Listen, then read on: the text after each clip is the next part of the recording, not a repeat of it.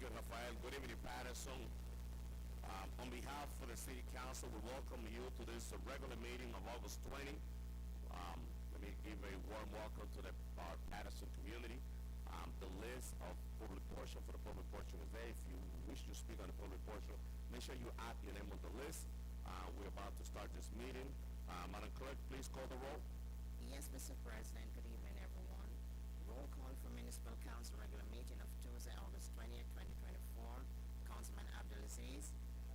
Councilwoman Cotton.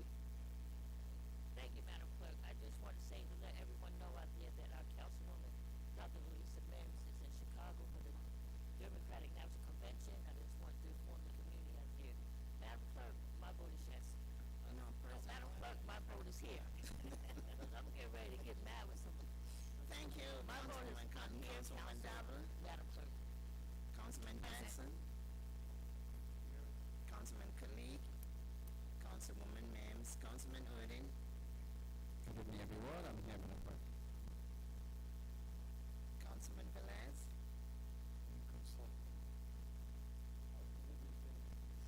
President. Thank you, Councilman Velez. Mr. President. My vote is yes, Madam Clerk. Thank you, Mr. President. Mr. President, this evening's prayer is being rendered by Reverend Beverly Paterson. She's an associate minister of Second Baptist Church, which has been followed by the flag salute, led by Councilman the Honorable Michael Jackson of the First Ward. Let us pray. You have a mic. Let us pray. Heavenly Father, we're so grateful to be here tonight. We're thankful, God, that you have allowed us to come before your presence one more time. And we're especially grateful to you, God, that you have entrusted us with an awesome task, the task of overseeing your creation. We thank you for every member of this city council.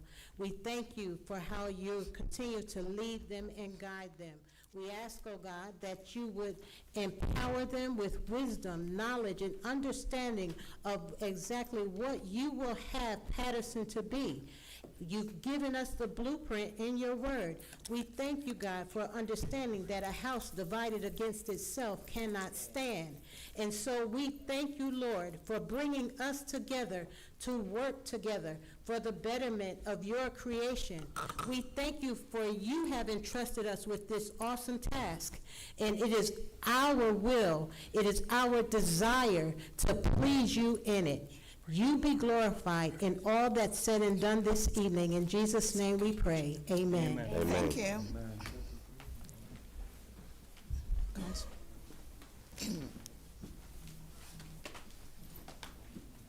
Pledge allegiance To the flag of the United States of America and to the republic for which it stands, one nation, under God, indivisible, with liberty and justice for all. Please stay stand. Now let's do a moment of silence for our troops and for those that lost a loved one in our community.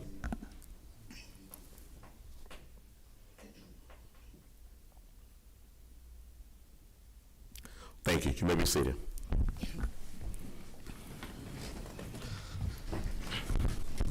Madam Clerk, please read the statement of compliance. Yes, Mr. President. Statement of compliance with the Open Public Meetings Law for 2024-2025.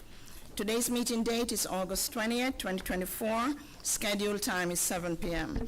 Adequate notice of this meeting was compiled and disseminated in accordance with the Open Public Meetings Law in the following manner. 1. The annual notice of regular meetings and workshop sessions of the Municipal Council was compiled for the year 2024-2025 on or about July 1, 2024. 2. A schedule of the regular meetings and workshop sessions of the Municipal Council for the year 2024-2025 was duly transmitted on or about July 1, 2024 to the North Jersey Herald News, the Record, the Arabic Voice, the Italian Voice, the Passaic County Pulse, Dominicana News, La Quisqueya Internacional, El Especial, the Paterson Press, the City Post News, Tap into Paterson, the weekly Bangla Patrika, in addition to any other publication duly requesting such notices. 3. The schedule of the regular meetings and workshop sessions of the Municipal Council for the year 2024-2025 was prominently posted in the lobby of City Hall, first floor, in the place reserved for the announcements of this type.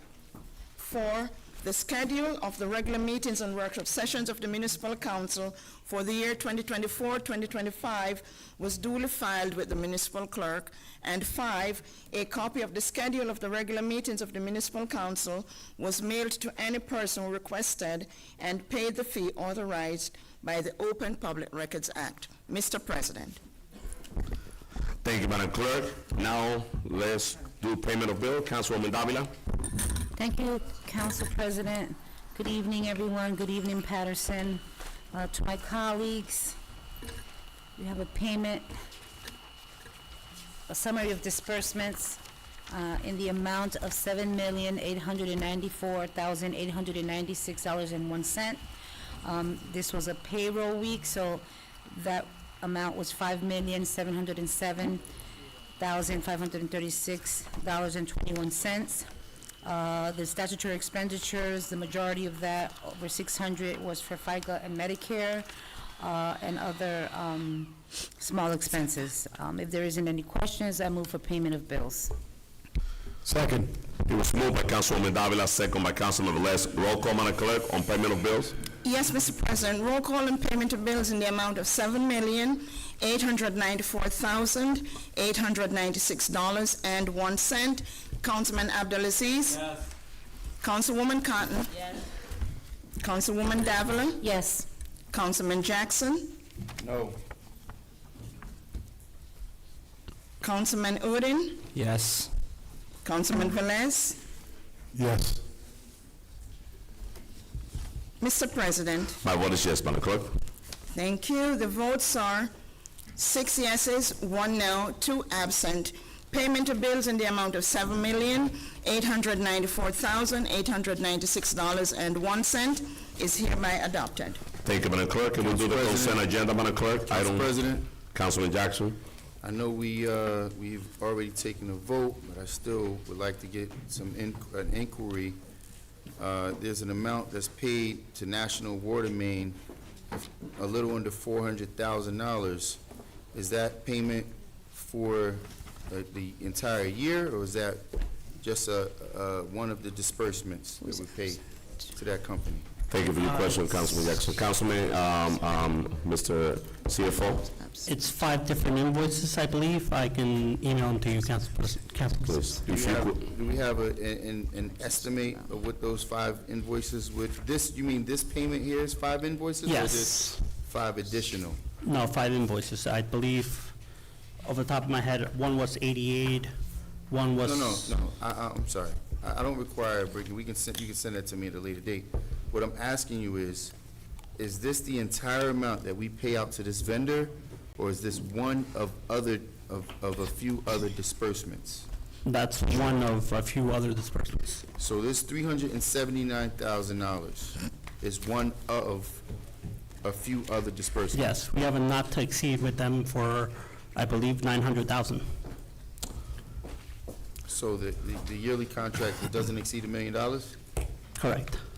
Can you send that to me, please, the ones that you're talking about that comprise of this payment as well as the other supporting documents for the $900,000? Mr. Seal, send that to the entire council. Madam Clerk, item on number 10 to 51 is the consent agenda. Let's proceed with the consent agenda.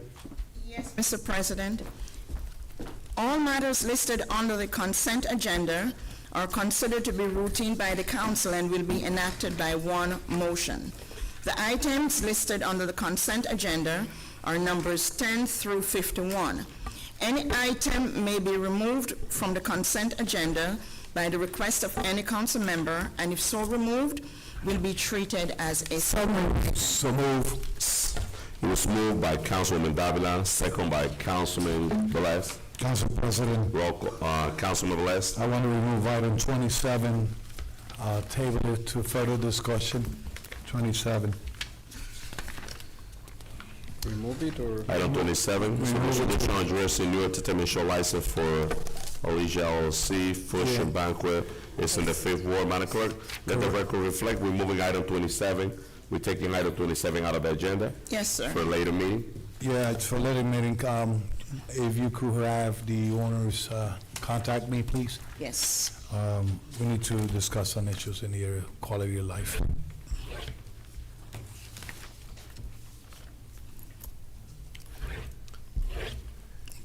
Thank you, Councilman. Roll call, Madam Clerk, on the consent agenda. Roll call on the consent agenda as amended. Please note for the record that item number 27 has been removed. Councilman Abdelaziz. Thank you, Madam Clerk. To the public and the residents in the city in the 6th Ward, in this consent agenda is the authorization of contract for the improvements at Columbia Park on 21st Ave, right next to the Boys and Girls Club. If you've been there, you've seen that park. Hundreds and thousands of kids utilize Boys and Girls Club, and the residents in that area that borders the 5th Ward will now have a new and improved park with the approval of these contracts and equipment. So my vote is yes. Thank you. Thank you, Councilman Abdelaziz. Councilwoman Cotton. Yes, Madam Clerk. Thank you, Councilwoman Cotton. Councilwoman Davila. Yes. Thank you, Councilwoman Davila. Councilman Jackson. Thank you, Madam Clerk. Two things. Senor Javier is a, well, I'll touch on that later. Just to the members of the public, I'm sure there's various items here that are worthy of being supported. Resolution honoring Classic Auto Body for 30 years of business in Paterson. I mean, I could pick out several others. But the item I just questioned, that we just paid a bill on, where we have a vendor for national water main cleaning. We pay this vendor out $1 million a year. We have, in the city, we have 2 trucks that actually do the same thing that this company does.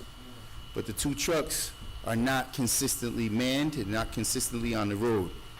We pay this company $1 million a year, where we could pay an entire team of employees where this truck, these multiple trucks that we own, will stay on the road consistently. But this is how we bleed out. So when we just carelessly or, just blindly move to support things and not stand in protest of things like this happening, is how the city continues to be in the condition it's in. $1 million to pay a third-party company, which, by the way, that third-party company factored in that $1 million is a profit, say 30%. 30 to 35% is well over close to $400,000. But yet and still, I had items that was placed on the agenda for the workshop agenda, and Council President, yet again, refuses to allow my items to move forward. It's leaving me no other choice but to file for legal action. Now, I represent the public.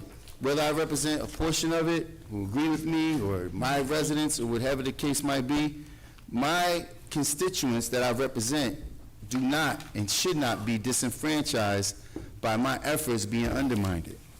No council person, whether they're council president or not, has the authority to unilaterally decide not to bring items forward. But some of the items that I made an effort to bring forward, just for the residents, for the members of the public to understand, is the item to increase the speaking time at the podium from 3 minutes to 6 minutes. Since now we've cut the meetings in half, that means they've diminished your time at the podium to express your concerns in half. So I made an effort to make an amendment to that ordinance. It wasn't included, it was excluded from today's agenda. The other item was to share in the penalties for dumping. Obviously, this council, we took action, we voted to increase the dumping fees to $10,000. If it was done more than one time, I would be surprised. As much dumping that goes on in the city of Paterson, we lack the ability to find out who's doing it. Well, the administration does. So what did I do? I figured out a way, how do we help allow the public to help us? Let's give 50% of the fine to anyone that's outside with their telephone that can videotape photograph, or record anybody illegally dumping. How many of you would be happy to get $5,000 increase if you're able to find someone that's dumping? How many of you send me videos of people dumping and yet nothing happens to them? Police officers have pulled, I have the videotape, police officers have pulled people over within the act of dumping, and they still have not been fined. They still was not prosecuted and penalized. So, while some of us celebrate moving the city forward, while it's in the most deplorable conditions I've ever seen and dirty as it's ever been, this council continues to come here and vote in the affirmative of items that don't have an impact on us, while the items that I write don't make it to the agenda. I just wanted to make sure I brought that to the attention of the public. Madam Clerk, on that note, my vote is no. Thank you, Councilman Jackson. Councilman Udine? My vote is yes, Madam Clerk. Thank you, Councilman Udine. Councilman Velez?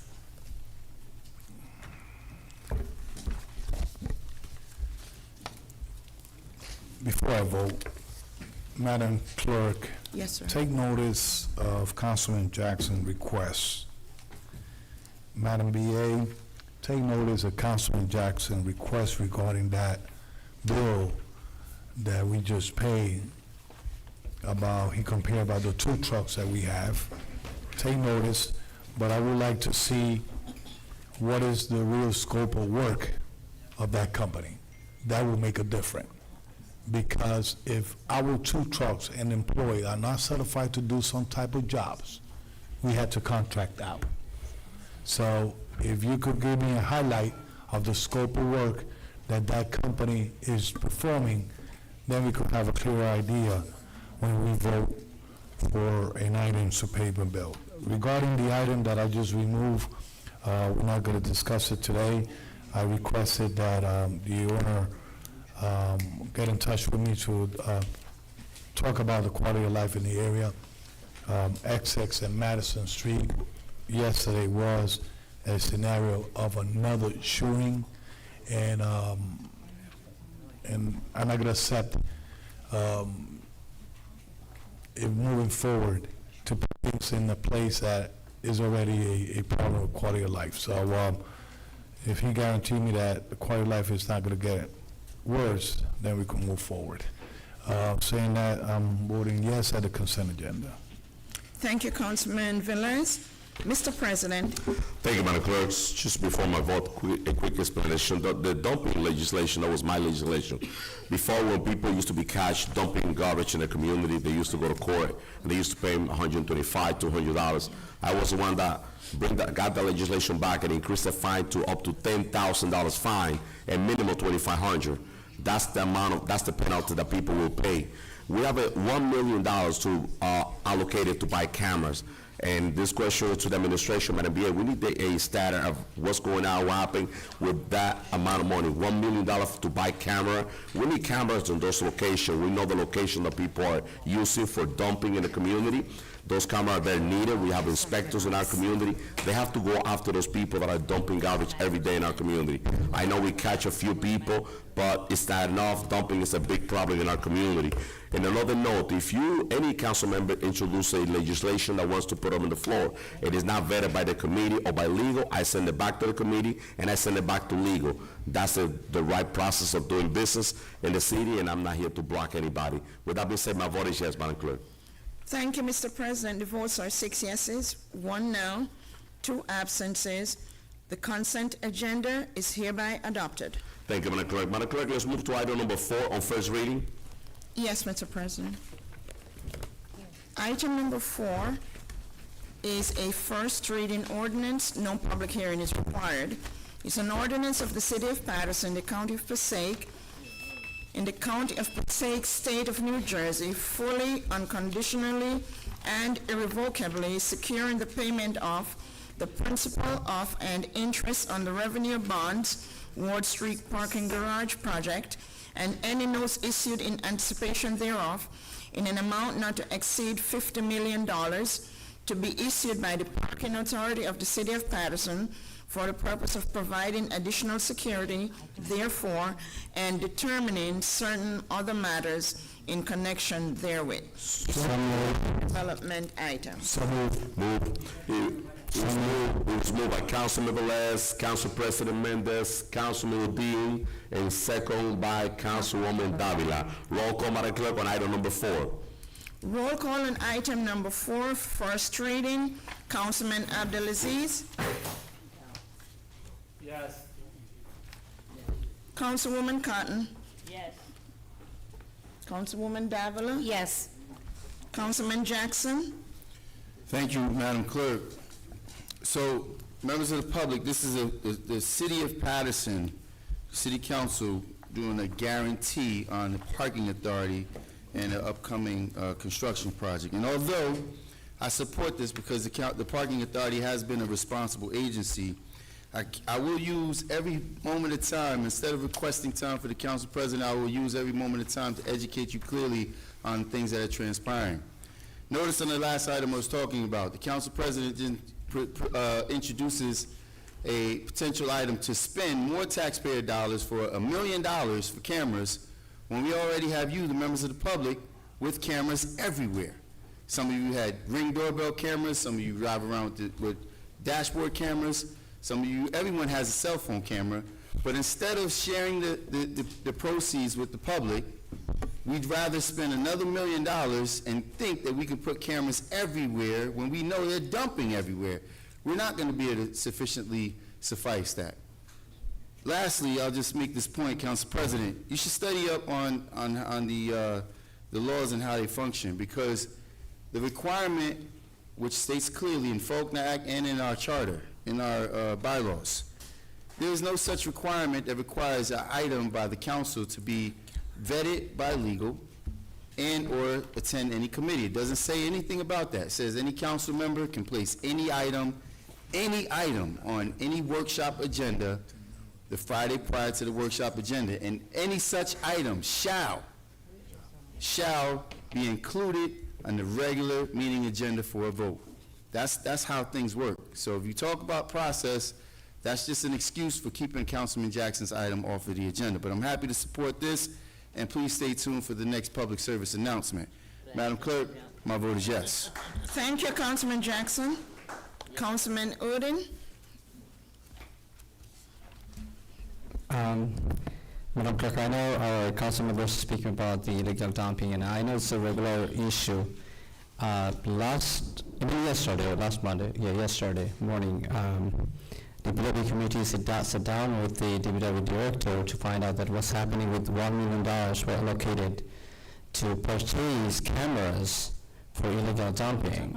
And we're told that this $1 million were not in public works hand at this moment, is going to be dealt by public safety. Now, again, as my council president already mentioned and got attention from Madam BA, we really want answer from Madam BA that this is not public safety issue that we are speaking about. We are speaking about illegal dumping. So we need this money in public works and to make sure that this camera is in action. It's about 2 years this money is in hold. So we expect the answer from Madam BA. With that being said, I truly support the project in our hand. Item number 4, about 750 spaces garage in Ward Street.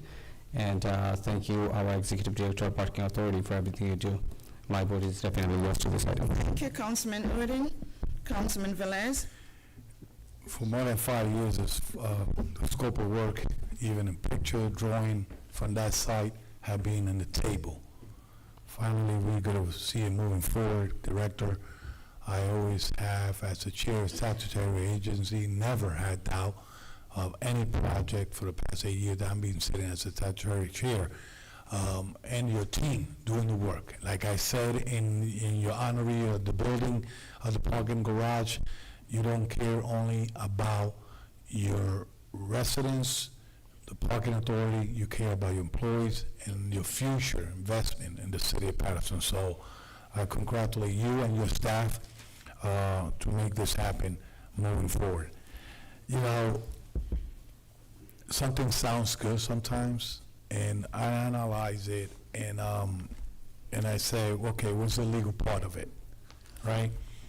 I know Councilman Jackson wanted to put an item regarding compensating those individuals that are more cameras than the one that we are gonna purchase legally, right? We're gonna put money in cameras that are monitored by the department legally, that monitor, and it could be use the evidence as a prosecution in court, and the judge will not deny it because it's a government, property, right? But a cell phone, my possession, I catch somebody dumping, I send it to the director issue a ticket to that dumping, that person gets charged, that person has a good lawyer, I am the third party, he's the third party, everybody's a third party. The person in the cell phone is the last person who's gonna say, I don't want no problems, I just give you the video to do what you have to do. You have a drop case in court. Because whoever submits something for evidence had to be a witness that they took that time and what they used to prosecute a person. Now, it sounds good. Let's compensate them. How many of them want to go to court and say, I'm a witness, I took the picture, I took the video, and let's prosecute a person? So it sounds good, but the reality is others. So Corporation Counsel, I understand that he put a resolution or ordinance in place, it never came through, probably was not vetted through legal. Please give us the legality of it for we could inform the community the right way. Because if I didn't discuss something about that, then we're putting things out there. But me thinking a little bit further, people send me videos, and sometimes I tell them, don't send it to me. You go directly to the police because you are the witness, you took it on your phone, and you are the one involved. So, saying that, my vote is there. Congratulations, Tony Perez. Thank you, Councilman Velez. Mr. President. Thank you, Madam Clerk. The parking authority has been the right partner for the city of Paterson for many years. Under the leadership of our director, Tony Perez, we have done so many projects together. We have a phenomenal collaboration. Parking authority has been there when the city need the parking authority, and now we're there when the parking authority need the city. So I'm looking forward to support this item on first reading and also on second reading as well. With that being said, my vote is yes, Madam Clerk. Thank you, Council President. The votes are 7 yeses, 2 absences. Item number 4 is hereby adopted on first reading. Public hearing and second reading will be at the regular meeting of September 17th, 2024. Thank you, Madam Clerk. Can we do item number 7, Madam Clerk? Council President? Councilman Abdelaziz? Yeah, I just want to ask you and Madam Clerk, could we please enforce the 2 minutes for council members when we're on roll call? Yes. Please, thank you. Thank you, Councilman. It's really needed in order for us to go through the whole agenda that we have tonight. Item number 7, Madam Clerk, please. Yes, Mr. President. Item number 7 is also a first reading ordinance. It's ordinance amending Chapter 373 of the Code of Paterson to regulate service provider contracts and project labor agreements. It's sponsored by Councilwoman Dr. Lilisa Mims, Council President Alex Mendez, Councilwoman Maritza Davila, Councilwoman Ruby N. Cotton, Councilman M.D. Farid Udin, Councilman Luis Velez, and co-sponsored by Councilman Ala Al-Abdelaziz. So moved. Second. Moved by Council President Mendez, Councilwoman Davila, Councilwoman Cotton, and Councilman Dean, second by Councilman Velez as well. The roll call on item number 7, discussion, Councilman Velez. This is the first reading? Yes. Yes. Council President, Yes. before in the workshop, I would like to see if they could point out if this is not including, it's not going to include private developers. They're gonna do what? Private? You want to answer? Private developers. It's in the resolution.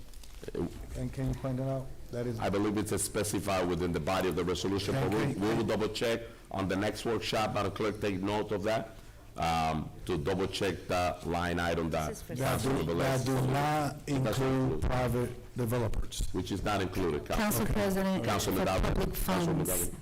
This is specific to public funds. Correct. Okay. So we all good on that, Councilman. But we'll double check on the next workshop because we're voting on first reading on this item. It's right Yeah, and legal is here. Roll call, Madam Clerk, on item number 7. Roll call on item number 7 for first reading approval. Councilman Abdulaziz. Thank you, Madam Clerk. I am gladly here to support this item for our union brothers and sisters that get an opportunity to build and be involved. When it's built by unions, it's built right, it's built the right way, it gives workers protection, and to make sure that Patersonians and union members get first dibs on these big projects. And at the end of the day, it's a good economic tool because they bring back that money into our economy. These are our residents, these are our local Passaic County, greater Passaic County area, so my vote is yes. And I'll stay within my 2 minutes. Thank you. Yeah, 2 minutes. Thank you, Councilman Abdulaziz. Councilwoman Cotton. Thank you, Madam Clerk. I just want to say before I vote that this is absolutely a wonderful thing that we're doing here for the city. The only thing I'm going to start working on is that we need to lower that amount. That $5 million, we need to bring it down to $3 million, $2 million. We need to bring it down. Because not all projects are $5 million. So I'm going to work with our state reps to see how we can lower it down to $2 million, $3 million, because a lot of projects are not $5 million. And as I stated last week, that, you know, I've been a union rep for 22 years, shop steward, so I understand the importance of, and I said it to the gentleman there, you know, being in the union, you're able to buy a house, you know, go on vacation, send your kids to college, because they pay very well. And so it's for you guys to want to come here and do this with our city, I truly, truly appreciate everything that you're doing. You got my full support, but my next role is to talk to our state rep to bring that amount down, because if we can bring that amount down, then we can have more work for you guys in the city here. With that being said, thank you for coming and doing this for us. Madam Clerk, my vote is yes. Thank you, Councilwoman Cotton. Councilwoman Davila. So I hate to kind of repeat, right, but I have to, right, because as well, I've been part of a union for 30 years. I've been part of the executive board. I've been the president, and I understand the importance. And, you know, when we had this meeting, and I'll repeat it again since last week we were not televised, our chair of DPW, along with Council President, myself, and Councilwoman Cotton, were in this meeting where we sat down and we discussed this. Those were the four. And we said, we need to bring this to the council so we can get the full support, because I don't think anyone here would not support this. I asked that question about the $5 million.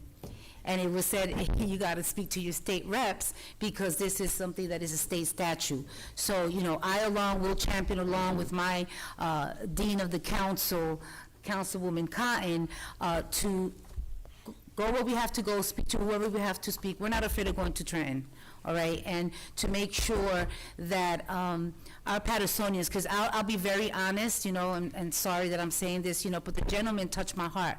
The one that's from Paterson, a product of Paterson, who's the president of one of the labor unions. I mean, when he spoke and I asked him about the number of people that are in the union in Paterson, and that they go to them and say, why can't we work in Paterson? You know, it's because we don't have this agreement. So I am, again, in full support, as I told you from day one. I want to thank you for all the support that you give our community as well. And that is, I can keep saying more, but I'm going to stick to my 2 minutes. So with that said, okay, my vote is yes. By the way, my minutes are not up yet, but Thank you, Councilwoman I still Davila. have 45 seconds. Councilman Jackson. Thank you, Madam Clerk. I'll do my best to go over my 2 minutes, because the hypocrisy that exists in the city is troubling. Let me say that again. It's like when you're at church. Tell your neighbor, the hypocrisy that goes on in this city is troubling. Mr. Jackson, can you please just stand for a moment, please, sir? Let everybody see who she was talking about.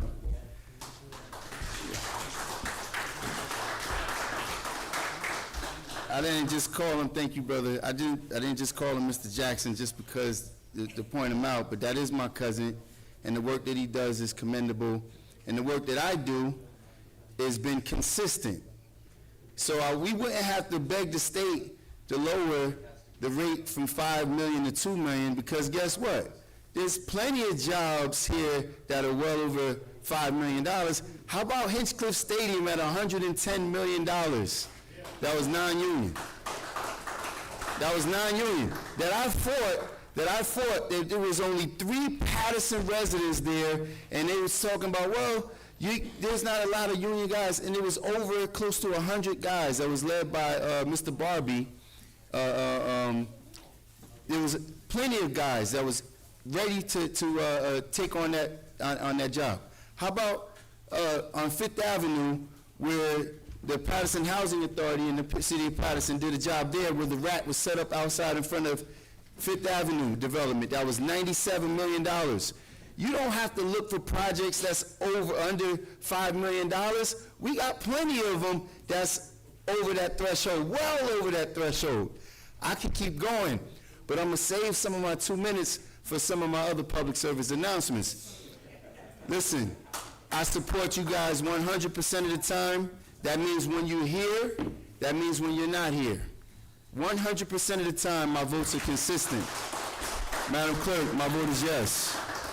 Thank you, Councilman Jackson. Councilman Udine? So, it was my first meeting as a chair of the Public Works Department and with the union, the PLA, and I really would say that that's my first, as a first meeting, I was really impressed by the presentation of the union, and as our fellow council members mentioned, that we had in-depth discussion about $5 million. We asked the question, can we not encourage or go down with the numbers? And since it's a state statute, we can't do that. However, we definitely, one thing I really liked about it, which is they will oversee the projects and they will make sure that there is no favoritism, no pick and choose with bidding. And also they will have the job fair in our city to make sure that our people are getting the priority to get positions. The union will train them, equip them. As an example, one of the person was there, and he's sitting right there, one of our proud Patersonian who's working as a security guard, but now he is one of the union person and of the top level. So this kind of encouragement and example we want to set through this union's agreement with us. So I definitely will support that, and I believe that Paterson will get benefit out of it. With that being said, my vote is yes. Thank you, Councilman Udine. Councilman Velez?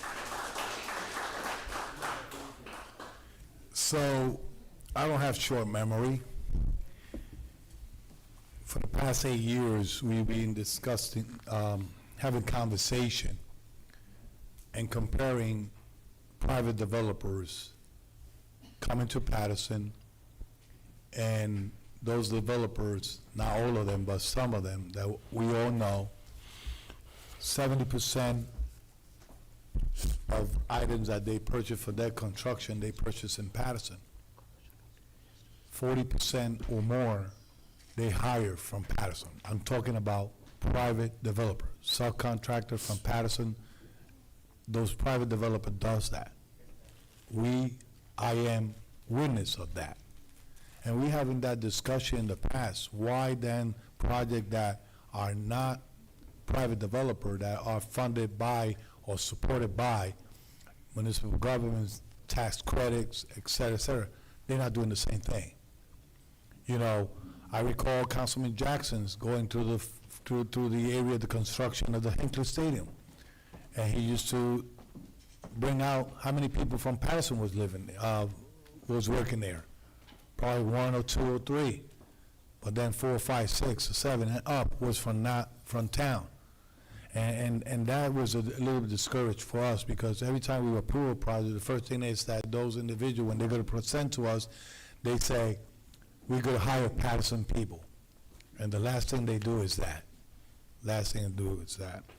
I mentioned in the workshop, everybody knows I was raised in the Bronx. I'm a New York guy, came here 35 years ago, and I always will support the unions, local unions, and people that care about those little ones that bring food to the table. Now, thanks God we're not in election day or election year. If not, this will be full of signs and all that stuff, but we're supporting this. I got up to speak to the Corporation Council. we could do an amendment in the floor about those 5 million, because we're not going over the state statute. But there's a discretion that probably the municipality could do. They could bring it forward and have the legality to it to lower it to $3 million like Councilwoman stated. So I direct the question to him in private. He's going to search it, and he's going to come back probably before the second reading and probably recommend it to $3 million as requested. So to be in the legal part, I believe if we don't go over the state statute, it's okay. We could, because this is going to be local municipal ordinance, I think we could put the money where we want, all right? So saying that, congratulations, first reading, my vote is yes. Thank you, Councilman Velez. Mr. President. Thank you, Madam Clerk. First of all, let me take this time to thank all the members of the union for being here. This legislation, just supporting this legislation. I always speak about how important it is to be present at the committee meetings. And yes, I met with Councilwoman Davila, Councilwoman Rubican, Councilman Rodriguez, and myself. We spent a good amount of time with the union going over this legislation. And this legislation is about creating jobs, better pay for our Paterson residents, opportunity for our community. And that's the reason why you see that this governing body is in full support of this legislation. We're voting on first reading, and I'm looking forward to support this. And I will make sure, I'm very sure there's going to be a full support across the board on second reading. With that being said, my vote is yes, Madam Clerk. Thank you. Thank you, Council President. The votes are 7 yeses, 2 absences. Item number 7 is approved on first reading. Public hearing and second reading will be at the regular meeting of September 17th, 2024. Thank you, Madam Clerk. Now we're going to start the public portion. Members of the public, we're going to start the public portion. There's a list, Madam Clerk. Yes. Please give us a list of the Patersonians that are speaking of the public portion. You have 3 minutes, and respectfully, I will ask you to stay within your 3 minutes. Right after the 3 minutes, I will respectfully ask you to move and let the next speaker, use the 3 minutes. And I will respectfully remind everybody that we not allow any profanity and any lack of decorum in this chamber. So when we're ready, Madam Clerk, let's call the first speaker. Yes, Mr. President.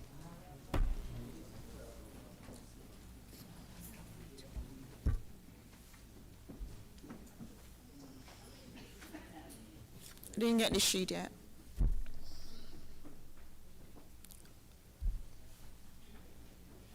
Everybody sit down now.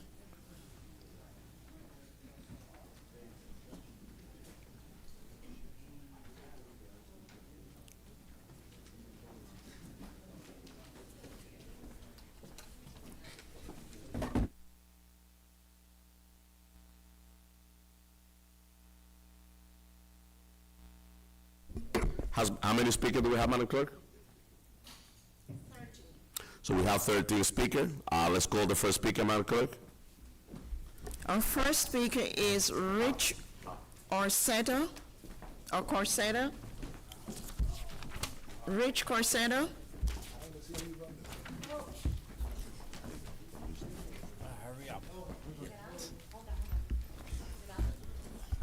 Where's the mic?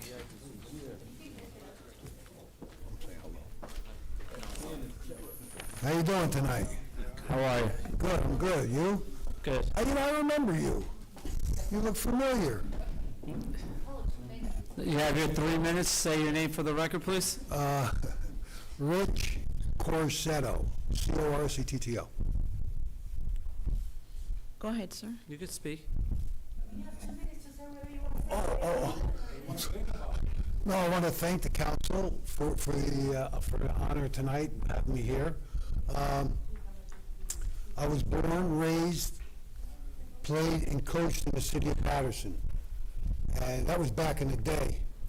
And when Paterson was Paterson, when you had the Muckles and the McCullums and all those guys, that's where I was, the Moody's and those guys. But, and I'm proud of it. Whenever anybody asks me where you're from, I say Paterson. I went to school in Mississippi. I'm from Paterson. I'm always from Paterson. I live in Wayne. I'm from Paterson. This is the town I'm from, and I would thank everyone for having me here. Maritza, who I know from the Passaic Community College, excellent, very nice woman who helped me tremendously when I recruited all the players, getting them in the missions. So, you know, I have a lot of help along the way. Can't do it alone. And Ms. Cotton, I know Ms. Cotton, I knew Mayor Saul West, her husband. Eddie was a very good friend of mine. We played Little League and junior development baseball together. He was always the best player on the other team. On the Farmland Dairy, right? Farmland Dairy, he was the best player. But, thank you. Thank you, Madam Clerk. Next speaker. Next speaker, G. Greer. G. Madam Clerk, next speaker. Eddie Olivares. State your name for the record. You have 3 minutes. Please be reminded that you only have 3 minutes. Please conclude in 3 minutes. Thank you. I know, and with me, you will stick to the 3 minutes. All the people that Absolutely. flatter Madam you. Clerk, name for the it's a record. difference, Name for the record. Good evening, Paterson. Good evening, everyone. I want to talk tonight about a video that I made about the president. I'm not surprised that he decided to take his break now, but anyway, I'm still going to say what I need to say. I made a video, and he called me and threatened me that if I didn't take out that video, he would take me to court. Well, I'm still waiting to be served because I'm not taking down the video. It's going to stay right where it is. The reason that it was so upsetting to him is that in that video, I mentioned something that has been written about, which is a vehicle that he purchased with a stolen title in the state of Georgia. And I mentioned that the mayor, Andrew Syed, has called him a criminal many times. He got very upset. And so, as a response to that, a few people called me and they asked me, Eddie, what has he done to you? Why do you feel this way about Mr. Mendez? What has he done to you? And the answer is nothing. He hasn't done anything. But let me tell you why it is that I do what I do. On March 31st, Alex Mendez called in a newspaper article a dictator. In June 12, 2020, Insider, New Jersey, I quote, Mendez called on City Council to investigate mayor's abuse of power. Again, quote, the mayor used police officers to intimidate, harass, and suppress the Hispanic vote. That's a big issue. March 1st, 2022, Insider, New Jersey, wrote an article titled, Syed denounces Mendez pattern of criminality. You see where I'm going with this? That's why I don't like him. It's because he cannot be trusted. It's because Mr. Mendez has betrayed the Latino community. He has betrayed us, and he has betrayed the city of Paterson. It's because he is the worst thing that we can have on that council. It has nothing to do with me. It's not personal. It has to do with the city of Paterson. And it has to do with a bunch of clowns that are running this city. That's it. I mean, I have nothing against him. I don't care. Couldn't care less about him. But that's why I say what I say. This guy has betrayed our community. This is what he said, that the Syed administration suppressed, harassed, and suppressed the Hispanic vote. Madam Clerk, next speaker. Sir, listen, sir, hold on, listen for a second. So, listen, Mr. Alvarez, listen. Bottom line is, use your 3 minutes. that's why I do not like Mr. Mendez. Reverend Beverly. Thank you. To the public, everyone has 3 minutes.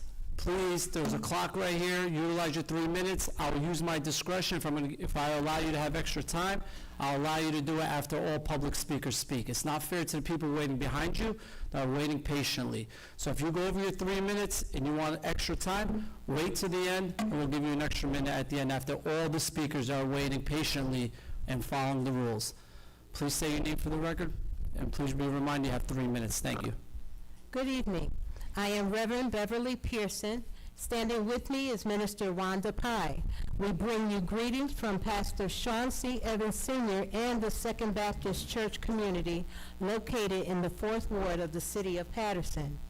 Fellow citizens of this great city, as we have entered an already historic election season, now more than ever should we take advantage of our right to vote, a right our ancestors died for. After all, as we were told, this could be the last time we're able to vote. The Social Justice Ministry of Second Baptist will be on hand to give out voter registration forms, applications for vote by mail ballots, and assist in making sure you're registered to vote in upcoming elections. We've already begun this crucial effort and will continue to be available to everyone in need of this assistance until the voter registration deadline. Please share this information with everyone you know. And remember, it's your right for now. Thank you, Reverend. Madam Clerk, next speaker. Wanda Pye. Good evening. State your name for the record. evening, Please be Wanda reminded you have 3 minutes. Good evening again, Wanda Pye. What I did notice real quickly was that last week, even this week, there's a lot of movement on the public part of this forum. But anyway, so everything that's been spoken about, that's been brought up in council meetings and what's going on throughout the community has been going on for eons of years. Okay, there's always conversation about it. There's always, we're going to do this about it, we're going to do that. But there's no effectiveness. There's no changes. There's nothing getting better. There are no solutions, it seems like. We come to the meetings, we hear about the $1 million here, the $9 million there, the $500 million there. No solution for Paterson. No solution. Okay, so we got the dumping that's going on. We got no modification of the bulk garbage. There's nothing, but there's always talk. Okay, so then also during the past election for councils, we got not even a good turnout. The reason why the people don't want to vote because they don't see a change that would be happening. Okay, we can say what we want, we can do what we want, but no change is evident. There's nothing in the forecast, especially, and this is not to anybody. We are tired of politicians, not you per se, or those who are of authority asking us to do their jobs. We don't need to be doing their jobs. We don't need to tell you who's dumping. Pay for the cameras and see who's dumping. Pay for somebody to mind the cameras. The citizens should not put their lives at risk doing the job of the Paterson police, doing the job of telling you nothing, because our lives are at risk. When we come up here, you're asking us to tell who's doing this and who's doing that. That's not our job. That's what millions of dollars are going to. DPW. Let's speak about DPW. Put some money and give them overtime, because each railroad track, Broadway by Kentucky, Hampton Ave, East 18th Street, Gowan Ave off of East 18th Street, Governor off, dumping is growing. It's growing. So while we're communicating about it, everything is getting worse. The dirt is growing. The filth is growing. When are we going to do something about it? And the community people have been helping. They have been helping. Even with our ministry, we were getting together people to go to each track to pick up and give DPW the money they deserve. Most of the people on DPW staff has been there for eons of years. And then also, one more thing in closing for my 31 seconds, is that I was up on the 1,000 block past St. Joe's. They get 4 street sweeping cleaners a week. 4. First Ward and Fourth Ward don't get that. They get 4 street sweeping. 4. Downtown Paterson gets cleaned up every night. Let them do the same. Give the people the money to work. Give the people the money. Stop asking the public to do your job, putting our lives at risk. Not your jobs, but the jobs of those who are getting paid. Thank you. Thank you. Next speaker, Madam Clerk. Jesse Ahumada. My name is Jesse Almada.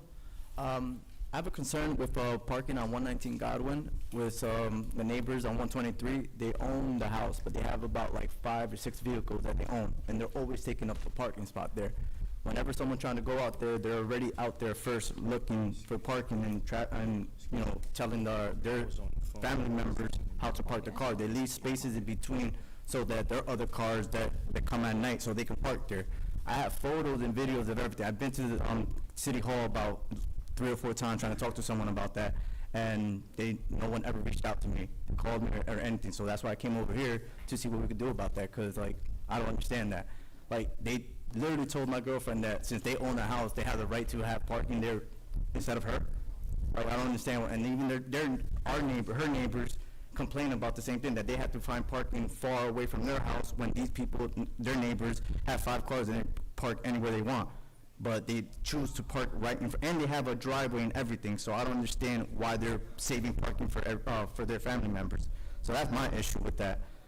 So I don't need 3 minutes, that's all I need. I have pictures and everything. I know they told me not to take videos or anything, but I have pictures. I don't know who I could show that to, or I can show it to you. Okay, so can I talk to you after, or? All right. And if you could just give the clerk the information, and Councilman also will address you. Next speaker, Madam Clerk. Next speaker is Junita Crespo.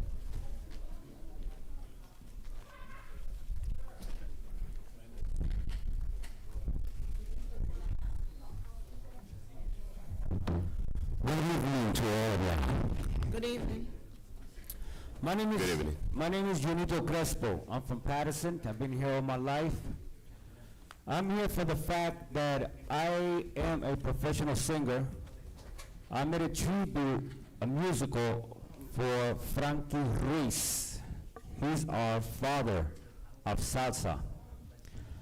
I shoot a video here in Paterson when I went to take the permit in City Hall. At that time, Joe Torre was the mayor, invited me to the office. To make it real short, I'm gonna make it real short. I told him that it's a shame that we don't have nothing about him here, only Luke Costello. And I told him I wanted to name a street after him. I want to name a high school after him, and also make a monument, which it's on the works. I spoke to this person a while ago. Okay, I mentioned his name at the end. I told him everything that I was doing, and it seemed like everything was okay. But at one time, the person said, I told him about the monument, and he said, oh no, I have somebody in Puerto Rico already making a monument. I say, who? He say, Z93 is a known radio station in Puerto Rico. So I says, well, let me call him up to see what's going on. Oh, no, don't call, because it's a secret. It's a secret. So what I did was, okay, no problem. I emailed them, and I called them personally, and they told me, I don't know who this person is. Okay? Now, came the Caicedo in Robert Clemente's Park, name it Frankie Ruiz. In the meantime, this person knew that my intention was to do something about Frankie Ruiz, el papá de la salsa in Spanish. I got it right here.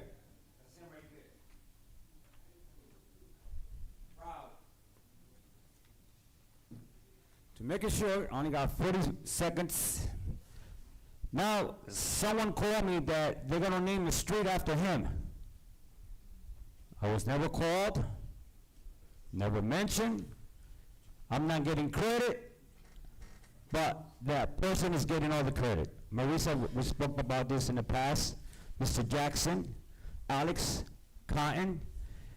I work for the post office, so we got Memorial Day weekend and Veterans Day. All of y'all usually be there, and we spoke about it, even to the mayor. Okay? I'm not getting credit at all, and that is, he's a liar, he betrayed me. His name is Luis Velez. I don't have no respect for him. Next speaker, Madam Clerk. Next speaker is Norm Robertson.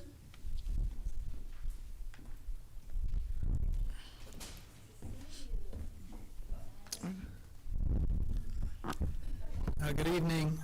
Thank you for your service, first of all. I know it's not an easy job. Good evening, sir. Thank you, good evening. A couple of things. Number one, on the consent agenda, I want to thank you as a friend of his for honoring the memory of John Ming. He was a great citizen of this city, and he was really somebody who documented so much of what happened here. I worked with him, Yes. 40 years ago, and as a matter of fact, was talking to him about yet another project. The second thing I want to say is that I'm here with my wife, Peggy Robertson. We both grew up in South Paterson. I grew up on Elizabeth Street. She grew up on Ocean Street. And no matter how far you go from the city, you will always come back. We see that generation after generation after generation. I went to school number 9, so did Peggy. I went to Kennedy High School. Right, QB? As they say on the east side, that other high school. I also worked for the Paterson Parking Authority, which was on tonight's agenda. And I wish our brothers in the unions knew I was a Teamster there. Because I was just a kid, and they said, you're only coming here part-time, you don't really need to join the union. I said, I come from a union family, so I joined the union. My father was a transport worker. He drove the number 74 bus down Main Street for many years. My mother worked in the silk mills, and so she was union as well. I'm here to tell you that we have some very serious concerns. I came back to Paterson from practicing law in New York City, in a big skyscraper. But that's not the kind of law I wanted to practice. I want to help people, and that's why I came here. And I came here and went to the Rogers Building, which is at 2 Market Street, which is where the Paterson Museum is. Got involved with that. Peggy was recruited. She started working for them in 1986. She has been working in that building for 38 years. And that building is in very sorry condition. And she is now the executive director of an organization that was taken to court by the city once in the 90s, once in the 2014, saying that it wasn't being taken care of, but it's not true.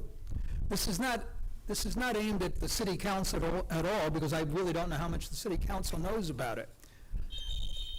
But we encourage you to visit that building and see some of the conditions there, because you have something on the agenda today for $500,000 to start some design work. And we favor that, but you have to see the dangerous conditions that are there now. Thank you, Senator. Thank you. Next speaker, Madam Clerk. G. Greer. Good evening. Good evening. Just to piggyback on what the gentleman said as far as John Ming, I worked with Mr. Ming for 20 years, recording the city council meetings before any of you guys and ladies got on the board. I remember we used to have to throw the cable out the back window because we had a mobile truck that we would hook the cords up to. So that's my one memory on John Ming. But what I came here tonight for is, I heard earlier Mike mention about the fines for illegal dumping. Get with Newark. Newark had a program like that where you can text it in. There wasn't asking people to put themselves in harm's way, but the folks that turned them in got a portion of the fine. And in that section of Newark, the dumping, let's say it was 100%, it went down to like 15, because people knew that there was many eyes. So check with Newark on that. My next one is the train track. As you know, the train tracks, I'm still like confused. Like DPW was doing it at one time, and now the responsibility is back to where it should have been in the beginning. Like, over the years, was DPW paid, like, extra money to, Ruby, you shaking your head, like, right, okay, the city, but I wanna know, like, those men and women that was out there doing hazardous work, was they taken care of? And I'll wait for my answer. The next thing is the boat pickup. I stood here and told you guys when you rolled that out that it wasn't gonna work, but I want it to work. So this is what I wanna propose. Let's go ward by ward. I hear the mayor say Paterson is picking up. Let's really pick up. Let's do ward by ward.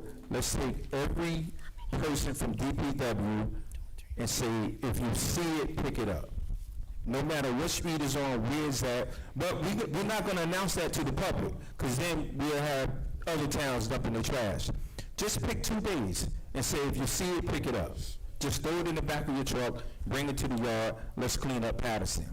And then let's try to work on that system that they have, because right now, it's out of control. My next thing is, you guys know how I feel about Barber's Park. I'm happy that the work is being done in Barber Park, but I'm very disappointed that Barber's Park did not receive a new sliding board like every other park in the city that was renovated. The same old sliding board is in there.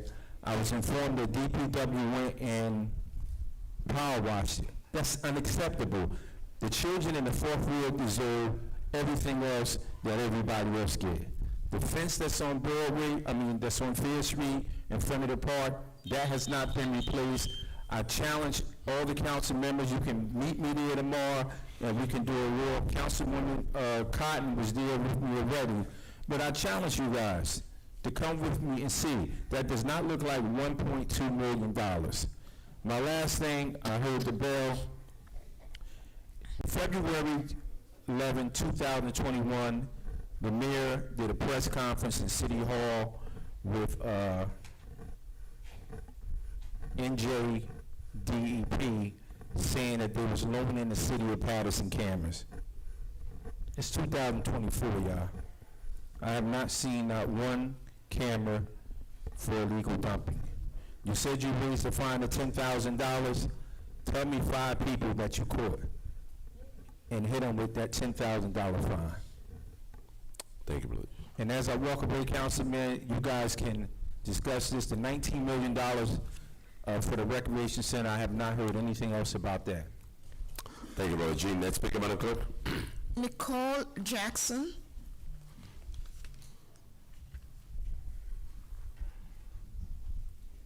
Good evening. My name is Nicole Jackson. I'm here representing my father, Norman Jackson, who owns the house, the property, corner lot at 136 17th Avenue and East 23rd Street.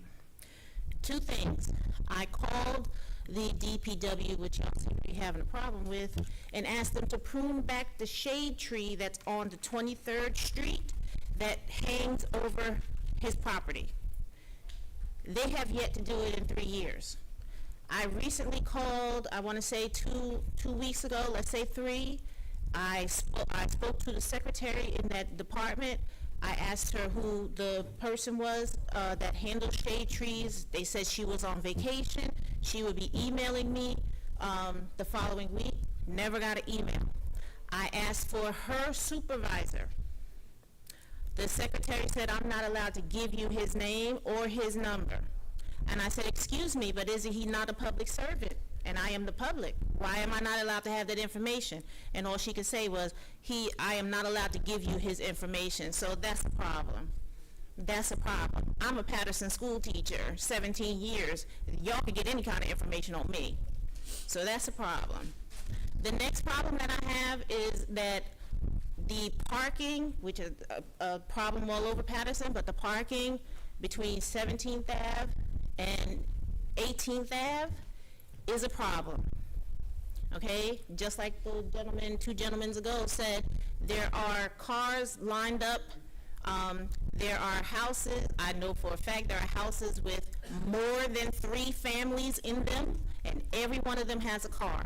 Currently, right now, there is 4 houses down where someone owns a 18-wheeler truck, and he has parked his truck up in the driveway alongside of the house, which blocks the sidewalk. My father is a owner of his house. He is blind, he is a veteran, and he only goes 2 blocks down the street to get a sandwich, 2 blocks up the street to play his lottery tickets. He cannot cross the streets because they park across the crosswalks, the graded crosswalks. They park in front of the fire hydrants. And now with this gentleman or whomever drives that truck, he parked his truck up against the driveway, up in the driveway against the side of the house, and it hangs out onto the sidewalk. I have not seen any quality of life police officers come through my father's neighborhood, and it's always a problem with the parking. Always a problem with the parking. That he cannot cross the street, he cannot walk up and down the sidewalk because the sidewalks are blocked. Thank you. Thank you, Ms. Speaker. Madam Clerk. Jasmine Williams. She didn't put it. Ms. Speaker. Jasmine Williams. Look like it's not here, so let's go to the speaker until Councilman Bill McCoy. she might come back. You know. Good evening, honorable council members, Bill McCoy, City of Paterson, 20 years on the municipal council representing the 3rd Ward. I'm delighted to be with you this evening. I just wanted to stop by to thank everyone for their tremendous support that we received during the Jamaica Day and Gospel Fest on August 3rd and 4th. Thanks to rain and all, we were able to dance between the raindrops and waited for the rain to stop. We had a fantastic time. Vendors did a great job and great opportunity. Thanks to the council members. I recall Councilwoman Davil and Councilman Udin that stopped by, Corporation Council stopped by and be with us, along with the mayor and all of the City of Paterson, and had a great time. So I want to thank you for that. I too wanted to comment on the 2 memorializing resolutions that you have on your agenda this evening, principally firefighter Lynn Talbert, Coach Bulldog, who coached my sons and a lot of other young people in the City of Paterson. I think the City of Paterson owes him a debt of gratitude. It's a great loss for our city. He was a fantastic firefighter, did heroic deeds, and I still believe, and I'm troubled that the city did not love him as much as he loved the city. His experience with the fire department was not the best, and but I'm happy to see tonight that it will be forever recorded, the honor and tribute that we give to him for a life of legacy of support and dedication to young people who coached and advised them and advised me. And yes, G. Greer, I was there from 2000 with the cable truck in the back, portable, and the cables going through the window and all of that. Mr. Ming, and that's what I call him, was an exceptional human being.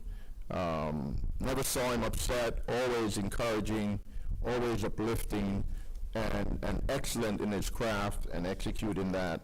So I commend you this evening for recognizing that. I did see your video on the cleanup of the tracks, and I do believe that the bulk collection is a problem and continues to be. It's not every day that you're going to see that kind of assistance from the railroad company. I think it's a shame. We have to address homelessness and the concerns, the mental health issues that drive some of that problem in our city, and try to resolve the bulk pickup situation. Mr. Ovalis, you talk about the Range Rover, and I saw we have, even our police department have that problem, and I'm hopefully that we'll be able to resolve that as well. Good night, ladies and gentlemen. God bless you. Mr. Price.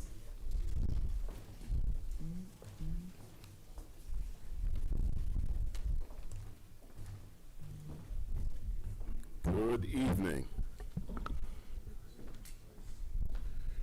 Before the clock starts at 3 minutes, I would like to request a little bit more time.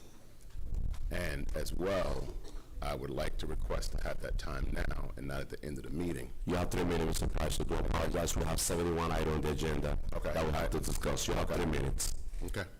I understand your point that you made, that you led into, but when you said you have 71 agenda items, this goes back to something that I brought up to you guys 30 days ago about the meetings.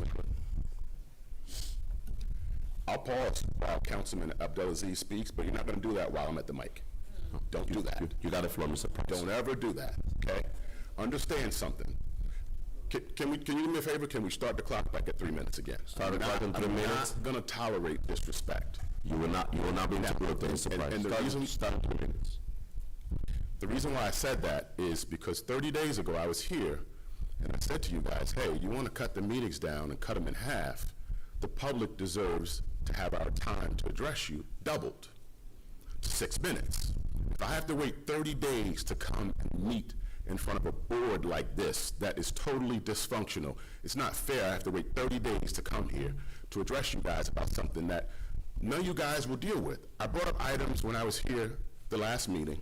None of you have addressed those items. Not one item. I came here, I asked you guys about the data. Where's the data? You haven't produced it yet. Councilman Abdelaziz said, hey, the public voted for this board to make decisions like cutting meetings down for us. I beg to differ. The public needs you to advocate for us. That's not advocating for us. You're doing a favor for yourself by cutting these meetings down, okay? Now, next thing. I'm not here to compromise with you guys. You guys think you're elected officials? That's something on TV. We're talking about a city that's rife with filth. This board, as well as this administration, failed the taxpayers here with this garbage collection issue. I knew it before it even happened because when you had your director here and you asked, how are you going to deal with bulk? And the director said, we're going to take care of that. And a certain council member said, yeah, but how are you going to do it? We're going to get back to you, but we're going to take care of that. You know what that is? That's a failure in the real world. Nobody does business like that. Please, come on. There's crime everywhere. You have all these parking issues. I brought that up 30 days ago. You have all these handicap spaces. Nobody has done any analysis to find out why we have a problem with parking. That leads me into the next thing. I sent all of you guys an email about making the zoning board and also the planning board meetings public. They should be on TV and they should be on YouTube. I sent all you guys emails. Not one of you responded. Not one. So you can't come to work 100% of the time. You can't be responsive to the public. And guess what? If you only have 13 people that attend these meetings, you're telling me you can't give the public an additional 3 minutes when you only have 13 members here in the so-called third largest city of Paterson? I mean, come on. This is the third largest city in the state of New Jersey. 3 minutes, and you're telling me you don't expect this room to be full? It's a lack of respect. You guys have no respect. You have no respect at all. And the problem is, this continues to get kicked down the road because when you make a mistake, you fail to address that mistake. Councilman Uden, with all due respect, when I spoke to you on the phone about the meetings being cut down, you said, Mr. Price, they're being cut down, but guess what? The workshop sessions are going to be televised. They're not. Time is almost up. They're not. See, that's the point. What I'm saying to you guys is, listen, when you make a promise to the public, we demand that you hold true to that promise and stop being disrespectful. If you want people to respect you, do your job and do it the right way. Let's call the next speaker, Madam Clerk. 6 minutes is what we need. Thank you, Mr. Price. And I need to find out from you, why won't you consider the 6 minutes? Thank you. Next speaker, Madam Clerk. Tom Kelly. Mrs. Tom Kelly.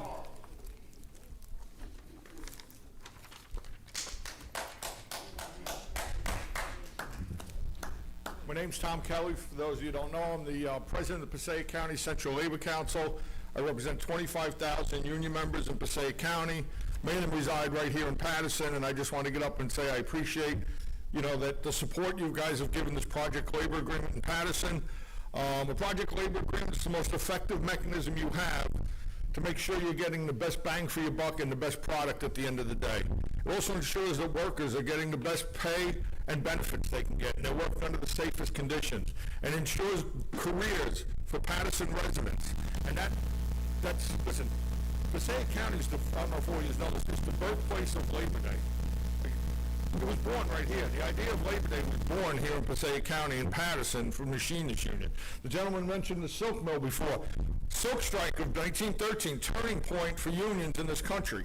So it's how apropos is it that you'll have a project labor agreement in Paterson supporting union workers here.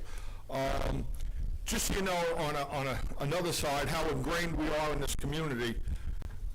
Maybe a month ago, 2 months ago, we took 150 kids from Paterson School 2 to Jackals game at Hinchcliffe Stadium. We go Martin DePause. We played Santa there every year for the last 5 years. We bring Santa, we bring presents for all those kids. What's the food bank right there? No, the other one. Father English, 20,000 pounds of food to Father English every Thanksgiving. So we're ingrained in this community, and now we feel more like it's reciprocated because of these project labor agreements. And I speak up, and I know I speak for my brothers in the trades, that we really appreciate this, and this is going to be beneficial to everyone, and it's going to make Paterson a better community. Like I said, this is the birthplace of the Labor Day Parade. Come out, the Labor Day Parade will be at the American Labor Museum. They're honoring, Brian Jackson and myself and Sue Butterfield. And you know what? Believe me, I'll give you a shout out for what you're doing here. So thank you very much. Thank you. Thank you. Next speaker, Madam Clerk. There are no more speakers. Motion to close public portion. Seeing none, move to close. Closed by Councilwoman Davila, second by Councilman Kalik. Roll call, Madam Clerk, to close the public portion. Roll call to close the public portion of the Municipal Council regular meeting of August 20th, 2024. Councilwoman Cotton. Are you gonna start the clock? Councilman Udine, Councilman Abdelaziz. Yes. Councilwoman Cotton. Thank you, Madam Clerk. Let me just, I just want to comment on a couple of the items that were here. And Roger, you talked about the buck, and we talked about, the Barber Park, and that was the lowest bid, and we need to go back and look at the bid, because that was the lowest bid. I look at contracts, because I sit on another board, and I see $30, $40, $50 million contract. So when you look at something, it may not seem that way, but, I would look at it some more. But I just want to remind the ordinance out there too that even when the contract did come up for Philco, I was the one that voted no because as I went to a convention down in Atlantic City, I spoke to several garbage company, and they all explained to me that they do not want to pick up buck. And actually, Roselli was the only one suburban who would pick up buck. And I could see that if I'm not picking up buck, I could see where the problem would have come in. But what I think was happening now is that they know that they're not picking up buck and nobody's watching and everybody's just dumping. I mean, you ride by somewhere and they say, no, there's a sofa out there. You ride by somewhere, there's a TV out there. I live on 27th Street, they dump in front of me, in front of my house. One night I caught them. I made them put them back in their car. You're not gonna dump, but sometimes, and I can understand, you can't be, you don't know what people are going to do, because right now we're living in a different type world where people sometimes I don't understand. But I also want to say that it is a portion election, Wanda Pride, Reverend Peterson, Second Baptist Church. We got to do everything we can to make sure we get the vote out that's coming up. I also want to say to you, Norman Robinson, I've known you for a really long time, and you've been a teamster, you've been in this community for really, really a long time, and I want to say, happy that you came out tonight to speak about different issues that we're having here. Also, I know Nicole Jackson because she was a teacher when my daughter was at school 13. And actually, she's still here. She left. She's an art teacher. She's been here 17 years. And so we need to really look at some of the stuff. I remember talking before, tractor trailers, you can't park in the driveway. I don't care if you do own a house. You should not be parking a big tractor trailer in your driveway. I'm going to stop because we only got the 2 minutes left, but I would say more later on when it's time for me to say it. Mr. Price, I will call you up again for some of the issues that you have. Todd Kelly, thank you for being, a union person, thank you for being here. With that being said, Madam Clerk, my vote is yes. Thank you, Councilwoman Cotton. Councilwoman Davila? My vote is yes. Thank you, Councilwoman Davila. Councilman Jackson? Thank you, Madam Clerk. Madam Clerk, I don't know if Ms. Jackson left her phone number. If you have her number, I would love to be able to contact her. Okay, I think she did. I would appreciate it if Jackson, you she let me didn't? share that. So, G, I have an enormous amount of respect for you, and I appreciate the labor and the work that you do. But quite frankly, I think that we all should be treated with a certain level of equity. And I agree. I think that as a courtesy, you should be allowed to be extended to speak about the concerns that you bring forward, because everyone knows that you're a stern advocate. But I don't think that you need to be treated any differently than someone like Mr. Price, who has equally have shared a great deal of years in this community. He raised his family here. He's a taxpayer here. For Mr. Price to come to the microphone and be disrespected in the fashion that he is and rushed off the microphone by the council president is an absolute embarrassment. Council President, you're the most disrespectful person that I've seen share that seat. I've had the opportunity to witness many council members hold the seat and never be disrespectful in that fashion. Coward is an understatement. When a member comes forward to speak negatively about someone, they get up and leave the room. They don't care to address the person that cares to speak about them. In the meantime, our community continues to be disrespected because we have people who are at the wheel who feel as if it's sufficient to be disrespectful to members of the public. We forget that we actually work for the public. We work for the public. I take every phone call. I take every measure of criticism.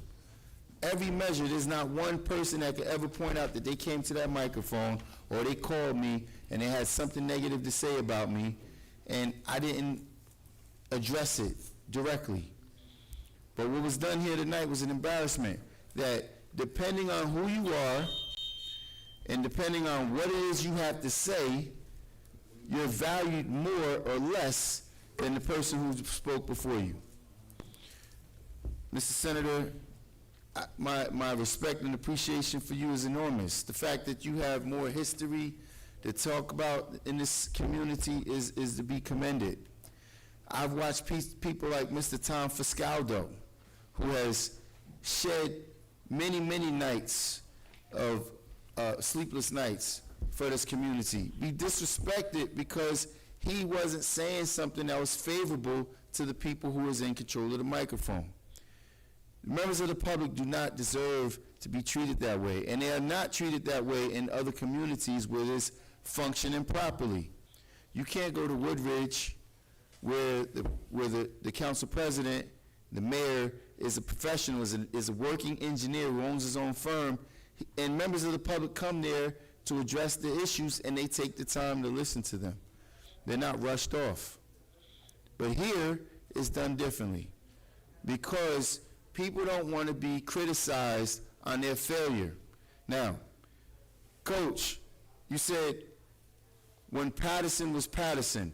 Translation, when Paterson was a good quality place to live. When Paterson wasn't such an embarrassment. You know what? I was going to put up a post about this, but Tom Cruise, I believe it's Tom Cruise. Tom Cruise, I had the privilege to watch a movie on Netflix. And gee, I don't know if you saw this movie. Tom Cruise and Halle Berry have a movie that just came out on Netflix. It was just featured, shot 2 years ago, and it's supposed to be in Paterson. They talk extensively about how they had to get out of Paterson. Halle Berry talks about how she became an agent and she had to leave, and how, hey, you just chose to stay there. Where Paterson is now being depicted in movies to be such a deplorable place to live that it is your job to just get out. I had a young man today get in my car, and I had the privilege of talking with him because he played for Wild Growls at Eastside High School. The young man's name is Jay, and he's like, I got into some trouble. I went into I got incarcerated. Now I'm just trying to find a job. While the council president talks about programs that's going to build jobs, I'm sitting there fighting, losing my hair because we allow $110 million to be spent, and we don't guarantee that our young people are given opportunities for employment. But you want to cut people's microphone off. Cut mine off. I challenge you to do that because you're not willing to face the truth. You're not willing to face the hard facts. Lenny Talbert, G, as we talked about the work that he's done, the countless days of him coaching and how we say how the city doesn't love those people who loved it as hard as they have. The blood, sweat, and tears that Lenny Talbert put into this community, right? Disrespected by the previous, not the current fire administration, because I'm sure those guys, they always at his services. In fact, I didn't make it. They called me, hey, where are you? I was out of town, and they love and respected the work that Lenny Talbot did, not just as a fireman, but as a coach who coached and mentored many, many kids for years. Well, we got the same stuff going on right now. There's a young man who is a police officer in another town, grew up in this community. Senator, you're going to want to hear this one. This is a good one. Grew up in this community. His mother still lives in Riverside Towers. He's a cop in Essex County. He's been not just a coach, but a sponsor. My kids, I used to coach with this organization. My son used to play there. I was coaching, volunteering. He is not just a coach who volunteers his time, but he also spends his own money. In his program called the Wildcats, they have over 250 kids. They've expanded not to just be a football program, but a cheerleading program. Not to just be a football and a cheerleading program, but now to be a girls' softball program. And their girls' softball program is flourishing, is doing very well. For the first year, they were very competitive this year. How about this coach was approached by a Paterson police officer at the park who was making demands, threatening the officer. The officer says, wait a minute, I'm on the job. They didn't even give him he said, I don't care where you are. Now, DPW provided barricades for this coach, so when he goes there, the coach could park in a certain space.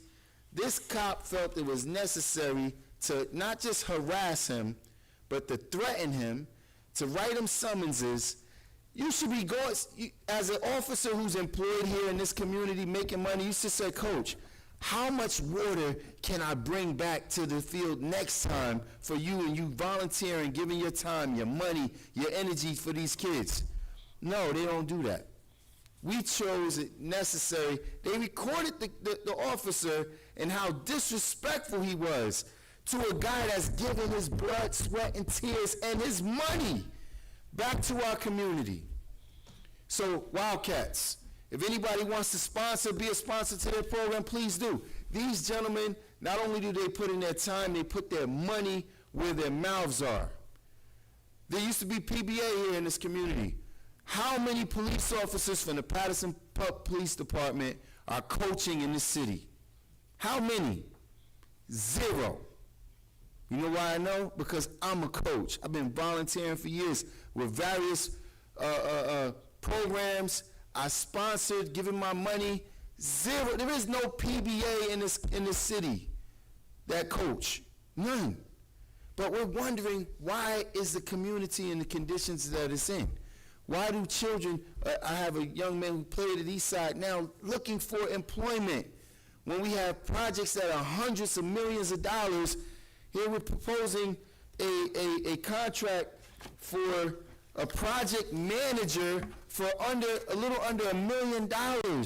He has to be there. They got to be on site full time to monitor the contractor that you're paying $9 million. Like, come on, man, where do you make this stuff up at? So I take criticism very well. And I know you said that it's not our job to do the meeting to the public, and you shouldn't be putting yourself at harm's risk. But guess what? We approved this legislation for $10,000 fines. They can't even give you a report on how many people was actually caught. And as G talked about in Newark, how it is very effective. You will be less inclined to dump if you knew around every single corner somebody could potentially be recording you, not watching you, recording you. That could then anonymously, because in the legislation I talk about being anonymous, reporting this anonymously, sending it to internal affairs. And listen, I got some people that say, I don't care if they know it's me, they'll be out in the open. Yo, what are you doing? Because there's people that have done it. Somebody sent me a video the other day on somebody recording them. Yo, I got you on film.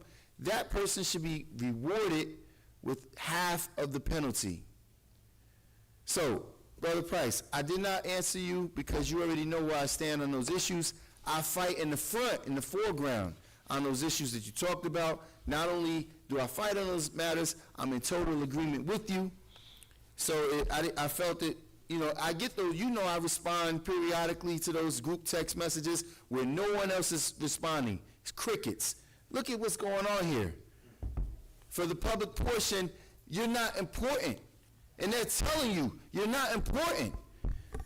They're the ones that made created this initiative to reduce our meetings by 50%. So I wrote the amendment to extend the talking period from 3 to 6 minutes, and Council President, again, disrespectfully removed it from the agenda. Oh, it has to be vetted by legal. What are you talking about? It's the council that makes the decision. We can decide, not him. He's not the all authority. He doesn't even understand his role. That's the problem here. People get a title and they start calling you with their title. It's not Mike Jackson. This is Council President Mike Jackson. What does that mean when the job that you're doing is getting an F? But people think we're moving the city forward. They use these buzzwords. I'm going to sit here every single night, and I'm going to expose it. I'm going to expose his incompetence. I'm going to expose and talk about it every single night. He went out and did a live video the other night on the flooding taking place on 11th Avenue. And we're going to come up, ask him what his plan is. He says, we're going to collectively get with the administration, come up with a strategy, and do what? What exactly are we going to do? I tell you what we're going to do. We're going to spend more of your money. Then we got to go out and hire more professionals, pay them millions of dollars that don't live here. We're bleeding. The city's bleeding. And if anybody is supporting these kinds of activities, you should be ashamed of yourself, because this is the reason why. And if you're not voting, you made a comment on how people are disenfranchised. They don't vote anymore. Then you're the problem too. If you're not voting because of what's going on here, then you are the part of the problem. Madam Clerk, you're never a part of the problem. You're always making solutions, and I appreciate that, while other people are doing the exact opposite. So with that being said, Madam Clerk, my vote is yes. Thank you, Councilman Jackson. Councilman Udine. Good evening, Paterson. Those are here, those are watching us live. Thank you for joining us, and those are here, absolutely thank you for caring about Paterson. So many of our residents mentioned about issues, particularly I would mention about the bulk pickups. I would say we have in-house bulk pickups. We do not have fully equipped DPW at this point. And as I had mentioned earlier today, that even yesterday morning, we sat down with the DPW department and also the DPW committee, that how can we make sure that whether we should have more manpower, more trucks in the department to make sure that we have bulk pickups taking place, how it should be scheduled by the people, but we should have our own schedule to collect the trash, or we should go to forbidding. Whatever action we take, but we have to be efficient on it. And we came to a point that we need to buy more trucks and hire more employees in the department to make sure that in our in-house services are equipped, and we can provide services to every single street in a scheduled manner, not scheduled by the people. But in the time being, I would say that we have to educate our people to make sure how they can schedule online, and until we are fully equipped, schedule online, and so that the DPW can collect the trash on the weekends, Saturday, Sundays. But again, we are working on it. Just know this. Yesterday I was working on it. Tomorrow we're going to sit down with the administration to push for it, to make sure that we are fully equipped, we have enough manpower, so that we can collect trash on the weekdays, not on the weekends. That's one thing I wanted to work on, and I just want the citizens to know that we are working on it. We are working hard on it. Second thing about the parking issue, this is a common issue to our city. And as 2 or 3 of our residents mentioned about reserving the parking, no one can reserve parking on the street. There is no such thing that I have to park, or in front of my house is just for me to park. There is no such thing in the city of Paterson. So no one can reserve our parking. About the truck parking, we actually amended the ordinance last year, which is any truck, commercial vehicle cannot be parked on the city street, which is weight more than 4,000 pounds. And again, one of my colleagues from JFK High School, Ms. Jackson, mentioned about the big truck parked on the driveways. Again, I definitely will drive by, and if I see this, I'm going to definitely take picture and address it. They cannot really do that. We have to send the inspector to make sure that they issue summons that no one can do certain things, and it's happening. And I do agree that we have in our city street, we see regularly commercial parkings, but they should not do that. We need more enforcement. Law is there, but enforcement is important at this point. Mr. Price, I want to mention one more time that when I supported the current calendar, my first condition was that I want televised workshop session. With that condition, I supported it. And I mentioned again, last workshop, which was not televised, I'm talking about last Tuesday, I mentioned in this meeting that I want to make sure that televised workshop session. I said that. And I want to, again, I'm saying it, I spoke to the council president even today to make sure that our workshop sessions are televised. I feel the workshop session should be televised because before we make the decision, people need to know what are the items we discussed in the council meeting so that people can make their voice heard about certain items. And I'm expecting from next council meeting, next workshop session, will be televised. That's all I can tell you. So I said it, but again, when I voted for it, that was my condition when I voted or supported this calendar. So I definitely on it. If council president doesn't want to go to televised workshop session, I'm going to move forward to 4 days council meeting. Let's do 2 days live and 2 days workshop without live. Otherwise, and as he mentioned today, that he's going to go to televised workshop session. So, Mr. Price, I'm on it, and you know this. I'm really fighting for this. Second thing, I thank everyone. The movie my fellow council Michael Jackson mentioned, The Union. I recommend everyone to watch it, which was casted by Mark Wahlberg and Halle Berry. So it's a great movie where Mark Wahlberg was portrayed as a great Patersonian, so you can watch this movie definitely. With that being said, my vote is yes to close the public portion. Thank you, Councilman Udine. Councilman Velez? Some movies are good, but I want to relive reality in Paterson. We should have a reality show here. First of all, I spoke to Mrs. Jackson. Her father lived in 17th Avenue in East 203, and I addressed her personally because I did forward all those complaints before even she coming here to zoning, to PD, and other quality of life issues to the property department. And gave her my phone number so when she have it in the moment so she could call me and I take immediate action right away. Madam BA, through the chair, Madam BA, a lot of this concern regarding block or trucks, cabs, illegal buses, illegal dwelling, you know, you had to set a night inspector program that without violating the law or without making people uncomfortable in their inspection, they could perform this type of inspection.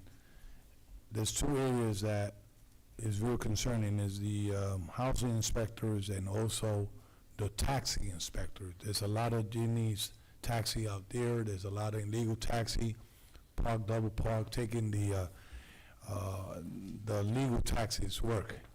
So you need to look into that to see if you could schedule or reschedule them in different times of the night for they could take care of those complaints that comes, resident comes here daily, not daily because now we have monthly meetings, but that concerns come through the city office, council office, and that we could address it quarterly. A lot of people think that we are inspector, we cops, we are this, we are that, we are legendary body. Sometimes we go out of our way, right, Mr. G? He could test that. Sometimes we go out of our way of a function to address this quality of life. We don't got guns, we don't got handcuffs, we don't have a ticket book. We just address quarterly how the complaint comes. Senator Robinson, do notice, since 2016, I'm aware of the situation of the museum. As a statutory chairman, we sit down, we always looking to see what is needed moving forward in that museum, in that building. We have seen it. We go in there. We see when it's raining, the faucets inside that building. When it's summer, there's no AC. When it's winter, there's no heat, and not even the grass is cut. So you know the parking lot is tremendous. And I recall when the city was demanded by court to invest, and I believe in 2016 or 2017, the city bonded money to make some repair. I don't know if they fulfilled that. We had to follow up that, Madam BA, to see. I don't think it was in your tenure when you got the job here, but that transaction occurred in the past administration, and it was I believe was the museum and also the 111 Broadway police station was involved in that bonding for fix and repair. I have a big list here of 11 bullet points that I did when Councilman Jackson was addressing what the PBA is not doing and what the police is not doing. I could mention a lot of things that the Paterson Police Department through the PBA and through the Paterson Community Police, they do in our city. So residents of Paterson, you need to participate. The PBA, conjunction with the Paterson Police Department, give back to the community such as summer program through the Explorer program, number one. Community event in front of headquarters, book bags giveaway, community block parties, sponsor concert to the youth for women's conference and men's conference event through the police department. They do toy drive through the police department, Halloween events through the police department. They go bowling with a cop, Those programs have been successful in our city through the police department.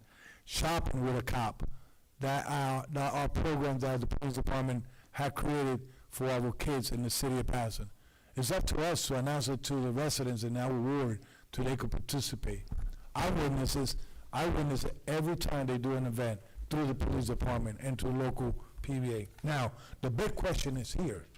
If they want to give from their money, the fair enough question will be, let's ask the administration to give them a fair contract, give them the pay that they deserve, like Moore gave them the police, like Jersey City gave the police, like Bloomfield they gave to their police, and let's give them the right salaries and the right money, and they probably could invest a little bit from their money to the community. Give them a fair contract.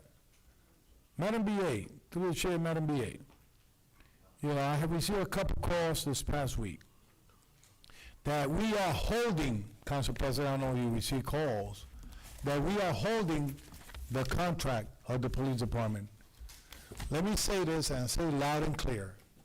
If there is being a settlement or agreement between the police officers union and the administration, we haven't even discussed it. I haven't discussed. I don't sit in finance. Finance haven't seen it. We as a council member, we haven't seen a contract yet. We don't know the agreement. And to hear police officers saying that the administration is blaming us that we holding that contract, that's unresponsible. It's unresponsible. Now, what I know is they've been 5-6 years without contract. 5-6 years without contract. And what I know is, right, that they're only giving 2% raise, and they're only giving 1 year retroactive. That's why you see cops leaving. That's why you see cops leaving the city of Paterson for better job. 3 figures, 4 figures in other cities. And with the amount of job are less than Paterson. Less than Paterson. So when we go to lift the morale of a police officer, is given a fair salary, a fair contract, and that they can invest in the city of Paterson their money if they have enough. Belittling the police department and putting down that department that works hard and protects us while we were sleeping is on call. Madam BA, you need to take serious, because probably in 2 years you're not going to be working here, but other police officers have got a career in the city of Paterson, and they need to stay here serving and protecting the city of Paterson. But don't blame us if you don't know how to give the right salary to the police department of the city of Paterson. I will not stand for that. There's other issues that have been brought up here. I will name it little by little later on because it's in a resolution. Council President, I'm trying to look in the agenda if it's possible, the appointment of the commissioner that Councilwoman Ruby Khan recommended is here tonight. Council President, if it's in the agenda tonight? Is that here? I'll answer you later. That's supposed to be in this agenda. That's supposed to be in this agenda, Council President. For that, I could badge, for that, I could fight, but we could have the conversation later why it was removed. Saying that, Council President, Madam Clerk,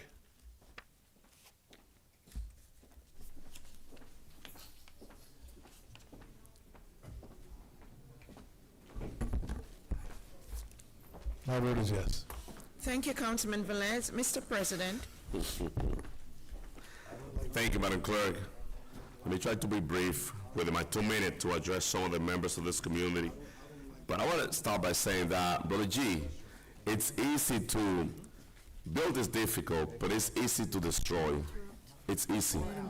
To destroy, you just need to, you don't need anybody to, you don't need to collaborate with anybody to destroy a person, to destroy a project, to destroy a city, to talk back down about any person. You don't need help. You don't need to collaborate with anybody. It's easy to talk negative about the city. It's easy to complain.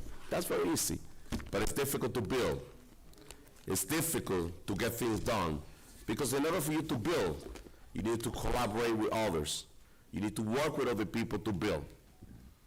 Not everybody has that ability. They choose to destroy and they choose to talk negative. And that's understandable, because those people that will never learn how to work with other people to get things done. That is the reason why when we spoke about the labor agreement, I spoke about the committee and how important it is to get the job done at the committee and come together and spend hours to get things done and to bring it into the front, into this agenda. We're investing over $12 million on resurfacing road in the city of Paterson. That's on this legislation. I haven't heard the community speaking about that. There's a lot of projects that we should talk about and that we should concentrate. But once again, it's easy to destroy. And I'm very happy that people pay attention about my social media. I like that. They pay attention about my social media, what I do, how I look, the tie that the suit that I wear. I don't, it's fine with me. The suit, if I change my look or not, that's okay with me. But I just want to tell you, you're wasting your time because it's not about me. It's about the city. I'm a happy person. I'm a positive person. I collaborate with everybody to get the job done in the city of Paterson. It's not about me. I'm always happy and I'm always positive and I'm always ready to work for this community. That's the reason why I get things done. I was the one that updated the that got the legislation back and put it down up to the maximum fee of $8,000, a minimum of $2,500. Now we have $1 million allocated for camera, and that's on. I asked the administration to give us a report.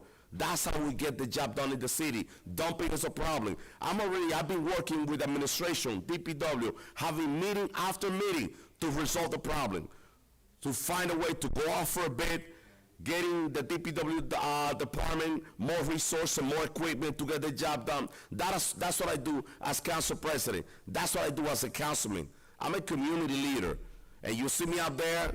I'm not only recording the flooding of the street of the 18th Avenue. I know that we already allocate funding for Brilliant Avenue. There's a project on the way. And the reason why I say that I'm working with administration is because I call the administration and I ask for a report on that project.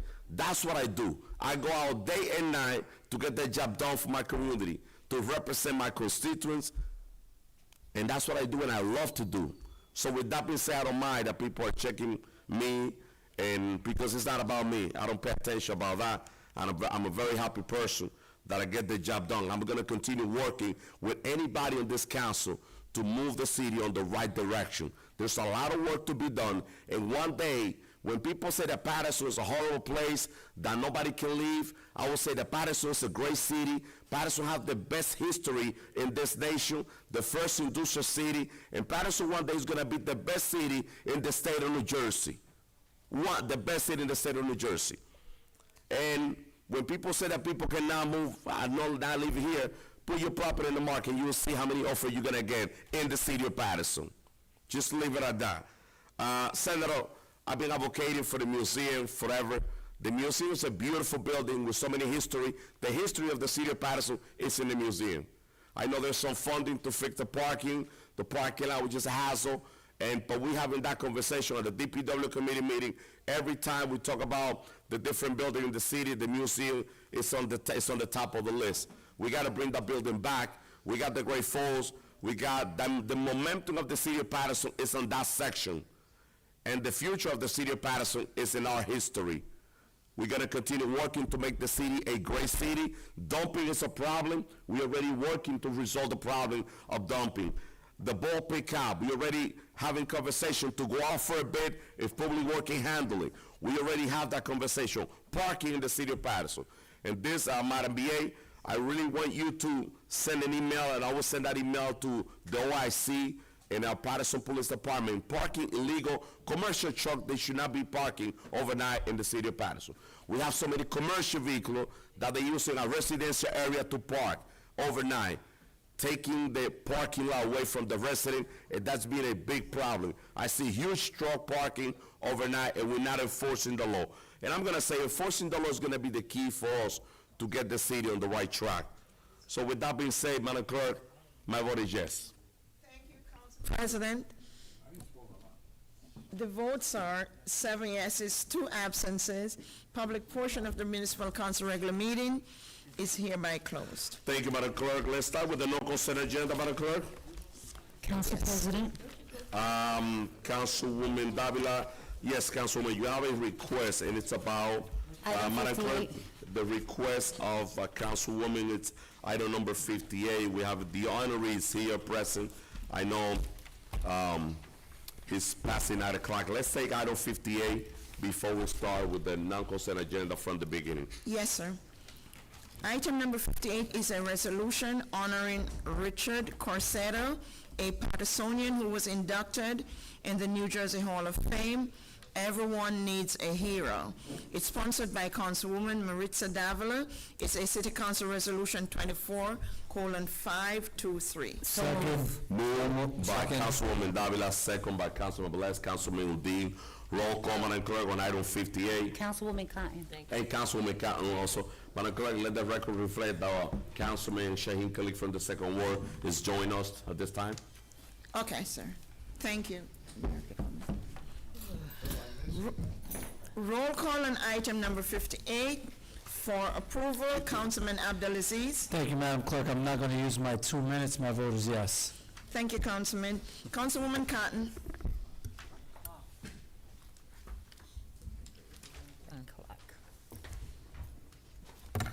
Thank you, Madam Clerk. I just want to say this is absolutely wonderful to be inducted into the New Jersey Hall of Fame. As a Patersonian, you know, it's truly an honor to even be inducted. So I just want to say, Councilwoman Davila, thank you for recognizing him being inducted. Madam Clerk, with that being said, my vote is yes. Thank you, Councilwoman Cotton. Councilwoman Davila. So before I vote, I want to first, congratulate you, Rich Corsetto, Coach, as I call you, since I met you 30 years ago, okay? Working at Passaic County Community College. We actually found each other on Facebook again after a few years, right?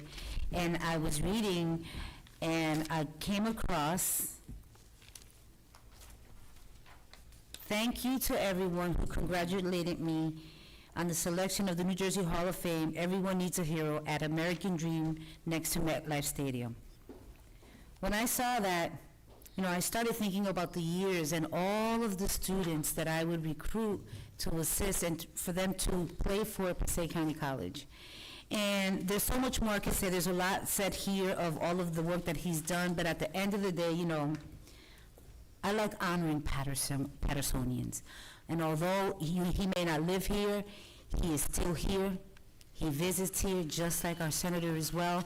And, I thought it would be an honor for the city council to actually also, through resolution, honor Rich Corsetto. So, Coach, I want to congratulate you.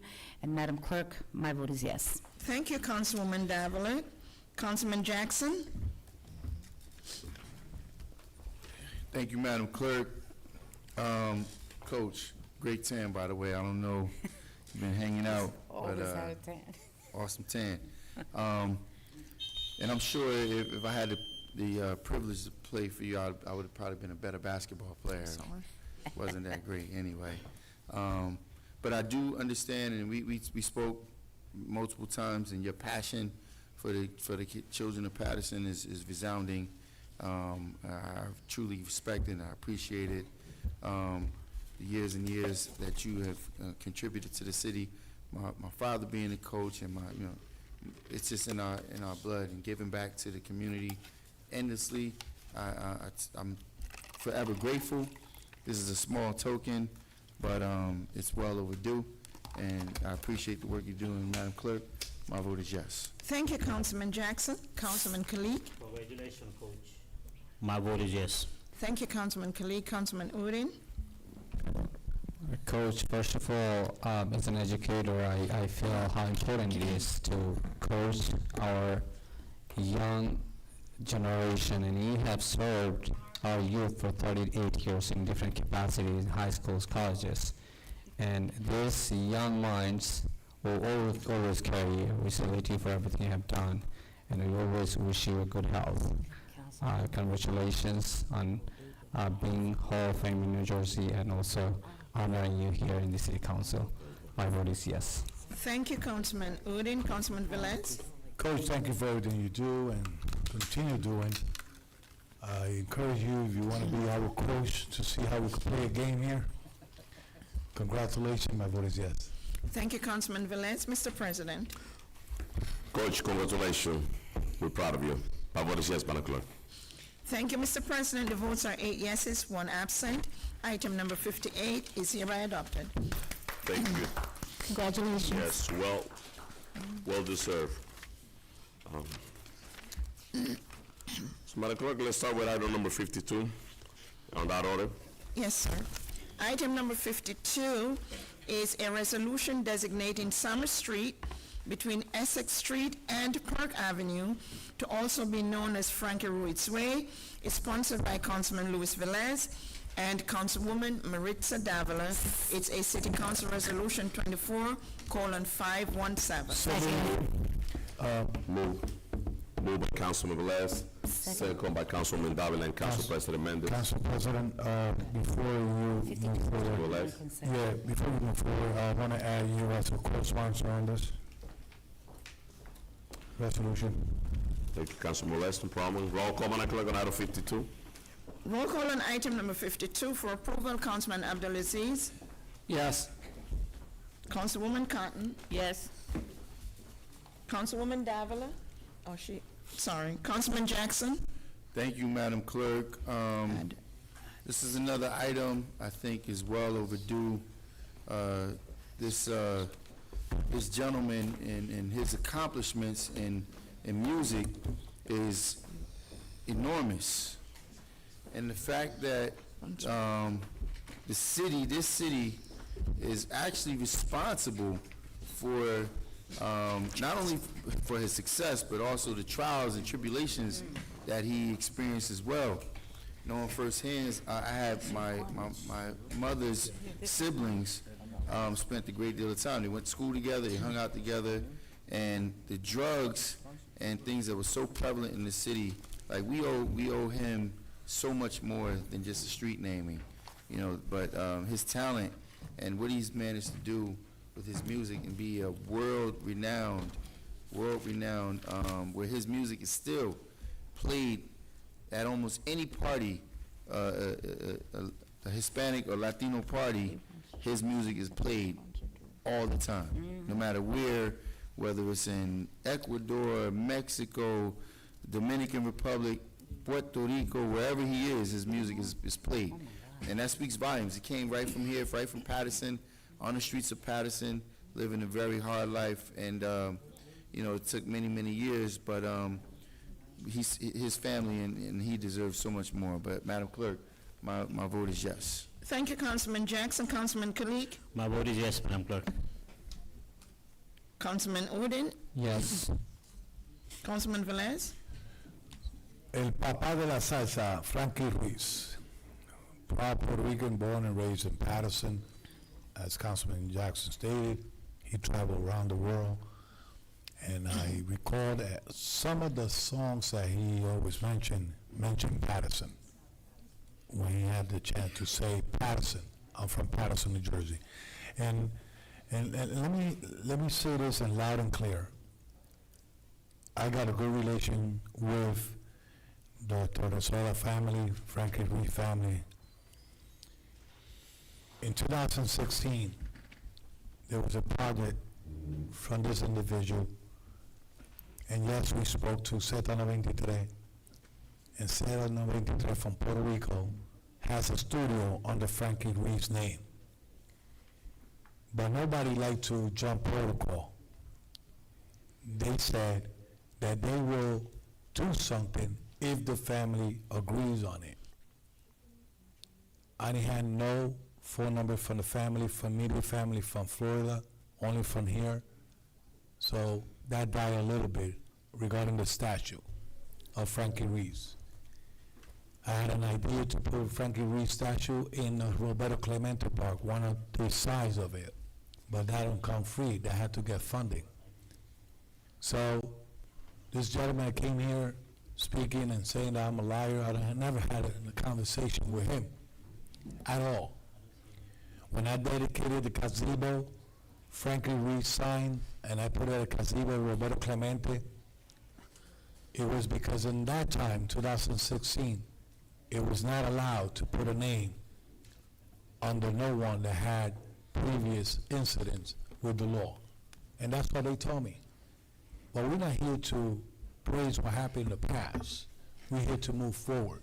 So the time to name Frankie Ruiz Way in the city of Paterson has come today.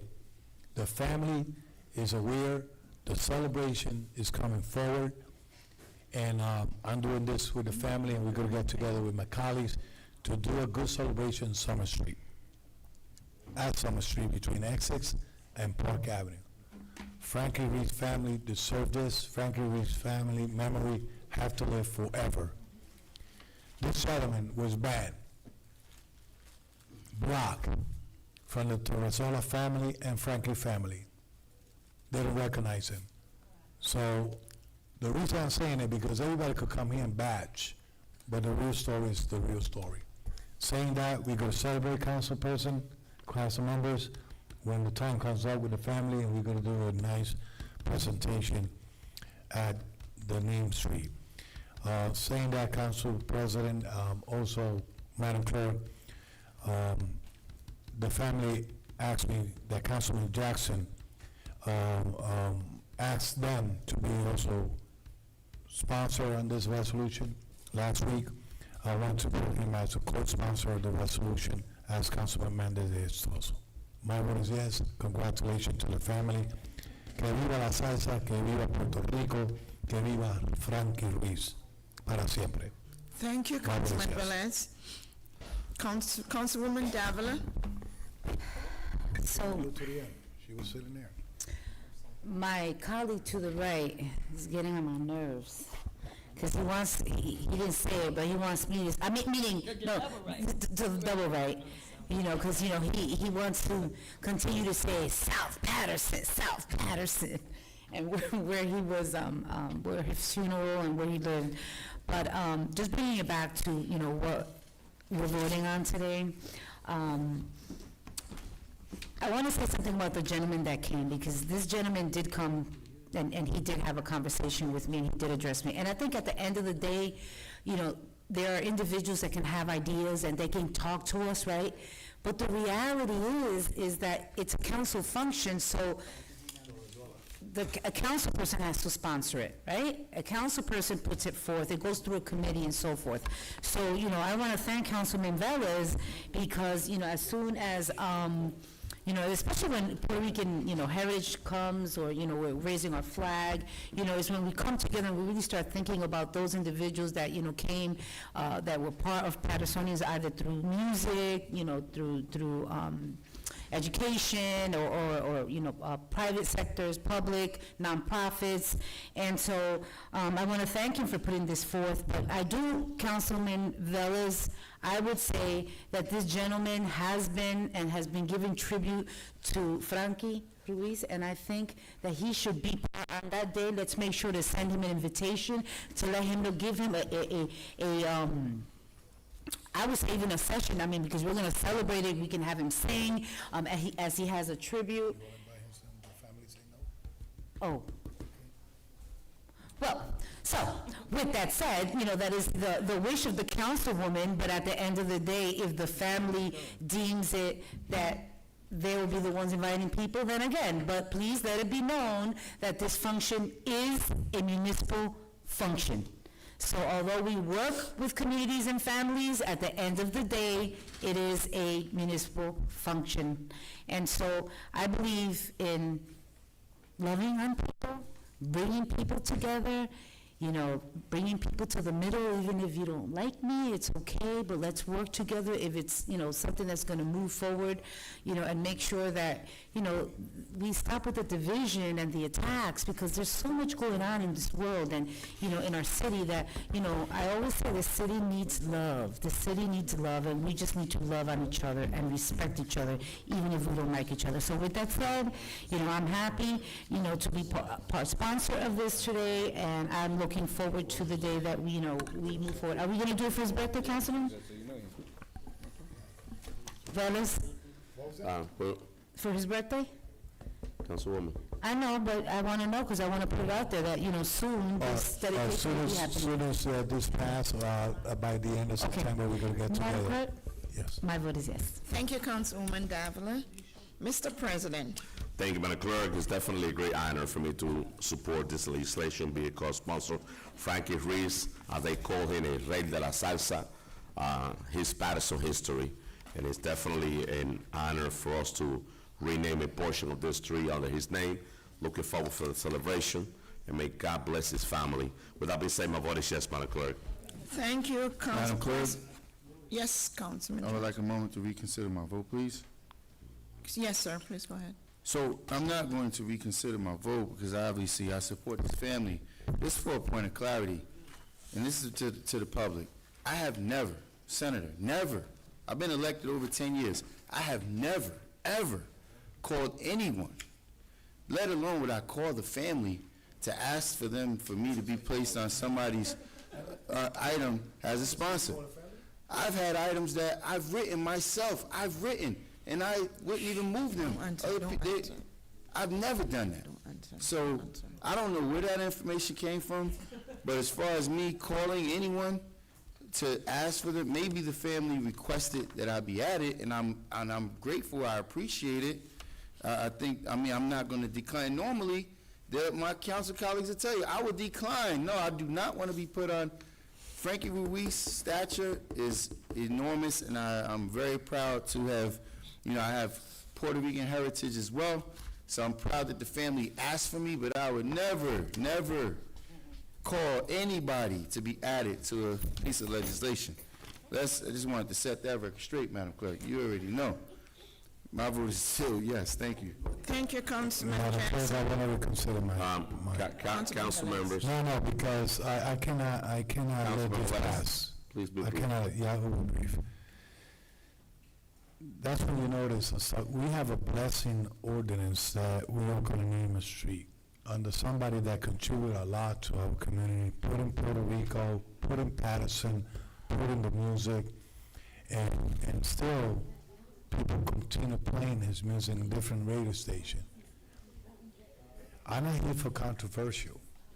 This gentleman got up, agreed with the family outside, took a picture with him, because I got the picture, and they came and said that Councilman Jackson asked them to be part of the resolution. All right? Thank you. So today, unless I misunderstood them, but this is the blessing that we have today. So only because I want to work with my colleagues, he want to do a show like this and some important thing that we're doing today. So Madam Clerk, my vote is going to be yes. And community, wake up. Community, wake up. Wake up. Wake up.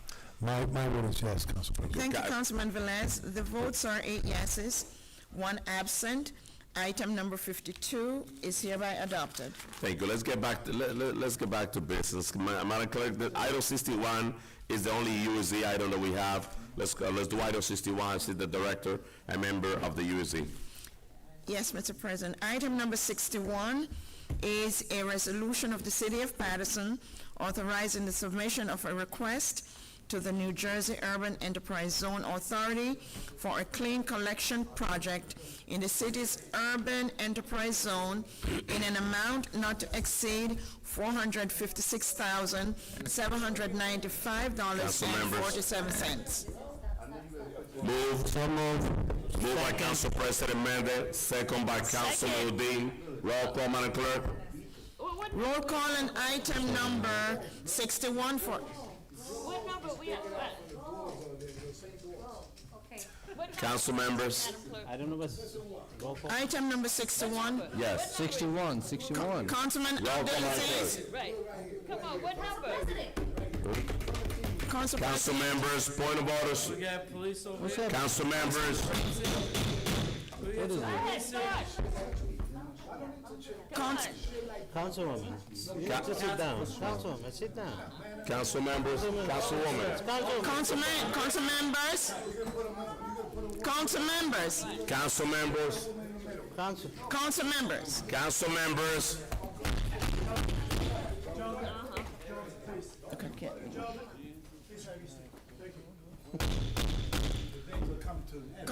It's just incredible. We have so many items. It's incredible. We have so many items on the agenda. So many items on the agenda. Important item. Important items that really are going to make a big change in our community. I want the resident of the city of Paterson to just view what's happening over here. the level of the respect of this council. Come. Item number 61, Madam Clerk, so roll call. Showing and viewing. No, you don't have the floor. You don't have the floor. I'll Madam take the Clerk, floor. I'll take the floor. we don't have What you don't have the should be floor. talking about is how he Madam Clerk. came over here, Madam Clerk. Item number put his hands in my face, Item 61, and he Madam Clerk. threatened me, Item and you didn't 61. say anything. Councilman Abdul Item Aziz. 61, He Madam walked Clerk. all the way over here. Yes, Madam Clerk, my vote is yes on item You didn't 61. say anything. Thank you. You didn't call for decorum. He came over here, put his hands on me, put his hands in my face, Continue. and you didn't say one thing. Thank You didn't say one thing. We continue. You're not pointing that out. My vote is yes for item Council 61. President, you should be holding decorum. Councilman Jackson. He walks over here, puts his hands on my face, Come back here. threatens me, and you don't say anything. Thank you. The police don't even come over until I stand up. What does that say? What does that say? He stood over me for a good amount of time, threatening me, Yes, sir. and you didn't say My vote is one word. yes, Madam Clerk. Thank you, Councilman you. Khalid. Councilman Udine? Councilman Jackson, we're voting on item 61, sir. Okay, thank you, Madam Clerk. Sure, that's how we get control of the enterprise, urban enterprise zone. Once again, I mean, you're absolutely correct, absolutely correct. The criminality of what goes on here, gee, had I walked over there, I would have both officers on me, the administration calling for it. He comes over here, puts his hand in my face, makes a threat, Council President doesn't say anything. Nobody moves until I stand up. Now, I'm just supposed to let somebody stand over top of me and continue to threaten me? But you already know what would happen. And, it's just comical. But I will remain steadfast. I'm here to continue to expose the high level of corruption. People could talk about it and complain about it. And I will continue to be truthful in the effect. I don't care what he was told. I've never called anyone and asked for my name to be placed on anything. Nothing. I don't do that. I've never done that. And for somebody to say that on a public forum and not be interested in being checked, all he had to do is apologize. Say, you know what? The family conveyed it to me this way. But you're going to say that I did something? I don't have any photographs in my phone with anyone. Anyway, Madam Clerk, my vote is yes. Thank you.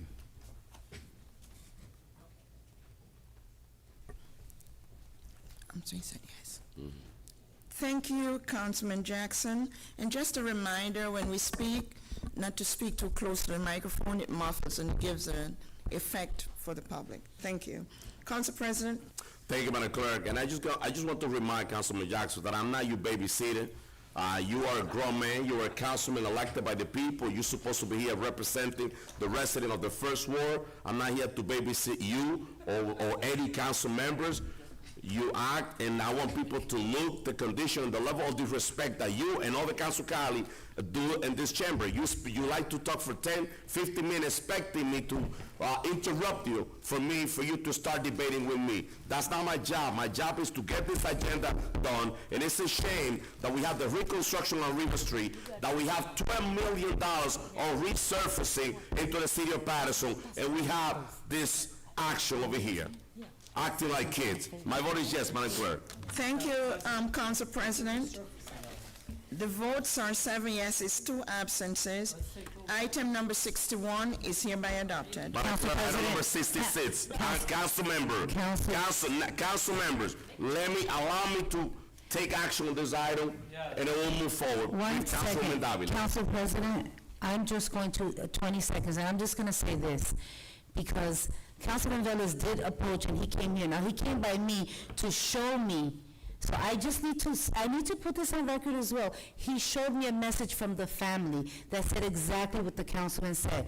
Regardless, and I believe Councilman Jackson, because he's never asked, but the family did say. So to me, it seems that the family wanted him to be. I just wanted to say that is what he showed me on the phone. Thank you, Councilwoman. Madam Clerk, item 66.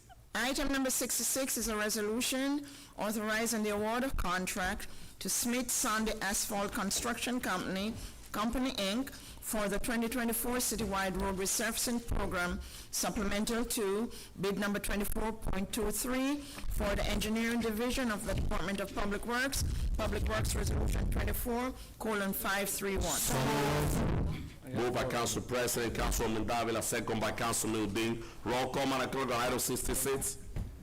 Roll call on item number 66 for approval, Councilman Abdelaziz. Councilwoman Cotton. I'm gonna pass along with them, pass. Councilwoman Davila. Yes. Councilman Jackson. Pass. I don't see it on there. Councilman Kalik. I am not passing. There are many roads in the city of Paterson, specifically in the second ward, are on this road resurfacing project, and my vote is yes, Madam Clerk. Thank you, Councilman Kalik. Councilman Udine. We definitely want our road to be resurfaced. As you know, there's so many of our streets are in bad condition. So many of the streets have a lot of potholes. So I think slowly, if we can move forward like this and resurface all the streets that are in need, and I think this is one of the agenda that is very important to support. And my vote is yes to motion this item. Thank you, Councilman Udine. Councilman Velez, we are voting on item 66 for approval, sir. Yes, Madam Clerk, I think we should be moving forward with this road resurfacing program. The residents of East 21 between 20 Avenue and Park Avenue are waiting for that street to get resurfaced, and they've been asking me when they will start, so hopefully this move forward. And my vote is yes. Thank you, Councilman Velez. Back to Councilman Abdelaziz. Thank you, Madam Clerk. To the residents on Florida Avenue, Michigan Avenue, at Timothy Street, this is a contract award. Madam B, I hope this gets done during the fall season before it gets too cold. There's a tight time frame. Our engineer is there. Mr. Engineer, hopefully these roads get repaved before November, that we're awarding this contract today. So hopefully it gets done during the fall. My vote is yes. Thank you, Councilman Abdelaziz. Councilwoman Cotton. Thank you, Madam Clerk. Since we're talking to the engineer, I have requested, and this is maybe my third time saying this, that Montgomery Street and Summer Street gotta get done. I was down there this Saturday with a block party, giving out book bags, and you had to look down when you're walking. That's how bad the street is. You have to look down, or you be done step in a hole, or fell in, or broke your ankle, something. So I requested it, and I'm requesting it again. When we get this done, I want Summer Street and Montgomery Street to be done first. I requested it a third time, that they gotta get done. Madam Clerk, my vote is yes. Thank you, Councilwoman Cotton. Councilman Jackson. Thank you, Madam Clerk. So again, listen, the Sesame Street, one of these kids are doing his own thing. Anthem is definitely where I'm gonna stand and remain steadfast. Talked about it last week on how we're allowing for these jobs that we're outsourcing, that the money's leaving our community, is not providing job opportunities for local people. I spotlighted how there's, you can just Google it, a machine to mill the road is about $150,000. This contract is for over $1 million, 1.4, something like that. I'm not in favor of anything that's sending money outside the community. They can continue to cheerlead for that, but I will not support any of that stuff moving forward. Madam Clerk, my vote is no. Thank you, Councilman Jackson. Mr. President. My vote is yes, Madam Clerk. Thank you, Mr. President. The votes are 7 yeses, 1 no, 1 absent. Item number 66 is hereby adopted. Item number 68, Madam Clerk. Item number 68 is a resolution authorizing a second contract amendment for the qualification/proposals for the design and permitting for the reconstruction of River Street, RFP number 2022-30.1, for the Division of Engineering of the Department of Public Works Resolution 24:533. So moved. Second. Moved by Council President Mendez, second by Councilman Velez and Councilman Udine. Roll call, Madam Clerk, on item 68. Roll call on item 68 for approval, Councilman Abdulaziz. Yes. Councilwoman Cotton. Thank you, Madam Clerk. I had spoken about this last week, and I sit in other committees and on other boards, and this is extremely a lot of money, and my vote is no. Thank you, Councilwoman Cotton. Councilman Jackson. That's for the,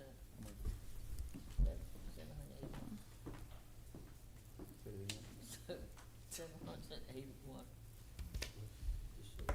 Again, I Madam, just- thank you, Madam Clerk. Again, from here moving forward, any outside contracts that's taking money outside the city to pay an enormous amount for non-residents to continue to work while we're not providing job opportunities locally, I would no longer support. Madam Clerk, my vote is no.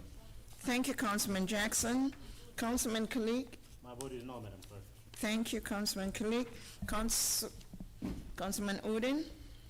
So regarding this amendment, it does look like that is a big change to these two amendments. We sit down with the Public Works Department, along with my other council members who were in the committee. Council President was in presence as well. If you notice that this amendment is a big change, that's why I know that it looks like that we should not support. The original contract was 151.8, and then it's turned to another, first amendment was another 56,000, and second amendment was, again, I said not exceed $781,000, which is, this particular number is going to give an contract to oversee this project. And it's not just one person is working toward this project, but a numbers of employees are going to work. At least one is going to be on site always to make sure that the work is taking place and quality of work is taking place. We can save this money by not, supporting it. That's true. However, we might lose money on the long run when we are having this big project to reconstruct the River Street. So I think this is worthwhile to support it to make sure that we had reconstruct the River Street in correct manner and also save money on the long run. So I definitely will support that. My vote is yes, Madam Clerk. Did you say yes, Councilman? Yes, I said. Thank you, Councilman Udine. Councilman Velez. So we read all the whereas, why the original contract was $151,863. It would tell in the first whereas what is it for, and the first amendment was $56,054, and the first amendment, number one, it would say what was that for. But this one, $781,000, $840,000. It's clear it says in the four warehouse what is the purpose. We asking for a project manager for this River Street to make sure that everything runs smoothly, everything runs according to scope of work, and it also include proposed improvement include that are not limited to a construction of new stormwater, inlets, manholes, and piping, cleaning, televising existing sewer pipes, sewer lining and reconstruction, concrete construction of ADA curb ramp or all roadways intersection, roadway milling, repaving, and restriping River Street as it is. So if we start reading the right thing, and when we had the wish list in front of us, and we start asking the administration, we need a project manager, we need this, we need that, and then comes to us, then we vote no, then we're going backwards. So we want to see moving forward River Street, we want to see that the residents of Paterson has a decent road to go through, all right, that have been, everybody been complaining about River Street, and the residents in the area, from First Ward, Third Ward, and also Fourth Ward, deserve a street that it could go through. I don't think this is something that should not be supported. Me sitting in the DPW committee chair for the past 8 years, understand what are the reconstruction that we need in our streets and our roads. So my vote is yes. Thank you, Councilman Velez. Councilwoman Davila, we are voting on item 68 for approval. So I don't know how my colleagues voted, but I'm going to say this. I've been on this council and I've stood alone on some items, because when I believe that something needs to get done and it's the right thing to do, I support it. We need to get this done. we can't be saying to our constituents, we're gonna get it done, we're working with the administration, and then when it's before us, we're not supporting it. I will say no more. Item 68, my vote is yes. Thank you, Councilwoman Davila. Mr. President. Thank you, Madam Clerk. Extremely important item, River Street, the final legislation before the company start working on this project, the reconstruction of the sewer, and also the reconstruction of River Street. This company is going to oversee this project from the beginning to the end, from A to Z. This is one of the most important projects. The city of Paterson has been crying about River Street for many, many years, and we're gonna get it done. Now, I've been very vocal about my concern, and my concern is being addressed. The engineer is here. I've been requesting and making sure that the city of Paterson, the engineer work with PSCSG and with Passaic Valley Water Commission to make sure that they replace all the pipeline that they have to replace on River Street before we fix the road.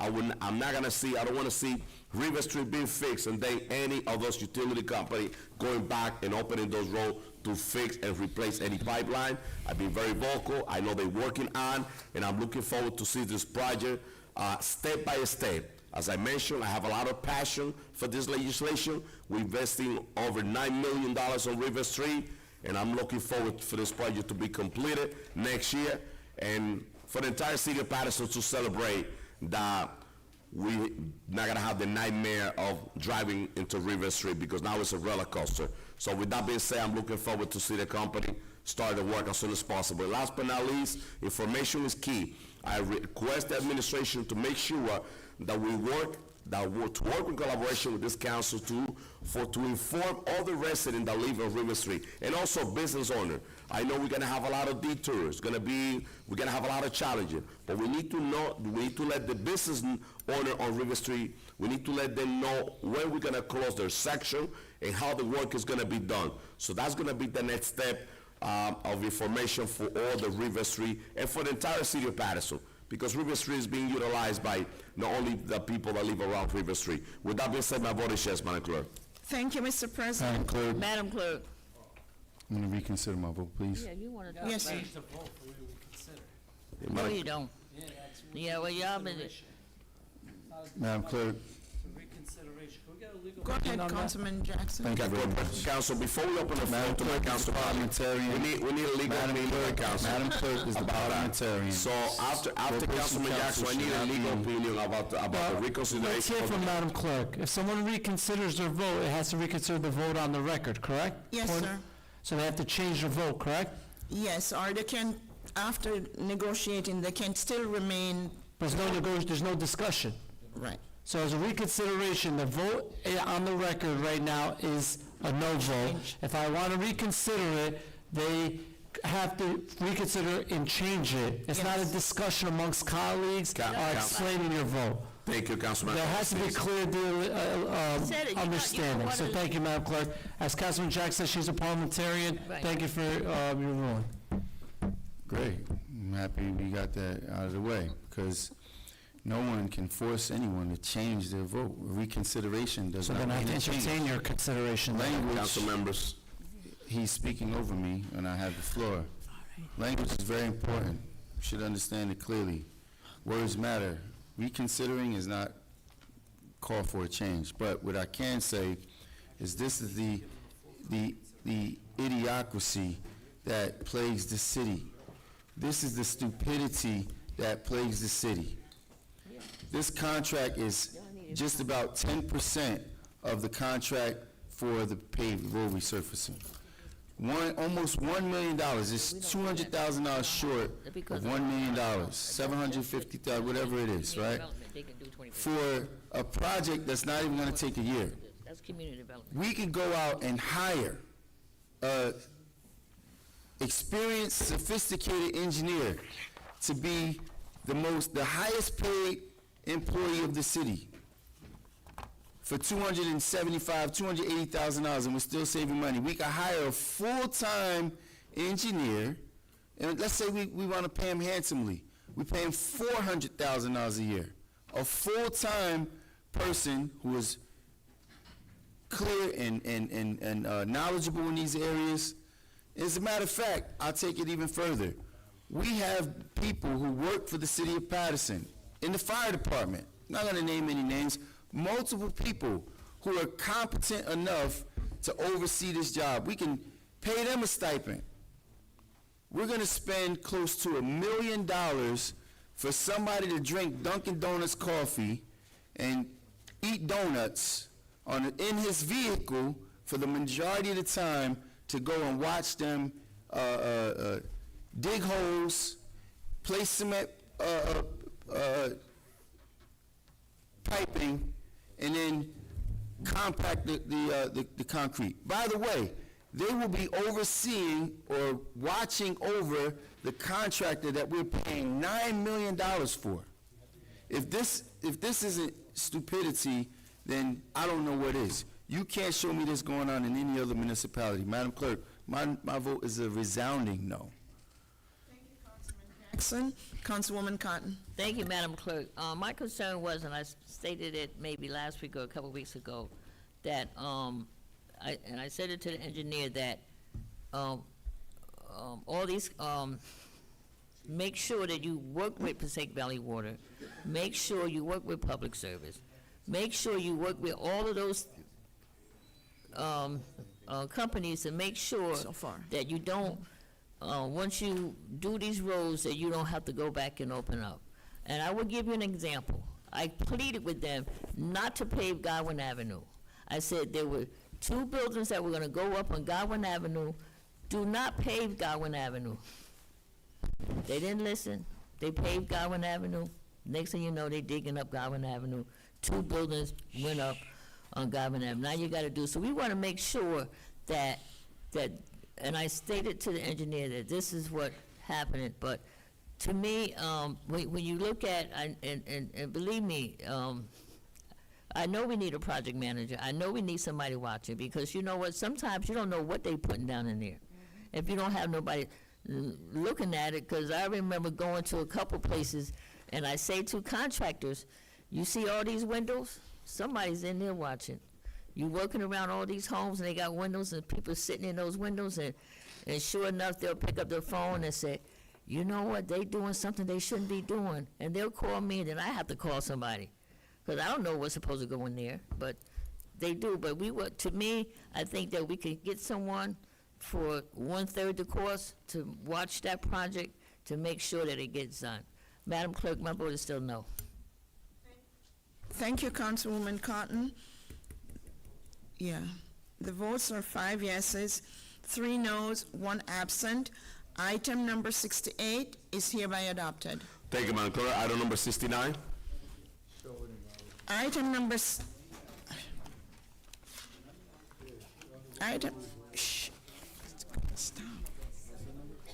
Item number 69 is a resolution authorizing change order number 1 for the 2021 State Aid Road Resurfacing Program, bid number 22.29 for the Engineering Division of the Department of Public Works, Public Works Resolution 24:534. So moved. Second. So moved. Moved by Council President, Councilwoman Davila, Councilman Kalik, and Councilman Velez, and second by Councilman Udine. Roll call, Madam Clerk, on item number 69. Roll call on item number 69 for approval. Councilman Abdelaziz. Yes. Councilwoman Cotton. Thank you, Madam Clerk. This is an item that I spoke with the engineer on, is for couplings and caps and all that other stuff that they gotta use for, doing the resurfacing. Madam Clerk, my vote is yes. Thank you, Councilwoman Cotton. Councilwoman Davila. Yes. Thank you, Councilwoman Davila. Councilman Jackson. No. Thank you, Councilman Jackson. Councilman Kalik. Change order for $2,121.13. My vote is yes, Madam Clerk. Thank you, Councilman Kalik. Councilman Udine.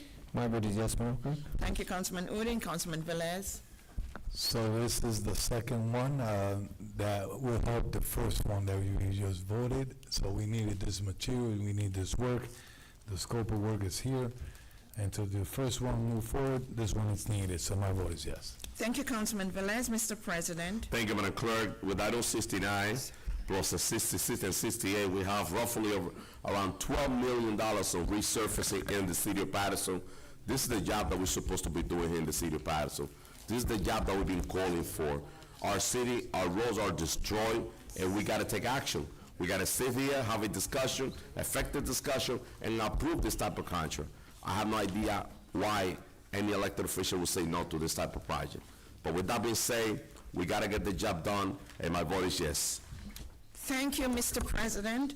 The votes are 7 yeses, 1 no, 1 absent. Item number 69 is hereby adopted. Item number 70, Madam Clerk, let's continue. Item number 70 is a resolution authorizing a contract with Clark, Caton Hines for architectural and engineering design services for the limited rehabilitation of the Rogers Locomotive Works erecting shop for the Department of Public Works Engineering Division and the Department of Economic Development, Historic Preservation Commission, Public Works Resolution 24:535. So moved. Moved by Councilwoman Davila, second by Councilman Velez and Councilman Udine. Roll call, Madam Clerk, on item number 70. Roll call on item number 70 for approval. Councilman Abdulaziz. Yes. Councilwoman Cotton. Yes. Councilwoman Davila. Yes. Councilman Jackson. Yes. Councilman Khalid. Yes. Councilman Udine. Yes. Councilman Velez. Senator David, Senator, my vote is yes. Thank you, Councilman Velez. Mr. President. My vote is yes, Madam Clerk. Thank you. The votes are 8 yeses, 1 absent. Item number 70 is hereby adopted. Item 71, Madam Clerk. Item number 71 is a resolution authorizing the award of contract to Philco Cart Incorporation for the collection of solid waste, no bulk rebid number 22.17 for the City of Paterson Department of Public Works for the period of September 1, 2024 through December 31st, 2025. Public Works Resolution 24:536. So moved. Moved by Councilwoman Davila, second by Councilman Velez. Roll call, Madam Clerk, on item 71. Discussion, Council. Discussion, Councilman Khalid. Number 71. Madam BA, what is this contract up to? The last discussion we had, I thought we're just gonna extend it till end of the year, end of this year. But on this resolution, I see it is up to next year, 2025. And also, what's that update on the bulk pickup situation? Thank you, Councilman Khalid. Madam BA. Thank you, Council President and Councilman. What's the plan for bulk pickup, not the situation? So We know regarding what the this situation is. So regarding this contract, this is to complete the initial periods that were part of the bidding process, so this contract, it goes through December of 2025. So from this point forward, so it's the October, as you can see, the 27 months from October of 2024 through December 31st of 2025. And then we still have 2 additional option years after that. This is kind of the pretty standard formatting for when you do kind of bulk contracts that you have multiple years and then 2 option years that the municipality can choose afterwards. We're continuing to have conversations about bulk. I do understand that there are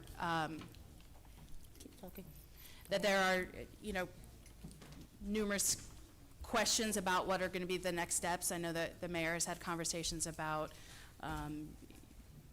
examining all options, whether it's, bidding and looking at how the city could pay for that. So we're continuing to, have those conversations, and the mayor is having those conversations with the council members individually.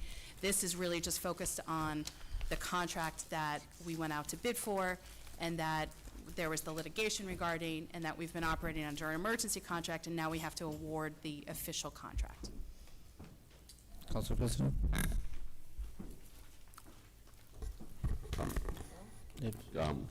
You finished, Councilman?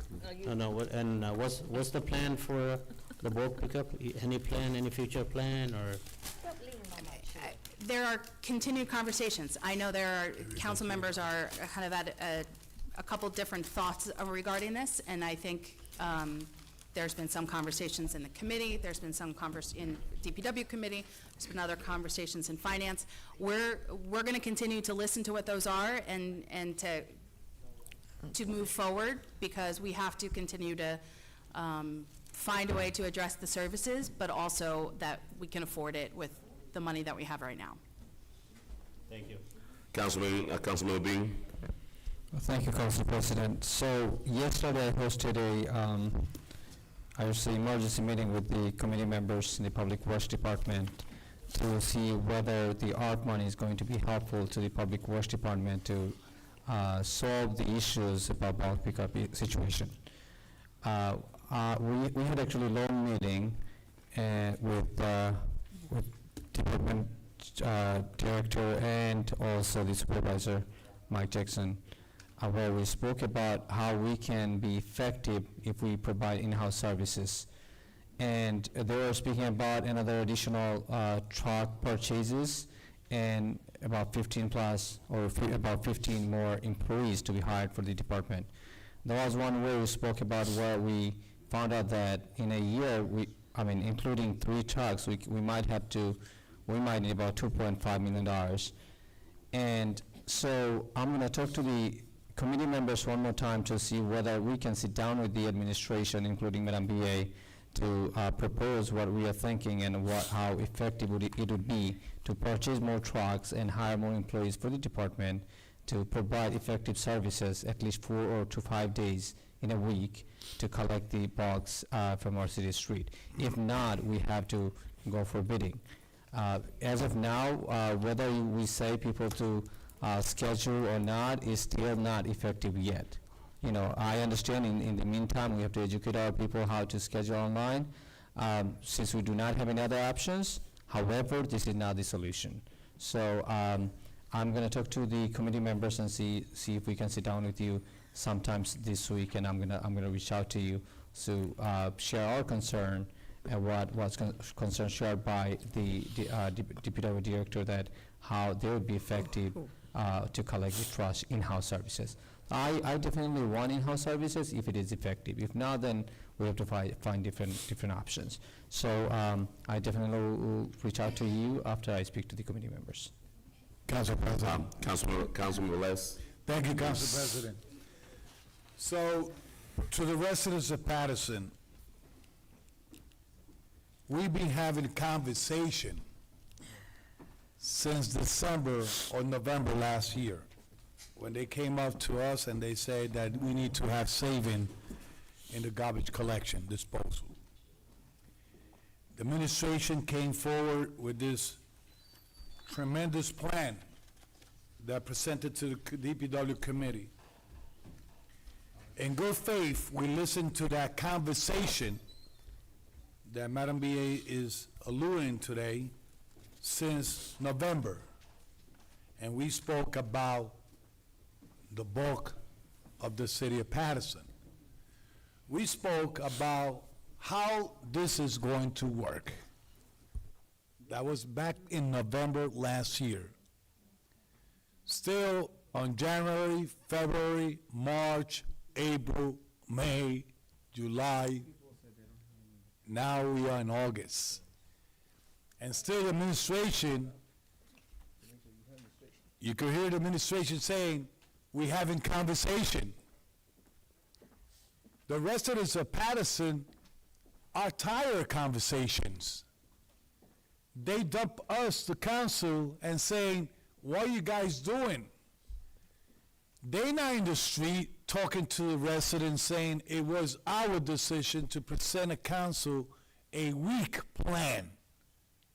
A weak plan that is not working. And it went towards conversation. We even sat in DCA meetings with conversation. We, the council, that are out there dealing with the residents of Paterson, concerns and complaints, and we, the council, that are out there looking how people when they cannot throw away the bulk, they dispose it in different areas of the city. We, the council that deal with the residents every day, don't want to hear conversations. They want to see action. Action. We, the council, still, and I was thrown out of the office when I put a nice, beautiful idea, okay, because they didn't like it, so they expelled me from that meeting, and they took me out because our plan was better than the BA's plan. The BA's plan is we saving money, but the reality is we not saving money. What we have is a dirtier city. That's what we have with this bulk situation. Now, last meeting I spoke and I say I will vote for a contract that goes along with a contract for bulk. That cannot happen one day to the other. We know, whoever knows about procurement and bids and proposal, we know that cannot happen from one day to the other.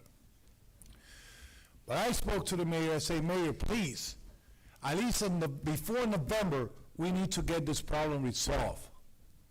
They talking about 2 trucks, 3 trucks. Now I have the chairman sitting over there talking to the BA, okay?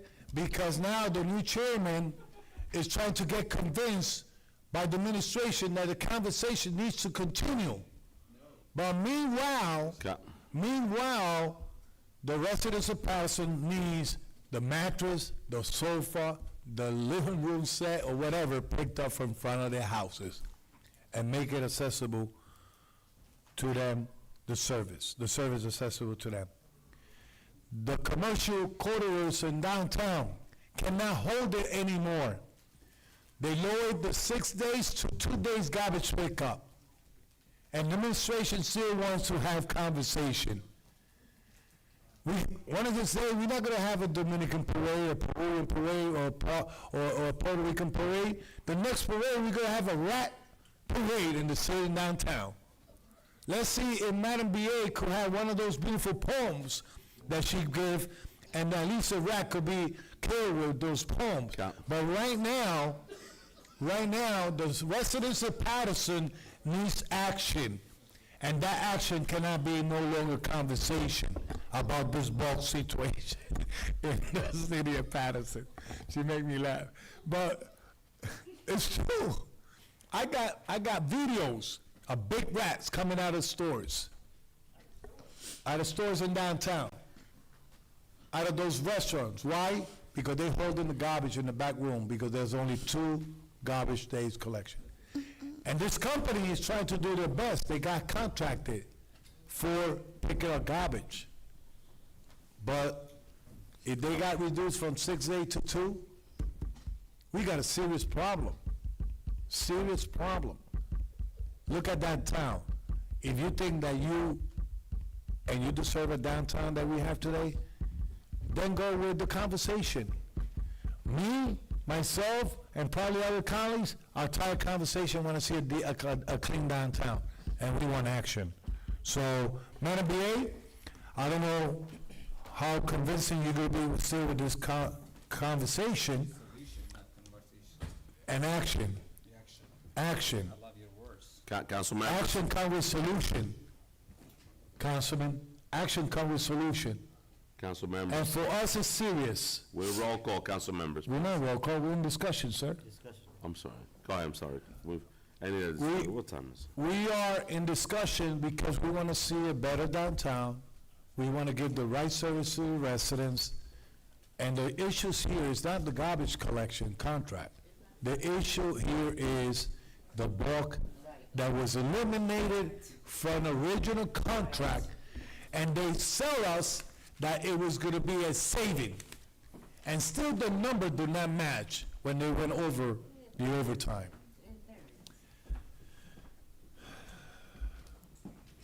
And then they say, there's a big cuckoo, a big monster, that every time they want to do something, they mention DCA. DCA. DCA. So have DCA come here and tell us, sit down here and tell us that we cannot do this or we cannot do that. I'm a little bit continue upset. This ball situation is killing me because I'm out there, Madam BA. We are out there. We are out there. Council You know, President. Yes, and I want to yes, make go sure ahead, that Councilman this Udine, right this after ball Councilman situation Udine. get Oh, resolved. Speaker, there you go. You know, we need to vote on this contract. We are in violation at this point because this company is working without contract. We're in violation at this point.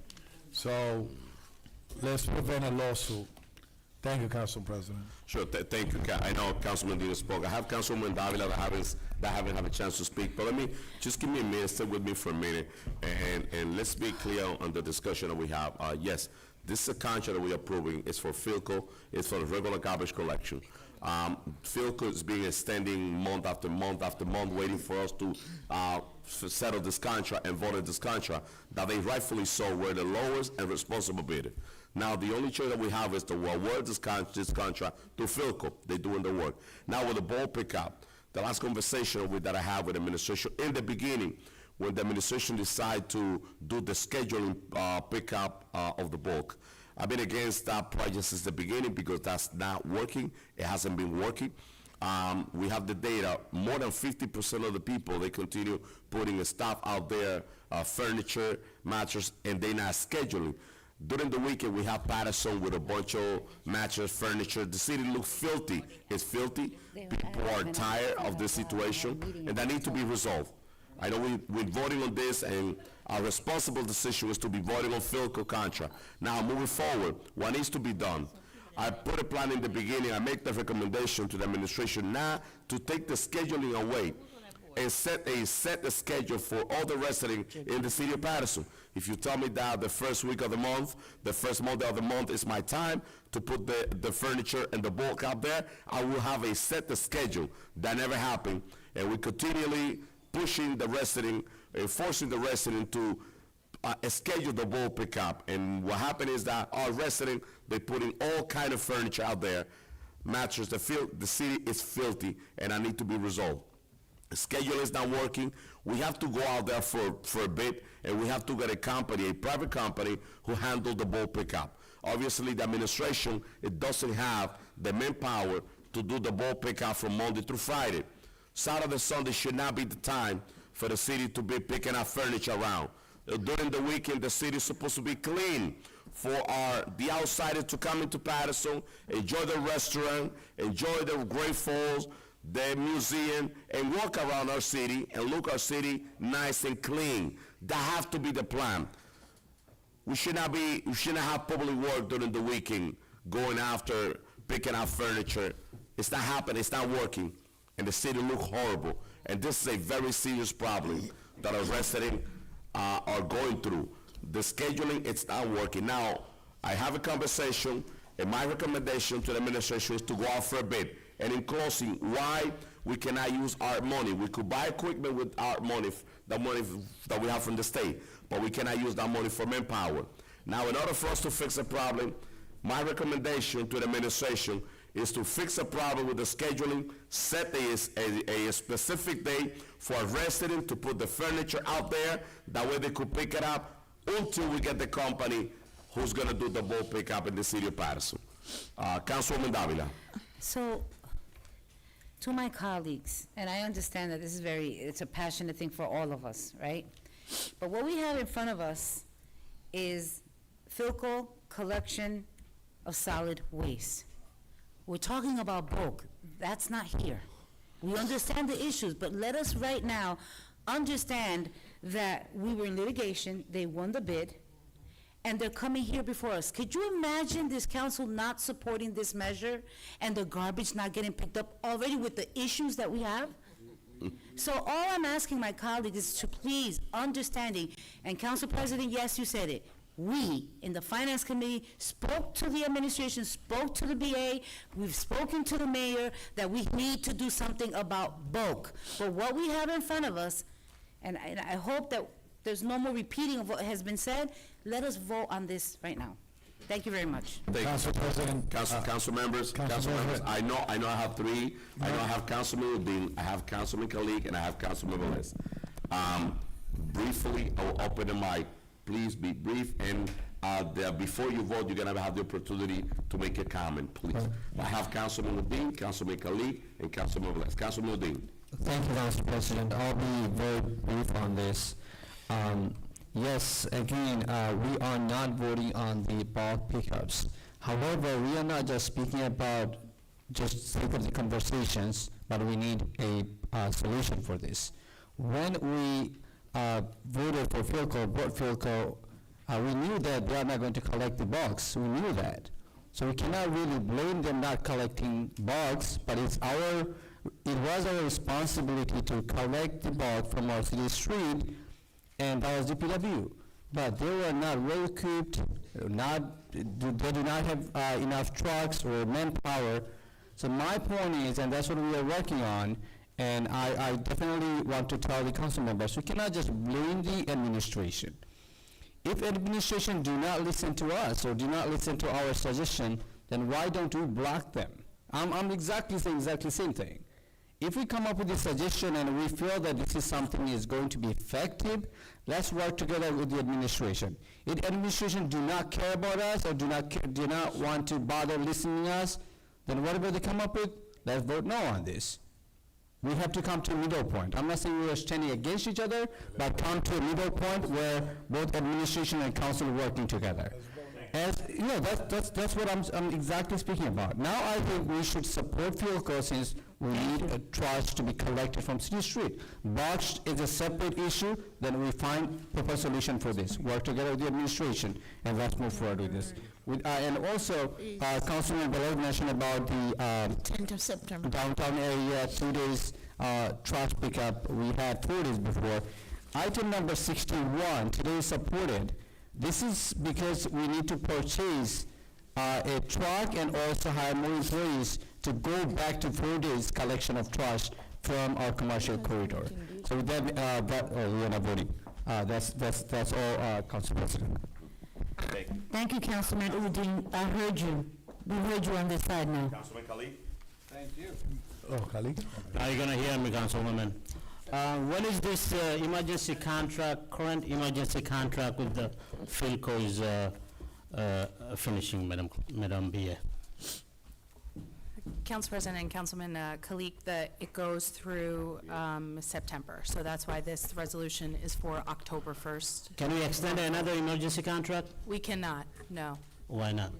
The reason why that was an emergency contract was due in part to the litigation. That litigation has been resolved, and now we have to move forward with either What voting happened yes if or we- voting no for the contract as is. What's gonna happen, I'm gonna ask question. I'm not gonna make it just a statement out there. What happen if this council reject this, to award this contract? Then we will not have a approved vendor for trash pickup. No, that's a lie.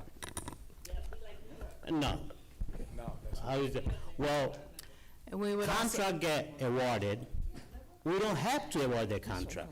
It comes in front of the council. That's what is portrayed out there. Oh, we must award this contract. That's what it seems like. Well- We don't have to. Do we have a second, another option?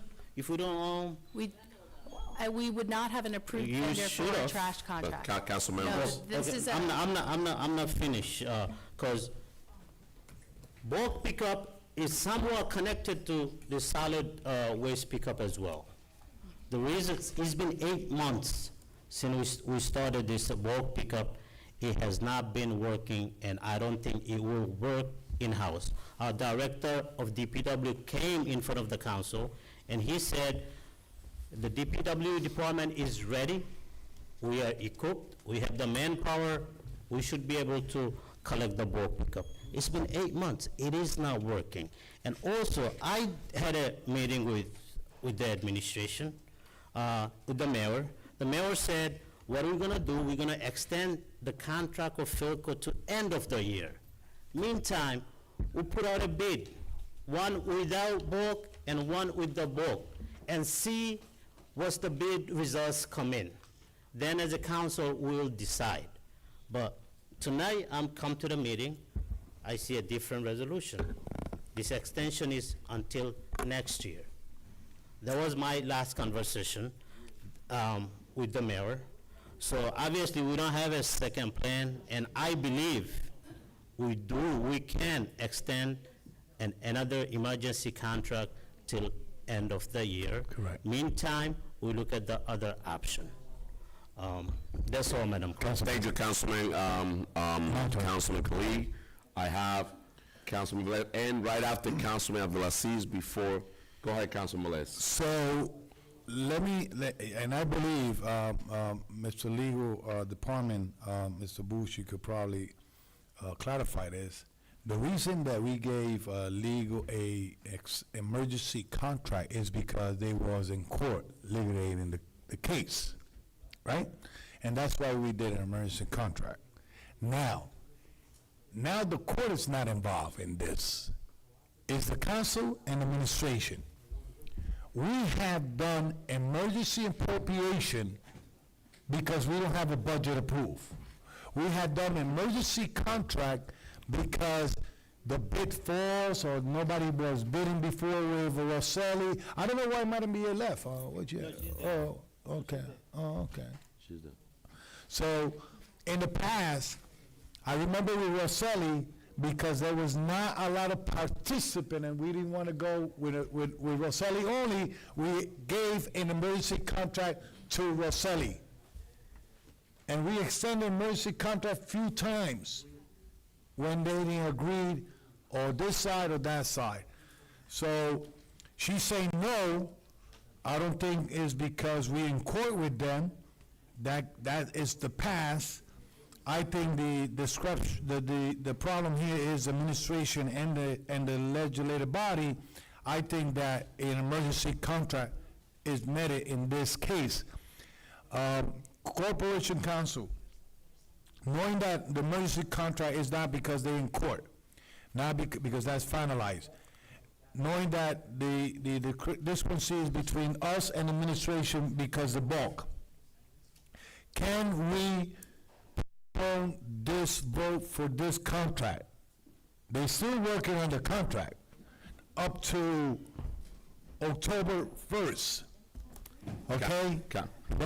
Let Corporation Council answer the question. Let me finish. They're still working up to September 31st, all right? September 31st, September 30th, 31st, whatever. So Can they continue one more month, because they have one more month, and then next workshop, the administration could give us a resolution to go out and bid for the bulk? Okay, there was a And you question. put on hold this for another month, and honor month-by-month contract.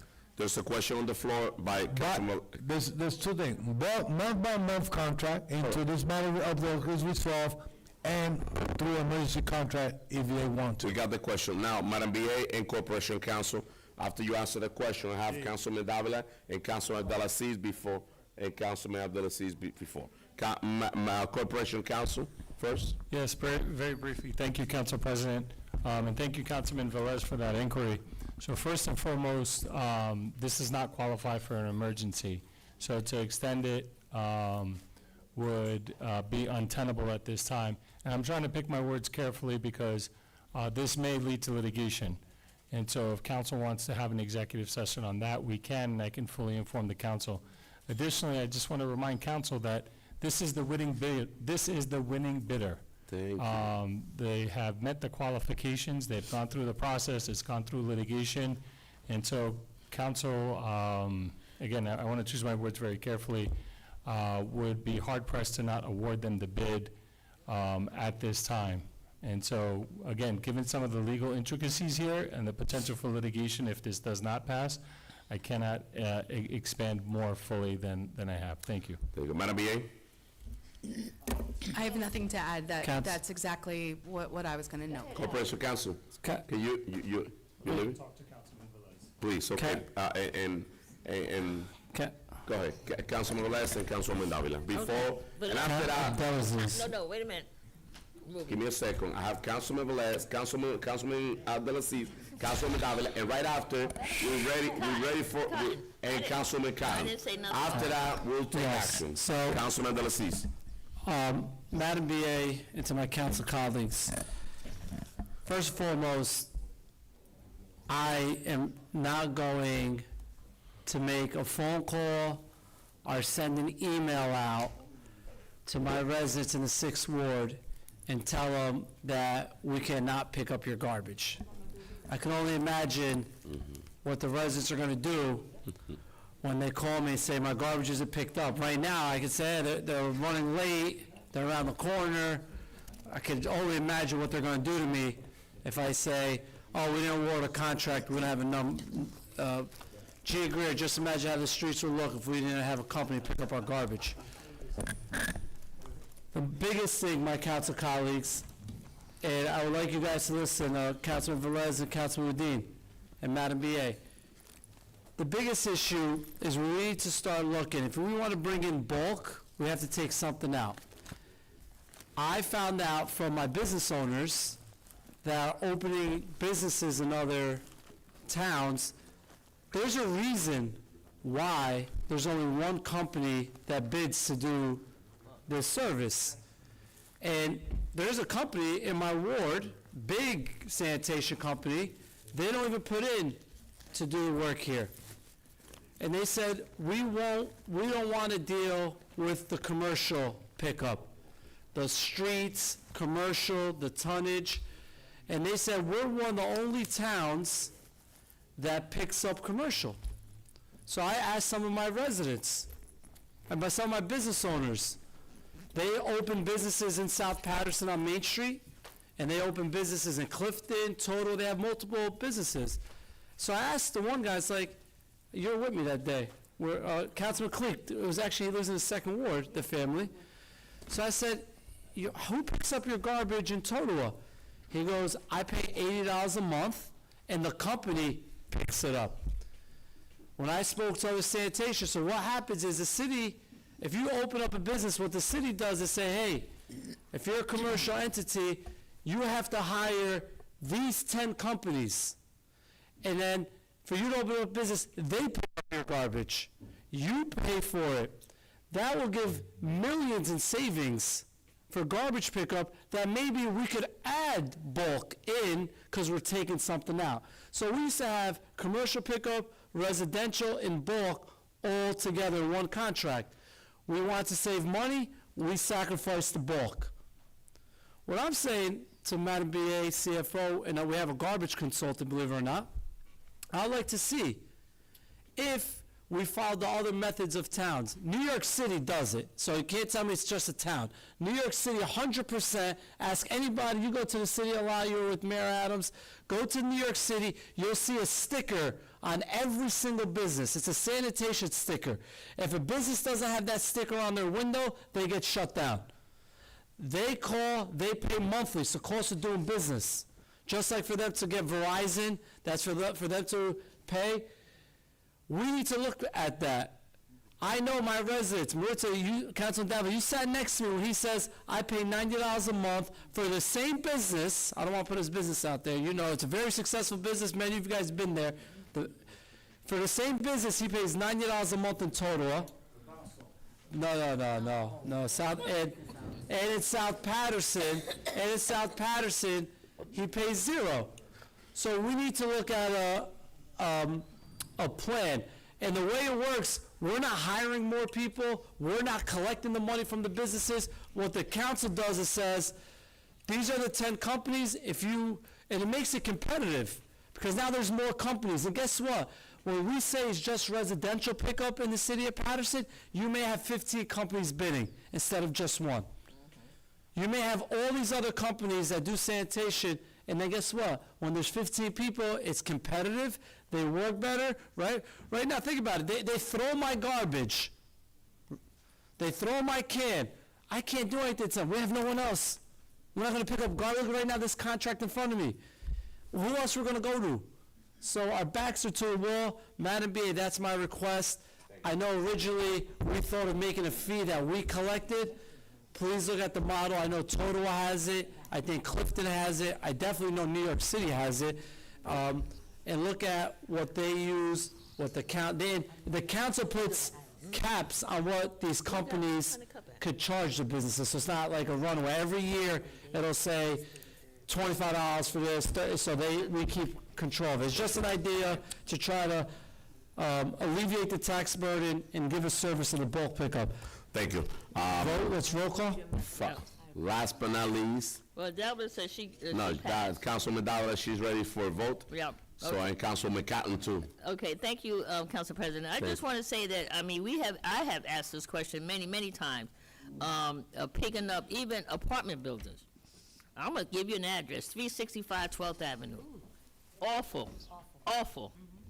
And the city picks up their garbage. 60 units. 400 Broadway, the city picks up the garbage. 45 units. So we gotta start saying to apartment buildings, and outside businesses, they gotta have a company to come in. And every time I ask this question, they said, The city have to reimburse. and Corporation Council, I'm not sure, but they said, there's a law, and I ain't gonna say no name, that we have to pick up everybody garbage here in the city of Paterson. Can you research that for me? That we have to pick up everybody garbage, businesses, apartment buildings, 100 units, 150 units, that we have to pick up their garbage. So now you can see why, we got to pick up their garbage and they need to pay for it. And then they actually would call me when they don't go get their garbage, when they don't, and they got the thing that you dump into the truck and all that. So, Corporation, I think that we need to have to pick up all of those garbages, but I can't, sometimes people say, okay, do we pass this contract, or do we vote for this, or do we not vote it? My thing is that if you vote no, and you can vote yes, you're going to be picking up somebody's garbage. So, you ain't picking up nobody's garbage because you ain't got no truck. So I know you're not picking up nobody's garbage. Right, but I'm just saying, I mean, this is very difficult to throw this on our residents. Thank you. Yeah. Thank you, Councilwoman Cotton. Madam Clerk, roll call. Madam Clerk? Yes, Mr. President. Roll call on item 71 for approval. Councilman Abdulaziz. Thank you, Madam Clerk. Madam BA, please, and CFO, this gives you a year to look at how we could amend this. Like I said, the original package used to be commercial, bulk, and residential all together. This one, we took out bulk. We hear our residents' concerns. Now we need to revisit. Maybe we gotta take out commercial. That gives us room to put bulk back in. This is something that everything needs to be on the table. Visit some of your colleagues in other towns. Visit some of the sanitation companies. Call them up, see what they're doing in other towns, because I know for a fact some of these companies do not pick commercial in Wayne and all these other stuff. So my vote is yes. Thank you. Thank you, Councilman Abdulaziz. Councilwoman Cotton. Thank you, Madam Clerk. I just want to say, when this came up the first time, I voted no. The question now is, if this contract do not pass, who do we have out there? Then we're putting the weight back on DPW again. No. We're putting the weight back on DPW to pick up garbage instead of bulk now. Do we want to do that? This contract would go. What happened is that they took us to court. We had to wait. We finally settled. We got the word in court. Now it's back up to bid. Contract is for another year and 4 months. Then you got to go up to bid. All the contracts that we have for garbage here always gave the option of 2 years. Sometimes I say, be careful what you ask for, because you don't know what you're going to get. And they complained about Roselli. They complained about Suburban. But they picked up. Be careful what you ask for. Madam Clerk, with that being said, my vote is yes. Thank you, Councilwoman Cotton. Councilwoman Davila. I cannot see us not having a company pick up our garbage. I can't see that. I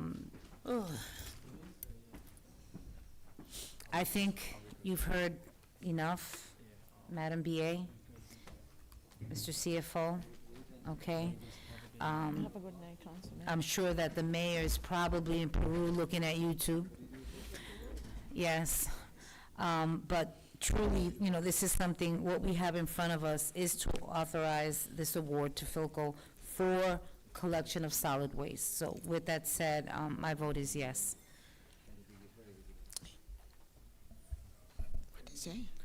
Thank you, Madam Clerk. I believe a couple of years ago with Roselli, everyone was complaining about the pickup.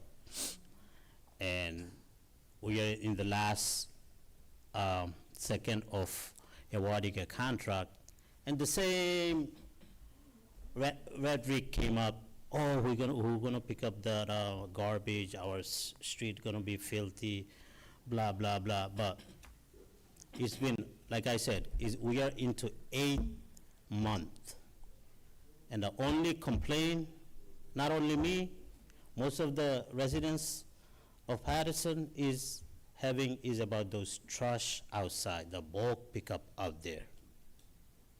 We've been talking about it since we started in January. We are into 8 months, and I don't see any improvement. Until I see an improvement, I will support any of those measure of bulk or solid waste pickup. Councilman Al Abdulaziz has a great point. I need to see the action. And like I said, the administration, the mayor mentioned, we're gonna extend the contract told me directly, we're gonna extend the contract till end of this year, end of December. Meantime, we'll put out a bid out there with the bulk pickup, for bulk pickup, and without bulk pickup. That's, I guess, is afterthought now. My vote is no. Thank you, Councilman Khalid. Councilman Udine? So I have stated earlier that originally when we gave the contract to Philco, that was without collecting bulks. And now we are extending another 16 months until the end of the 2025. We need solution. That's 100% that our city is filthy at this point because of not collecting bulks from the residents. We are telling or educating people to schedule online and then DPW will collect them. It's not working, that 100%. Now, if we do not support this item today, then who's going to collect regular trash from our street? DPW, I would say I'm not blaming the DPW. They're most hardworking departments, one of the most hardworking departments, I would say. But they don't have enough manpower, they don't have enough equipment to do their jobs. On top of this, if we do not support this item, then regular trash collection will be on their shoulder, and they will definitely fail to do that. So I don't want to see the city is even more dirty over the time. We definitely need to find solution for the bulk pickups. Again, as I have mentioned earlier, that if we want in-house service, we have to hire more people. As we spoke yesterday with the director of the DPW department, he said if he had about another 15 more employees in his department and 5 more trucks, he's fine. He can do it in 4 or 5 days in a week, or we have to go for bidding. So I definitely think that we need to move forward. We cannot just stop and let city to go on negative direction. With that being said, my vote is yes. Thank you, Councilman Udine. Councilman Velez? So we have a resolution authorizing award contract to Philco Casting Corporation for the collection of garbage, solid waste. Madam BA, no bulk, for the City of Paterson Department of Public Works for the period of September 1st, 24 through December 31st, 2025. So going back on September 5th, 2023, this company was awarded this contract. Not even a month afterwards that was awarded, they went in straight to court to challenge this award. December 31st was the last day of Rosselli serving our city of 2023, December 31st, 2023. I recall that there was a long weekend, from Thursday all the way down to January 1st, that turns into a Monday. Why I'm saying this? It's not the fault of Philco Carding Corporation that the administration gave a poor plan about the bulk. It's not the Philco fault that they changed the days of collection without notice. It's not Philco fault. It's not Philco fault that they changed the zones without notice to the residents. It's not the Philco fault that the downtown received 2 days instead of 6, and they didn't receive proper notice. Still, it's not Philco fault that the administration is in the lawless world, still in conversation to get this working, the bulk. They're in the lawless world. They don't know what to do, and they put in the burden in us and the taxpayer, the city of Paterson. If the taxpayer of the city of Paterson was receiving the service in downtown that they deserve, then they could be charged commercial. But the idea of the administration through the BA is we need to charge them because if not, we're going to raise taxes. That's the excuses. Every time they come to us, if we don't do this, we need to raise taxes. We need to raise taxes. We need to raise taxes. And what you don't realize is that we're raising the rats in downtown. We're raising a lot of issue with this bulk. But it's not the fault of Philco Carding Corporation. They was contracted to pick up garbage, solid waste, and they are doing a great job. You know what they do? Do you know what the administration is doing? Mr. Bush, because you get the hit because she leave. You know what the administration is doing? The city of Paterson is giving a bad name to Philco.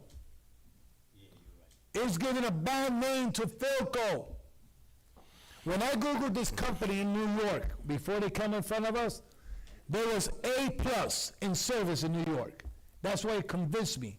I saw the trucks, I saw the quality employee they have, and that convinced me that Philco is going to do a great job in the city of Paterson. And they're doing a great job in the city of Paterson. But Paterson, under the BA decision, Mrs. Kathleen Long is giving a bad name to Philco Company.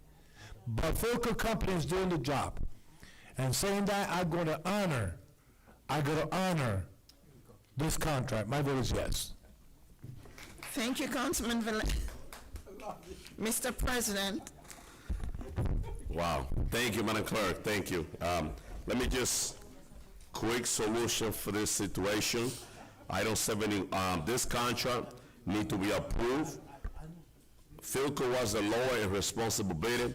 We've been going month after month extending this contract. We're not in litigation no more. It's our responsibility to award this contract to Philco, plain and simple. And that's what we're doing tonight. Now, the Corporation Counsel, Mr. CFO Javier, for the next workshop, I need to see a resolution for, to go out for a bid on the ball pickup. I need to see that resolution on the next workshop. We're gonna go over the resolution to go out for the ball pickup and get a company who correct the problem that DPW cannot do it. Because we don't have the power to do it. Now we need a resolution to make sure that we, council members. Councilman, I will reconsider my vote if I see a resolution next week for the ball pick. You want me to? I haven't voted, Councilman. You want to reconsider? You want for my vote? Go ahead. Go ahead. You finish. Then.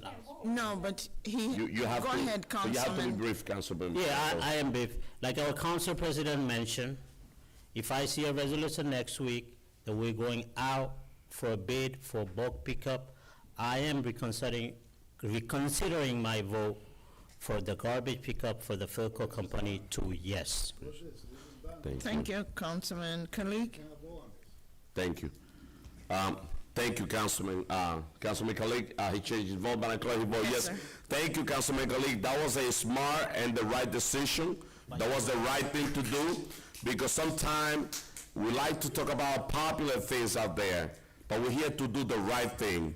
And we all know what happened. We hear Corporation Counsel, he spoke a little bit between the line, if we don't award this contract to Philco, who was the lower and responsible business, and responsible bidder. This is business 101. Now, with that being said, we're supporting this. It's on the record. It's my recommendation to the administration and to Corporation Counsel, Mr. CFO. I need to see a resolution to go out for a bid for the boat pickup on the next workshop. We're gonna have a discussion about that, and we're gonna be voting on the next meeting to correct the boat situation. At the same time, Madam BA, and Corporation Counsel and CFO, Javier, we have to work hard to correct the problem that we have in the city. Council members, council member, please. We have to work hard until we get the company who's going to do the bulk to correct the problem with the garbage that we have and the furniture out there in the community.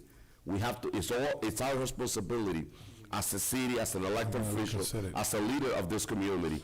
So we need that meeting and we need that resolution for the next workshop. With that being said, my vote is yes, Madam Clerk. Thank you, Mr. President. I want to reconsider, ma'am. Go- No. Yeah, but, okay, I could do it on the next thing. Please, thank you. Council members, now, Let me announce the votes, please. So the votes are 7 yeses, 2 absences. Item number 71 is hereby adopted. thank you. Council members, just a minute, Council member, just a second. Now, let me go over that. We still have second reading and other item on first reading, and also we have item on the non-consent agenda. Can we work together to take care of the non-consent agenda item now from the beginning, which is the number 53. I have a 53, 54, 55. So let's start on 53, Madam Clerk, on that order until we finish the consent agenda. If you want to make any comment, you can make that comment within your vote within the 2 minutes. And that will help us to finish this agenda. Madam Clerk, let's do item 53. Item 53 is a resolution designating the week of August 31st through September 8, 2024 as Dominican Heritage Week, sponsored by Council President Alex Mendez, Councilman Luis Velez, and Councilwoman Maritza Davila, co-sponsored by all remaining members of the council. City Council Resolution 24:5. So moved. Second. Moved by Council President Mendez and Councilwoman Davila, second by Councilman Udine. Mr. President, I move it too. And Councilman Velez moved it too. It was moved by Council President Mendez, Councilwoman Davila, Councilman Velez, and second by Councilman Udine. Roll call, Madam Clerk, on item 53. Roll call on item number 53 for approval. Councilwoman Davila. I'm looking forward to the flag raising on August 31st at 12 o'clock in City Hall, following then the gala on September 5th and the parade on September 8th. My vote is yes. Thank you, Councilwoman Davila. Councilman Udine. Councilman Khalid. Thank you, Madam Clerk. I just want to wish my council colleague, Councilman Velez, a happy anniversary. He's actually rushing to go home. And so everyone, please keep your comments short. Yes. And so we could get out of here as soon as possible. Right, Councilman Velez? Yes. My vote is yes. Thank you, Councilman Khalid. Councilman Udine. My vote is yes, Mr. President. Thank you, Councilman Udine. Councilman Velez. Thank you, Councilman Khalid, for the 2 tickets to Puerto Rico. We leaving tonight. Councilman Khalid, great. Thank you for those tickets. And, I forgot also the hotel that he paid for me tonight. Jesus. Que viva la Dominicanidad, que viva la República Dominicana. God bless the Dominican Republic, and God bless everybody that is joining the Dominican Republic. Let me mention that Dominican Republic have been a good investor in the city of Paterson through their residents that come here. Also, we have a melting pot because the Dominican community call us Paterson, right?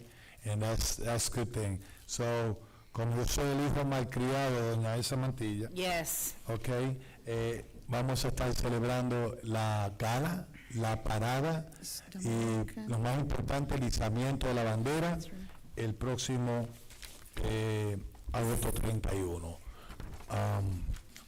I know Mendes going to repeat the same thing I say, but que viva Quiqueya. My vote is yes. Thank you, Councilman Velez. Mr. President. Thank you, Madam Clerk.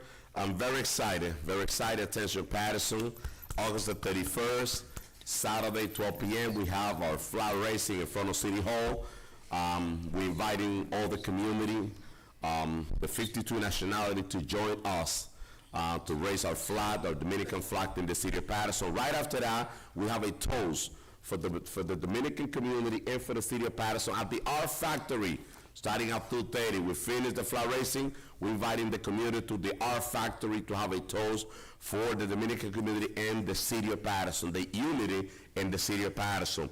Moving forward, September the 5th, the great gala, that amazing gala that I know we're all gonna be there. And September the 8th, one of the biggest parade in the state of New Jersey, or the biggest parade in the state of New Jersey. Please join us like every year. May God bless the Dominican Republic. May God bless the city of Paterson and the president of the Dominican Parade, Ms. Elsa Mantilla, who is doing an outstanding job organizing this event like every year. So I'll see you 31st at the flag raising, and right after 2:30 we have a toast at the R Factory. Que viva Quisqueya la Bella. My vote is yes, Madam Clerk. Thank you, Mr. President. Councilwoman Cotton, we're voting on item 53. What number? Item 53, Dominican Heritage Week. All right, item. my vote is yes, Madam Clerk. Thank you, Councilwoman Cotton. So the votes are 6 yeses, 3 absences. Item number 53 is hereby adopted. Thank you, Madam Clerk. Item 54. Item 54 needs to be amended. It should not be the week of the 17th, it should be the week of the 24th till the 30th. No, we're going to leave it on 17, Councilwoman. There's a reason for it. Okay, council members, I know, Go ahead, just read it. council members. Read it. Okay, item 34, Madam Clerk. Item 54. Item 54. Item 54 is a resolution designating the week of August 17th through 23rd, 2024 as Puerto Rican Heritage Week, sponsored by Council President Alex Mendez, Councilman Luis Velez, Councilwoman Maritza Davila, and Councilman Michael Jackson, co-sponsored by all remaining council members. City Council Resolution 24:519. So moved by Council President Mendez, Councilman Velez, Councilwoman Davila, second by Councilwoman Ruby Cotton. Roll call, Madam Clerk, on item 54. Roll call on item number 54 for adoption. Councilwoman Cotton. Yes. Councilwoman Davila. I'm very proud to be part sponsor designating the week of August 17th through the 23rd as Puerto Rican Heritage Week, as that is my maternal heritage. The reason I requested for it to be changed, the city council municipal function of doing the Puerto Rican flag raising is on Saturday, this Saturday, the 24th, but understanding that Councilman Velez did his national night out, and in addition, gave recognition to certain Puerto Rican pioneers, and he also did, in the Roberto Clemente Park, he also raised the Puerto Rican flag. I'm okay with that. So, with that said, I'm looking forward, to continuing celebrating, because we started celebrating on the 17th with Councilman Velez and the Roberto Clemente Park, but I'll continue my festivities until this Saturday, although, I can't stop being Puerto Rican. That's just my other side. But anyway, with that said, my vote is yes. Thank you. Thank you, Councilwoman Davila. Councilman Kalik. Thank you, Madam Clerk. I hope to see the Puerto Rican parade come back near future soon. My vote is yes, Madam Clerk. Thank you, Councilman Kalik. Councilman Udine? So Paterson is a tapestry of diversity, and we would like to, and every single nationality is living in the city of Paterson plays an important role, and we would like to celebrate every nationality's heritages and cultures, and would like to support this Heritage Week for Puerto Rican community. My vote is yes. Thank you, Councilman Udine. Councilman Velez? So, our original date, raising the flag, was gonna be August 17 at City Hall. That's when we started to celebrate, like every year for the past 52 years, the third week of August. Some discrepancy came forward, but we resolved it. The Puerto Rican flag is gonna be raised in the city pass on the 24th. That's the Puerto Rican flag raising.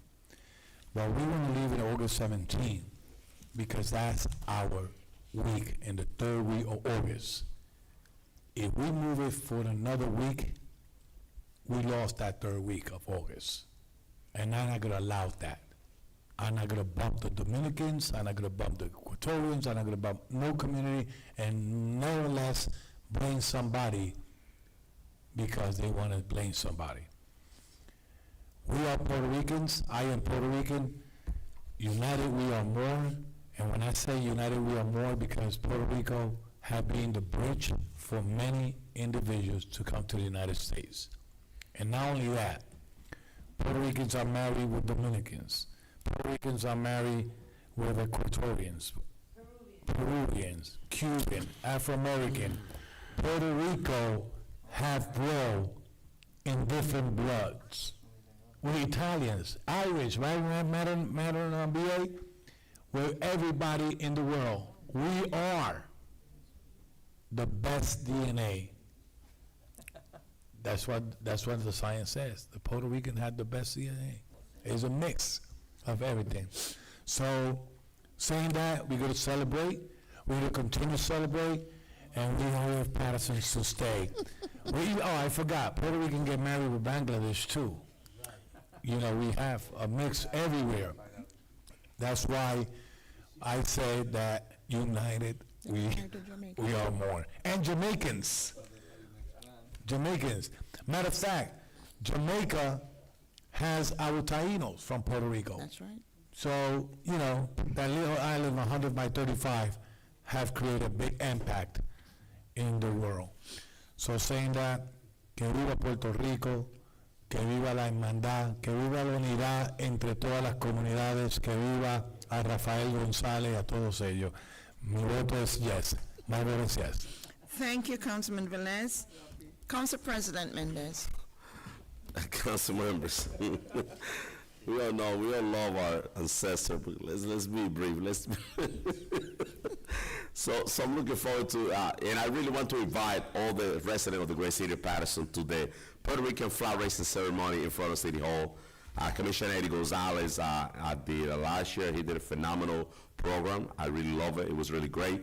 I know they always have something great, so they put something great together every year. So this year at 12 p.m. on the 24th, and Councilwoman David is going to be there as well. We are going to be there celebrating, the flag raising of the Puerto Rican community in the great city of Paterson. So let's be there at 12 o'clock. Let's enjoy this great moment, all united, the city of Paterson. My vote is yes, Madam Clerk. Thank you, Mr. President. The votes are 6 yeses, 3 absences. Item number 54 is hereby adopted. Thank you. Madam Clerk, Council Member, item 55 is the honorary from Councilman Jackson. I don't know if he left, but I will move it.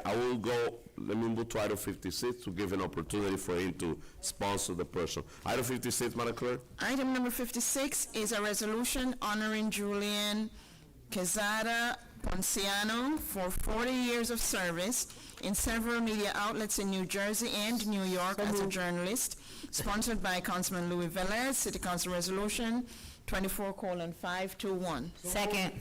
Moved by Councilman Velez, second by Councilwoman Davila. Roll call, Madam Clerk, on item 56. Roll call on item number 56 for approval, Councilwoman Cotton. Thank you, Madam Clerk. Councilman Velez celebrating 40 years of service in a media outlet in New Jersey. Congratulations. Julian? Madam Clerk, 56. my vote is yes. Thank you, Councilwoman Cotton. Councilwoman Davila? Felicidades, Julián Quesada Ponciano, for your 40 years of service in several media outlets, not just one, but several, in New Jersey and in New York as a journalist. As someone who has a degree in journalism and public relations, I definitely, being in that, I just lost my train of thought. Being in that profession, for 40 years means a lot. So, with that said, thank you, Councilman Velez. Congratulations, my vote is yes. Thank you, Councilwoman Davila. Councilman Kalik? Thank you, Councilwoman Davila, for breaking down the resolution. My vote is yes. Thank you, Councilman Kalik. Councilman Udine? My vote is yes, Madam Clerk. Thank you, Councilman Udine. Councilman Velez? Mr. Julian Quesada Ponciano, a good friend from the community, 40 years service dedicated impartially to the community and reporting those, making communication through the journalists, and he doing a tremendous job. Probably you guys don't match the name with the face, probably if you see him, you say, oh, it was you. Señor Julián Quesada, donde quiera que esté, Dios te bendiga, Dios te guarde y sigue trabajando como siempre ha trabajado. Felicidades en todos estos 40 años de servicio, conjunto también con lacosa.com y con otros medios de noticias que tú has trabajado para nuestra ciudad. Dios te bendiga. My vote is yes. Thank you, Councilman Velez. Mr. President? Thank you, Madam Clerk. Definitely, Julian Quesada have done an outstanding job in our community, a well-known person in our community that has been dedicated so many 40 years of service. It's incredible. So congratulations. This is your time, this is your day, and we wish you much success, and may God bless you and continue blessing you with long life. That way you could stay in our community for 40 more years. So once again, congratulations, and the next is going to be Rafael Gonzalez from La Cosa. My vote is yes, Madam Clerk. Thank you, Mr. President. The votes are 6 yeses, 3 absences.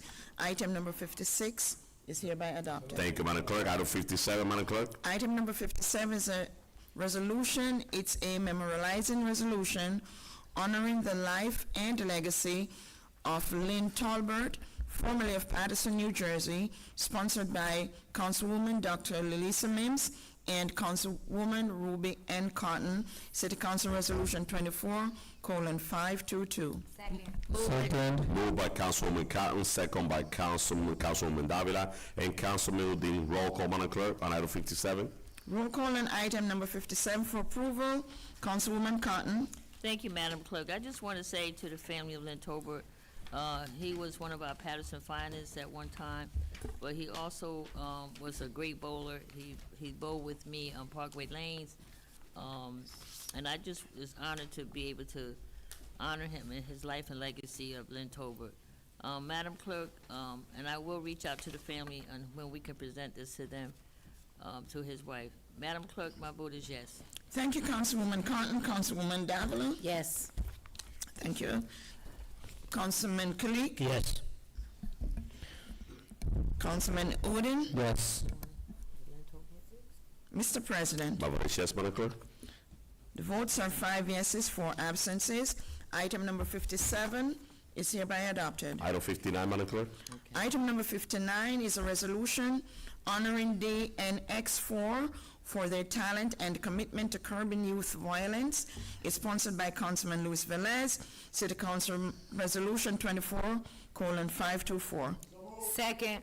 Moved by Councilman Velez, second by Councilwoman Cotton, Councilwoman Davila, and Councilman Udine. Roll call, Madam Clerk, on item 59. Roll call on item number 59 for approval.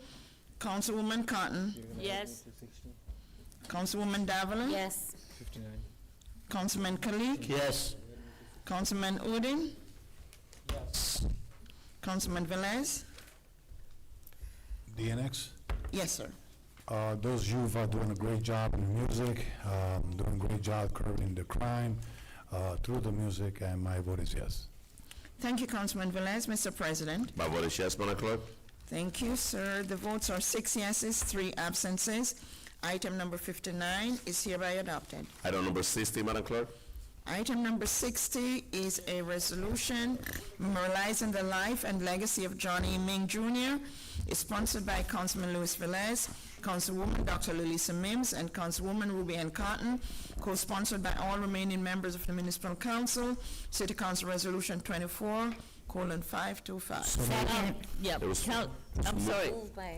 Moved by Councilwoman Ruby Cotton, And Councilman Velez, and second by Councilwoman Davila. And myself. But I want to add Councilwoman Davila, Madam Clerk, to, as a sponsor with me, with Velez and Councilwoman Mims and myself and Okay. Councilwoman Davila. Thank you.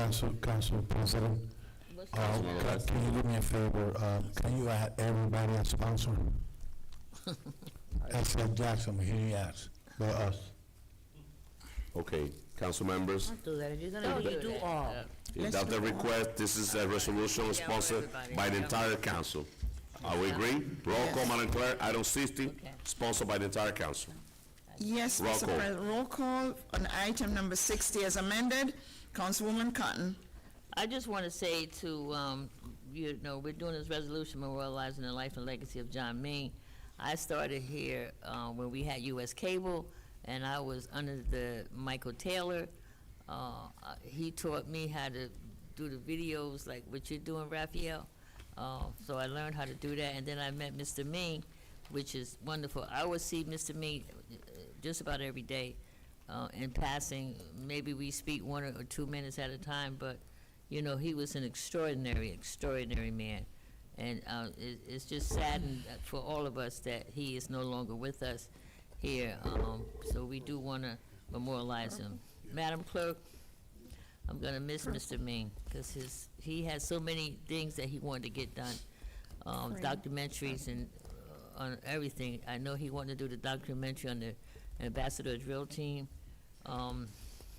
It's still going to come out, some of the things that he would have liked to have gotten done. Madam Clerk, my vote is yes. Thank you, Councilwoman Cotton. Councilwoman Davila. I am so happy that I was able to be part and witness, you know, John E. Ming Jr. get the highest honor that you can receive in the city of Paterson, which was the key to the city. And, you know, thank you for the council members that put this forth, this resolution to memorialize him. He was the kindest man. I don't think I ever saw him upset. And, you know, he would be here with us for many hours. And, you know, I would always look up, you know, when I was council president, because he was always cueing me. And, you know, sometimes my colleagues would go on, and he's like, the tape is done, it's done. But anyway, with that said, you know, I'm happy that, you know, we are, you know, memorializing his life and his legacy, and, you know, to his family, once again, my condolences, in full support. My vote is yes. Thank you, Councilwoman Davila. Councilman Kalik. Thank you, Madam Clerk. I will always remember him by his smile. He always had the smile in his face. I love the picture. you took My there. vote is definitely yes, Madam Clerk. Thank you, Councilman Kalik. Councilman Udine. So, John Ming, he is an extraordinary human being, and we always are thankful toward his services he provided during his lifetime for the city of Paterson. I express my sincere condolences to the family, and we always pray for his departed soul. With that being said, my vote is undoubtedly yes. Thank you, Councilman Udine. Councilman Velez. Mr. John Ming, I know you're up there in heaven. You did a lot for the youth. You did a lot for the people in Paterson, no matter what color they was, no matter what nationality they came from, no matter what flag they carry. Yes. Mr. Ming was my neighbor for many, many, many years. And we visited that basement a lot. His family, deep in our heart, always smiling. Those that know Mr. Ming, his eyes, the way he look, the way he speak, and the way that he used to give advice, it was unique. And those that knew Mr. Ming knew when he was upset. Yes. Knew when he was upset. The difference Mr. Ming getting upset is that he never show it. He never show it. But he's human. He used to get upset. But never show it. And that's a good thing. I could get upset and probably show it more than anybody. But Mr. Ming, to the family, my condolence. That's it. Rest in peace, my brother. That's it. Rest in peace. What I said. I wish I My could word is be yes. there, but I'm not. And she- Thank you, Councilman my son Velez. must be there. Councilman Say Mendez. something. Thank you, Madam Clerk. Councilwoman Mims always say that you have to give flower where you can smell it, and it was a pleasure. I was there when Mr. Min has the highest honor, which was the key to the city, handle it to him. I still remember that smile. He was a phenomenal human being. Always loving everybody. He just loved human people. He just loved people in general. And as my colleague mentioned, I never see him upset. He was always able and ready to work with everybody. When I became councilman at large in 2014, I started working with him. It was a pleasure. It was a pleasure to work with Mr. Min. I want to express my deepest condolences to the family. I couldn't be at the funeral. I was out of state, taking care of business, working on my company. But it was definitely a pleasure to work with Mr. Min. May you rest in power, Mr. Min. And I want to say thank you to the family for sharing him for so many years with us, with the city of Paterson. With that being said, my vote is yes, Madam Clerk. Thank you, Council President Mendez.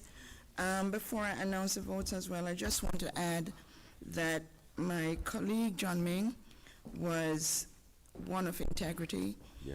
An individual with unimpeachable character, and he's dearly missed.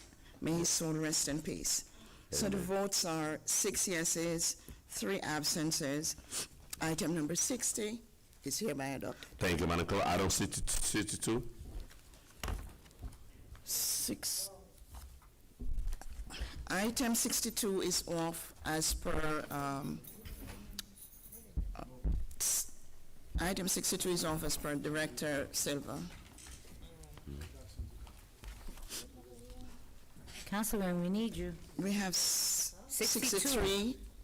62, the amending the 2024 municipal budget. It's off as per Director. I'm sorry. 62. Okay, off, okay, fine. It's a resolution amending the budget. So. Thank you. Let's move item 63, Madam Clerk.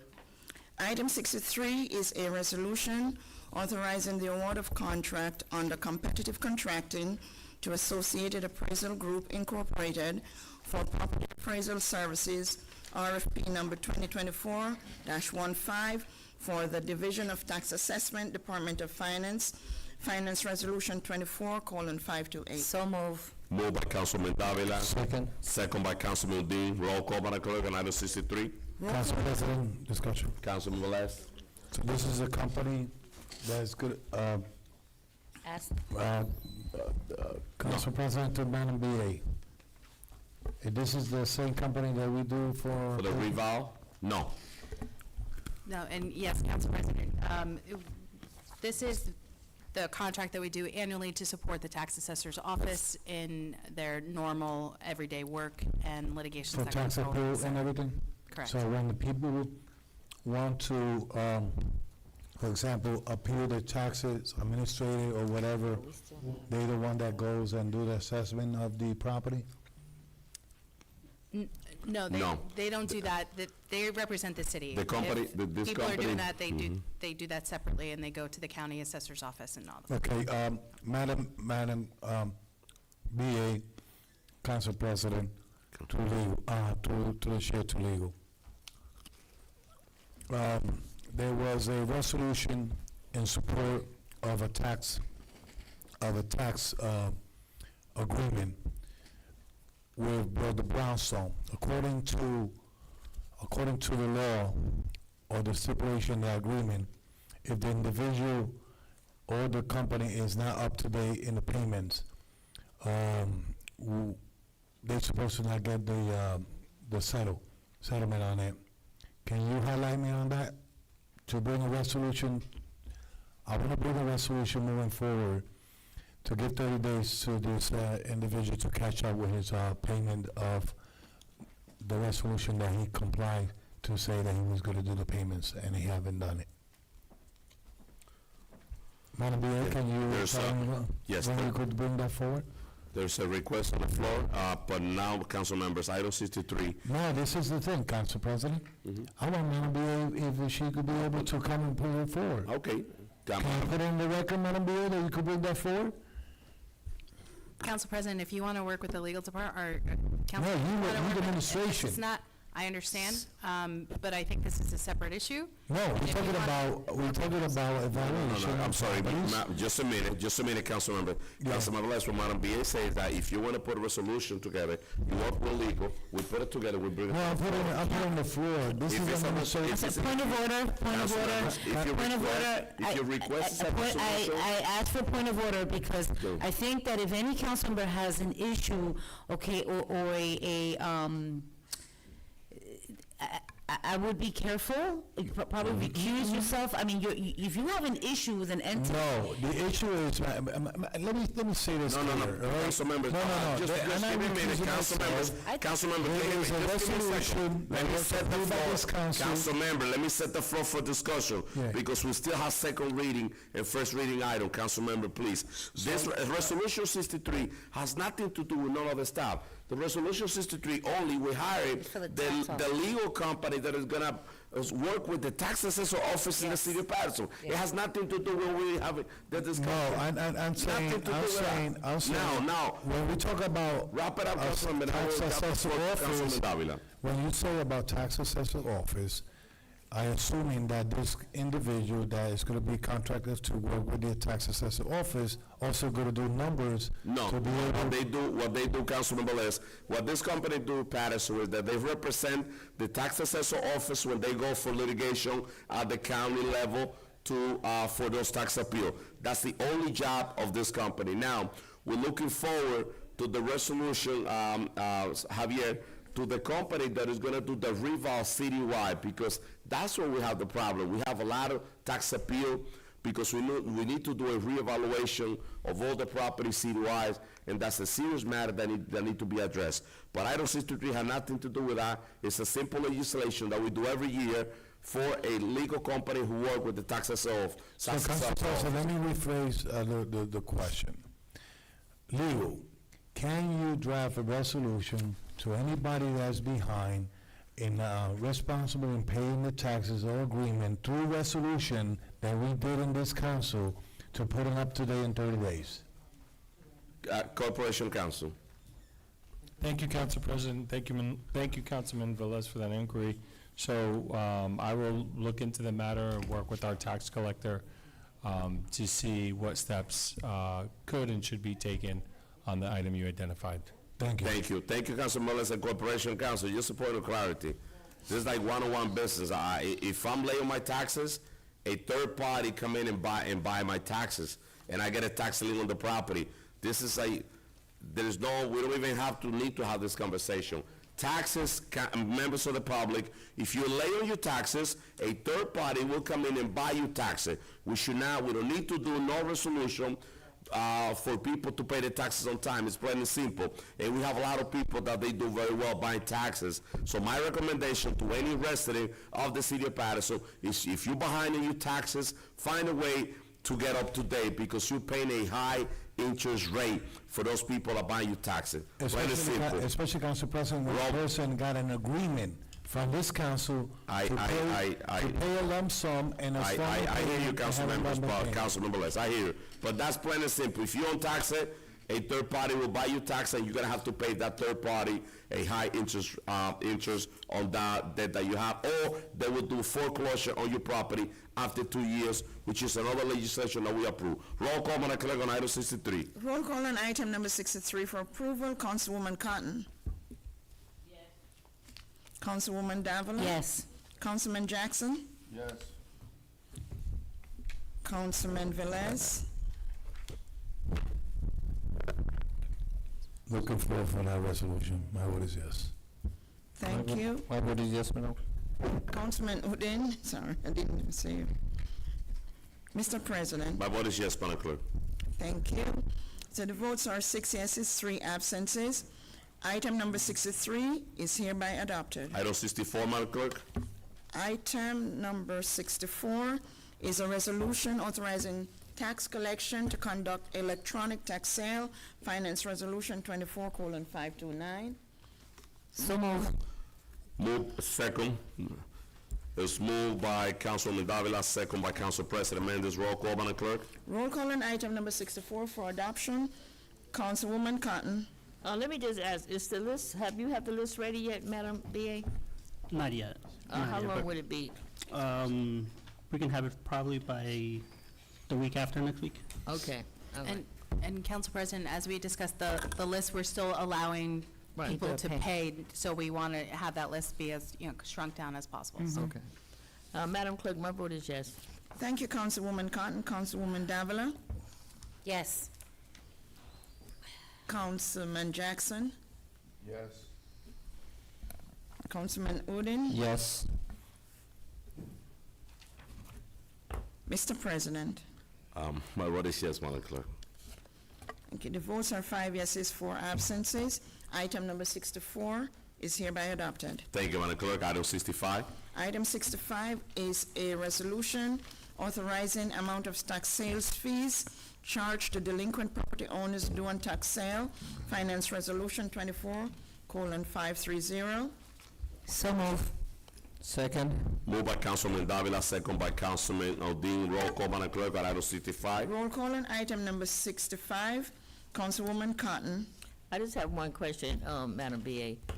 When does the notice go out? Like, a week before, 2 weeks before? Once this passes, the notice goes out probably in 2 weeks. And Or then, yeah. So you're gonna give them like 2 more weeks to pay? No. They get, the tax sale wouldn't be until like November, I believe the 3rd week of November. The 3rd week of Yeah. November? Okay, so they have up until that time? Yes. Okay. My vote is yes. Thank you, Councilwoman Cotton. Councilwoman Davila. Yes. Thank you. Councilman Jackson. Yes. Councilman Udine. Yes. Council President Mendes. My vote is yes, Madam Clerk. Thank you. So the votes are 5 yeses, 4 absences. Item number 65 is hereby adopted. Thank you, Madam Clerk. Item number 55, Madam Clerk. Item number 55 is a resolution honoring the work and integrity of Councilwoman Esther Perez, is sponsored by Councilman Michael Jackson, City Council Resolution 24:520. Second. It was moved by Councilman Jackson, second by Councilwoman Cotton and Councilwoman Davila. Roll call, Madam Clerk, on item 55. Can I be added to this as a co-sponsor? Well, you denied me, Councilman. Madam Clerk, let the record reflect that Councilwoman Davila will be added. in- Councilman, so you denied me, right? As co-sponsor? She will be adding at the resolution as a sponsor or No, he. co-sponsor. As a co-sponsor. As a co-sponsor. Thank you. Roll call, Madam Clerk, on item 55. Roll call on item number 55 for adoption. Councilwoman Cotton. Thank you, Madam Clerk. I just want to say I've known Councilwoman Esther Perez for quite some time. She's an outstanding person, lovely lady. Nice job, Councilman Jackson. Congratulations, Councilwoman Esther Perez, for being honored for your work and integrity that you have done in the community. Madam Clerk, my vote is yes. Thank you, Councilwoman Cotton. Councilwoman Davila. I want to thank Councilman Jackson for adding me, and the reason I asked that, I've known Councilwoman for many, many years through, the school system. She's been an excellent leader. She's Paterson, all right, although she's a councilwoman, and it saddens me to know that, she'll be retiring from the council. She won't be running again. So thank you for putting this, forth. It's so nice that it's being done right during Puerto Rican Heritage Week. She is a proud Boricua, and I just congratulate you. My vote is yes. Thank you, Councilwoman Davila. Councilman Jackson. Thank you, Madam Clerk. Many of us know, the outstanding job she's done as an educator, as well as an elected official. For me, it's more than that. It's about her integrity. It's about her willingness to say, it's not important for me to be elected if, one, I'm not going to be treated properly, and two, if I'm not going to be respected, and if she can't be effective as an elected person. That what stood out the most to me, and I appreciate the level of integrity that she renders and offers to the public, and enough can't be said that she refused to bend when it comes to her integrity, and that speaks volumes. Not the fact that she's Puerto Rican, not the fact that she's Latina, not the fact that she's, well, part of the fact that she's a lifelong Paterson person who's had a great impact on our community, but more importantly, because she's an outstanding person, and her integrity has been unmatched. With that being said, Madam Clerk, my vote is yes. Thank you, Councilman Jackson. Councilman Udine? So Councilman Esther Perez is a public servant by profession and passion. I had an opportunity to work with her in 2011 at school number 5, and I know how hardworking she is. And again, I absolutely honored for the opportunity to get a chance to work closely with her and more than 10 years ago. And we still are good friends, and she is a good mentor. Even before I went to the election, she sat down with me, educating me on many things, and she calls me and educate me on many things that she thinks she needs to share with me. So I always respect that and value that conversation. She always does. And again, my vote is yes to this item, Madam Clerk. Thank you, Councilman Udine. Mr. President. My vote is yes, Madam Clerk. Thank you, Mr. President. The votes are 5 yeses, 4 absences. Item number 55 is hereby adopted. Thank you, Madam Clerk. Second reading, Madam Clerk. Let's do item 1 and 2. Item 67, we have We're missing 67. Yes, item 67. My apologies, Madam Clerk. That's the last one That's on the the last, non-consent agenda. yes, sir. Yes.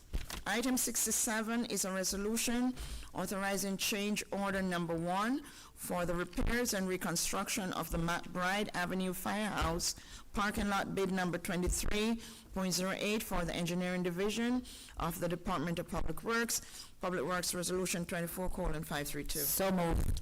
Second. Moved by Councilman Davila, second by Councilman Dean. Roll call, Madam Clerk. Discussion, Councilman Jackson. How much is the bid? The change? The change order? $4,000. 66.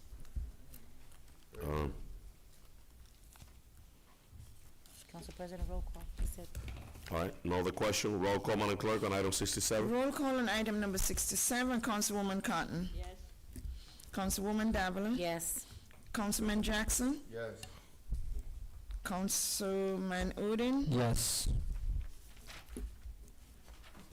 Mr. President, My vote is yes, Madam Clerk. the votes are 5 yeses, 4 absences. Item number 67 is hereby adopted. Thank you, Madam Clerk. Let's do item on second reading 1 and 2 together, all handicap establishment, Madam Clerk. Okay. 1, 2. On second reading, there's only 2.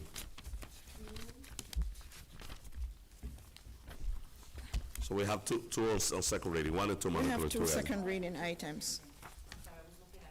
No problem. So, item number 1, first is a second reading ordinance. Public hearing is required. It's an ordinance establishing handicap parking spaces at various locations on county roads.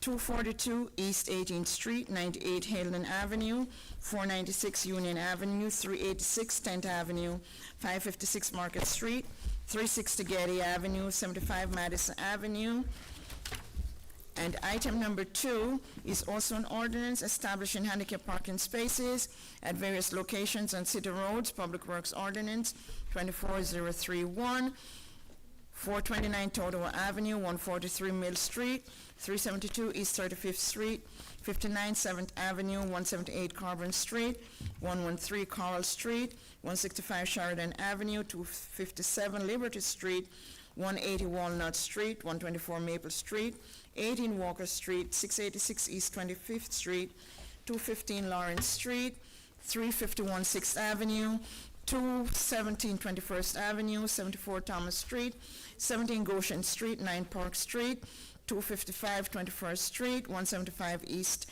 31st Street, 453 East 26th Street, 420 East 26th Street, 366 9th Avenue, 129 Rosa Parks Boulevard, 4 Jane Street, 82 Paterson Avenue, 41 Arlington Avenue, 15 18th Avenue, 664 East 22nd Street, 18 Barnett Place, 71 East 22nd Street, 65 Plum Street, 115 Maple Street, 360-370 17th Avenue, 453 River Street, 3 Garrison Street, 58 17th Avenue, 61 Martin Street, 213 Fifth Avenue, 132 Jasper Street, 136 Butler Street, 1080 East 24th Street, 36 East 20th Street, 265 East 21st Street, 818 East 22nd Street, 128 East 21st Street, 335 15th Avenue, 584 East 27th Street, 572 East 25th Street, 388 East 34th Street, 449 East 31st Street, 480 Park Avenue, 425 Park Avenue, 61 Henderson Street, 25 Rockland Street, 20 Sheridan Avenue, 29 Sheridan Avenue, 22 Belmont Avenue, 151 Fair Street, 235 Rosa Parks Boulevard, 156 East 17th Street, 35 Sassafras Street, 136 Knickerbocker Avenue, 56 Potomac Avenue, 107 Madison Street, 123 Madison Street, 355 Summer Street, 449 East 21st Street, 143 22nd Avenue, 374 15th Avenue, 582 East 25th Street, 660 East 28th Street, 272 Hamilton Avenue, 125 Carl Street, 531 11th Avenue, 299 East 31st Street, 487 East 29th Street, 36 Ryerson Avenue, 123 Genesee Avenue, 167 Sheridan Avenue, 171 8th Avenue, 288 Rosa Parks Avenue, Rosa Parks Boulevard, 172-174 Carroll Street, and 262 Harrison Street. Moved by Councilman Udine, second by Councilwoman Davila. Roll call. Members of the public, our public hearing is now open for item number 1 and 2 on second reading. Seeing none, move to close. Seeing none, move to close by Councilwoman Davila and second by Councilman Udine. Roll call to close the public hearing on item 1 and 2, Madam Clerk. Roll call to close the public hearing on items 1 and 2. Councilwoman Cotton. Yes. Councilwoman Davila. I know that we're closing, but this is for the public, these second reading ordinances establishing these handicap parking spaces. Please be aware and just know that they go through a process through their medical doctors, through the state, and they get their handicap designation, and then they come to the city and they put in their paperwork and they're vetted. So we heard a lot of establishing handicap parking spaces. So I want to make sure that the administration, Madam BA, that the administration, all right, is making sure that we're establishing all of these, but that they need to be going back and, making sure that the ones that move out or whatever are removed. So with that said, closing the public hearing on these 2 second reading ordinances, my vote is yes. Thank you, Councilwoman Davila. Councilman Jackson. Yes. Councilman Udine. So, it is a concern in our city that there, in some street, I would say, especially in the second ward, there are some street there is no space without handicap parking. And I understand it's a state statute, we cannot really do much, but I would urge our residents that if you do not need, please do not request one. And if you do not use one, please reach out to the DPW department and inform that you are not using it or someone is not living in that particular address. So again, this is, parking issues every single corner of the city of Paterson, and we are finding a way to alleviate this situation. My vote is yes, Madam Clerk. Thank you, Councilman Udine. Council President. Thank you, Madam Clerk. It's, this list is alarming. It's over 60, close to 70, handicap parking space to be added. I understand that they go through a process, and through the Disability Act, we should not, stop people from requesting. They have the right. But I would like to encourage public work to look at those areas that are not being utilized properly, to retain, to bring those areas back to the general public. Parking is extremely limited. If you have the privilege to have a handicap, I would encourage you to use it correctly. If you're using your handicap to, save space for other inspectors, they are there. And I would like to encourage public work to enforce the law, because that's a privilege, and parking is extremely limited, and we have over close to 70 spots. My vote is yes on the closing of the public hearing on this matter. Thank you, Council President. The votes are 5 yeses, 4 absences. Public hearing on items number 1 and 2 is hereby closed. Roll call, Madam Clerk, on item 1 and 2. Roll call on items number 1 and 2 for approval. Councilwoman Cotton. I know, it says, they're not new. Establishment is not new. Where it says renewal?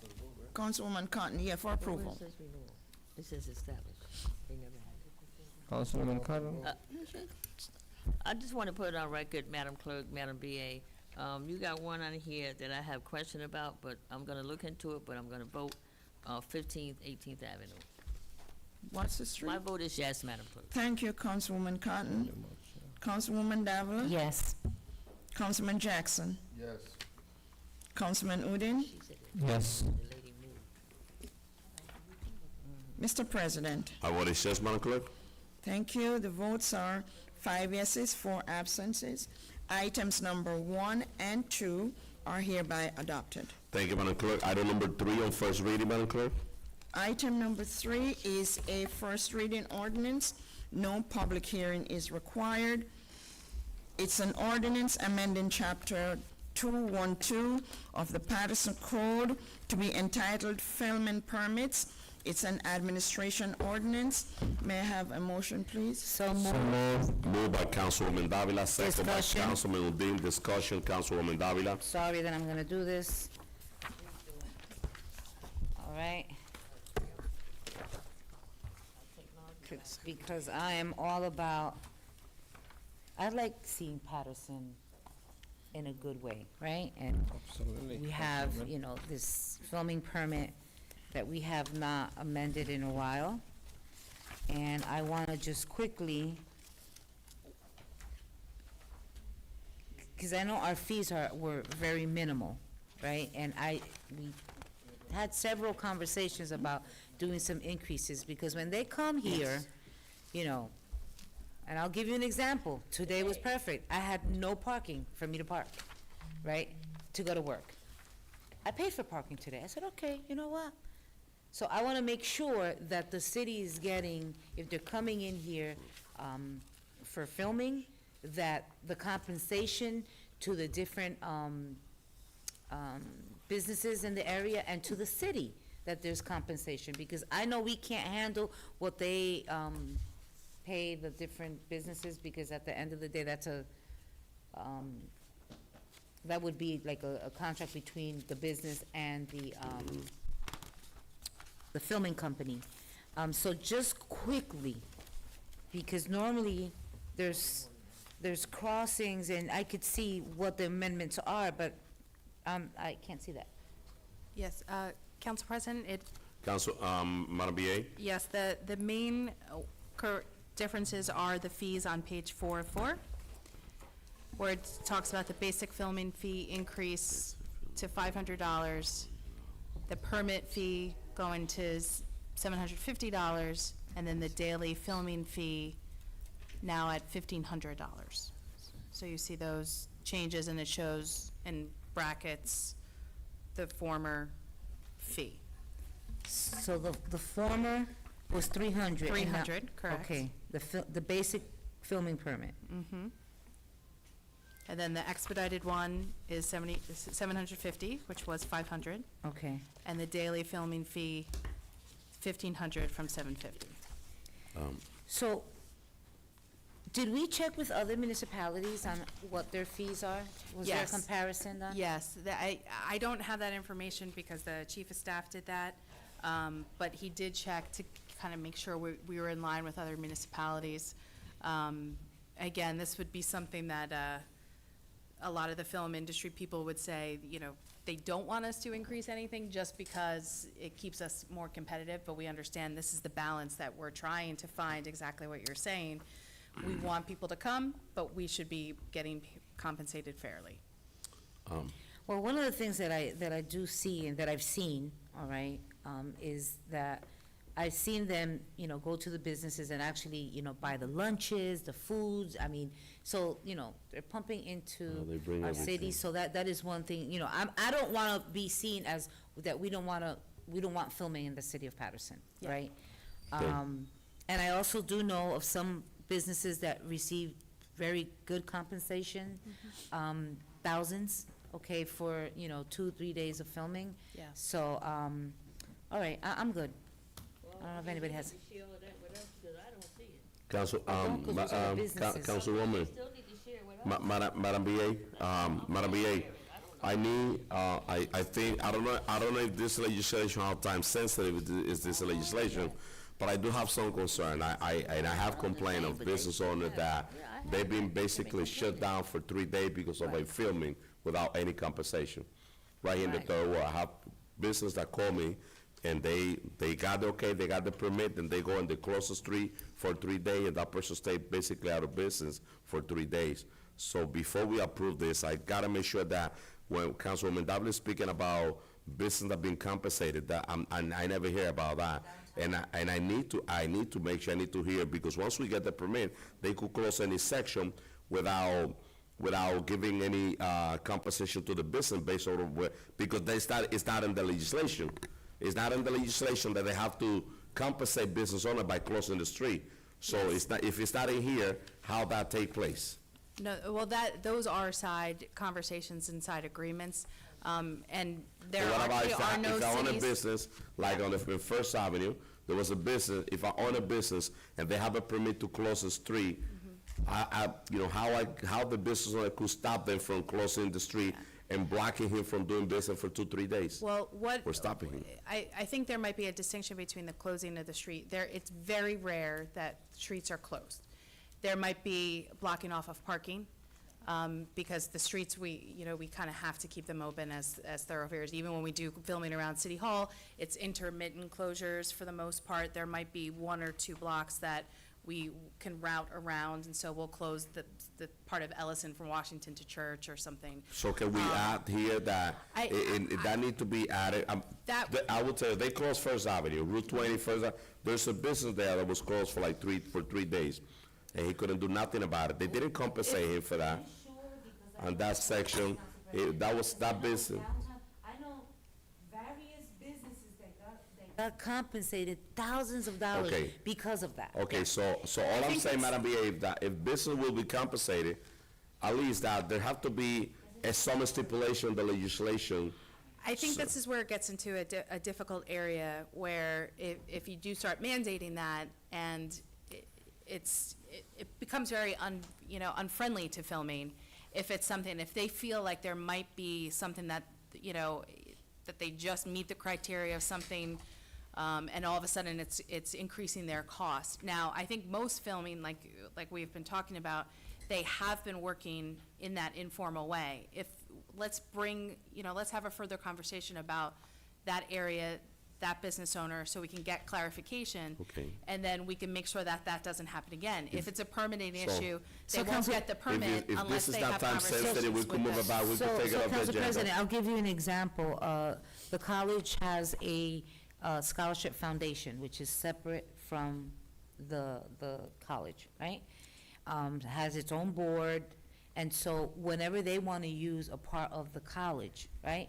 Or they want to film inside of Hamilton Club, which is basically, they'll compensate. That deal is drawn out with But that's a Corporation Council. private entity. Well, we're not private. I mean, that's a college, I We're mean. public, all no, I'm- no, but we're It's a public. different, it's a, No, but what I want to say is that they compensate, so they'll say, all right, per day, you will receive this amount, and that goes into that scholarship fund, because it doesn't go into the budget. listen, I understand, if this is not time sensitive, we should go back to workshop and have the deep discussion about All this. right, that's So fine. let's move it on. Madam Clerk, let's take number 3 of the agenda until we have further conversation. Yes. So, Council President. Councilman Jackson. Just to add on to that, it's disappointing that the items that was considered to actually target what the results of this legislation would be excluded. How do we not have the information pertinent to these other municipalities that's being mirrored, if you would? So, I mean, this is gonna be brought back.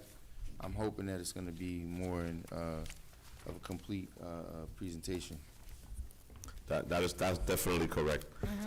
Council President, if I may. Councilman Cotton. Thank you. I know they had the filming, today downtown, and, they made it very difficult, especially for our technology guys, which they didn't want them to come by City Hall to pick up boxes and to deliver boxes and all of that. So I think that, to me, $500 a day, I hear when I go downtown, you know, a lot of those businesses are not getting compensated. So, we need to know who is getting compensated, because they had like blocks today that you couldn't park, like blocks. Thank you. Like blocks. And It wasn't Councilwoman, two blocks. they bring the restaurant, they bring their Right. kitchen, they don't spend any money in our community. They have the whole trailer, Councilwoman, but that's another story. We'll have Thank that you. on the Right, workshop. yeah. Let's move to item number 5 on first reading, Madam Clerk. Yes, Mr. President. Item number 5 is capital ordinance providing for various sewer utility improvements by and in the city of Paterson, the county of Passaic, state of New Jersey, and appropriating $3,600,000, therefore, from grant proceeds received pursuant to the Federal American Rescue Plan to pay the cost thereof. It's a finance first reading ordinance. So moved.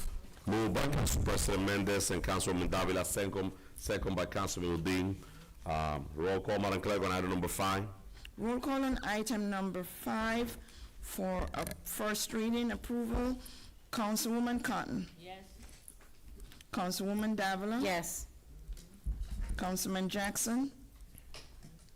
This is an example of how the community who was heavily impacted by COVID sees little to no return on this, what it was meant for. You know, now at the last minute, you're going to see a lot of these COVID expenditures because they're running to expend the money before it goes back, and it's going to be interesting to see. Madam Clerk, my vote is no. Thank you, Councilman Jackson. Councilman Udine. Yes, Madam Clerk. Mr. President. Thank you, Madam Clerk. You know, our sewer is one of the biggest challenges that we have in the city of Paterson. With a little bit of rain, we have most of us, the street in the city of Paterson flooding. Madam B, I've been very vocal about the situation on 18th Avenue. For many years, we've been going through such a difficult time. Every time it rains, 18th Avenue gets flooded.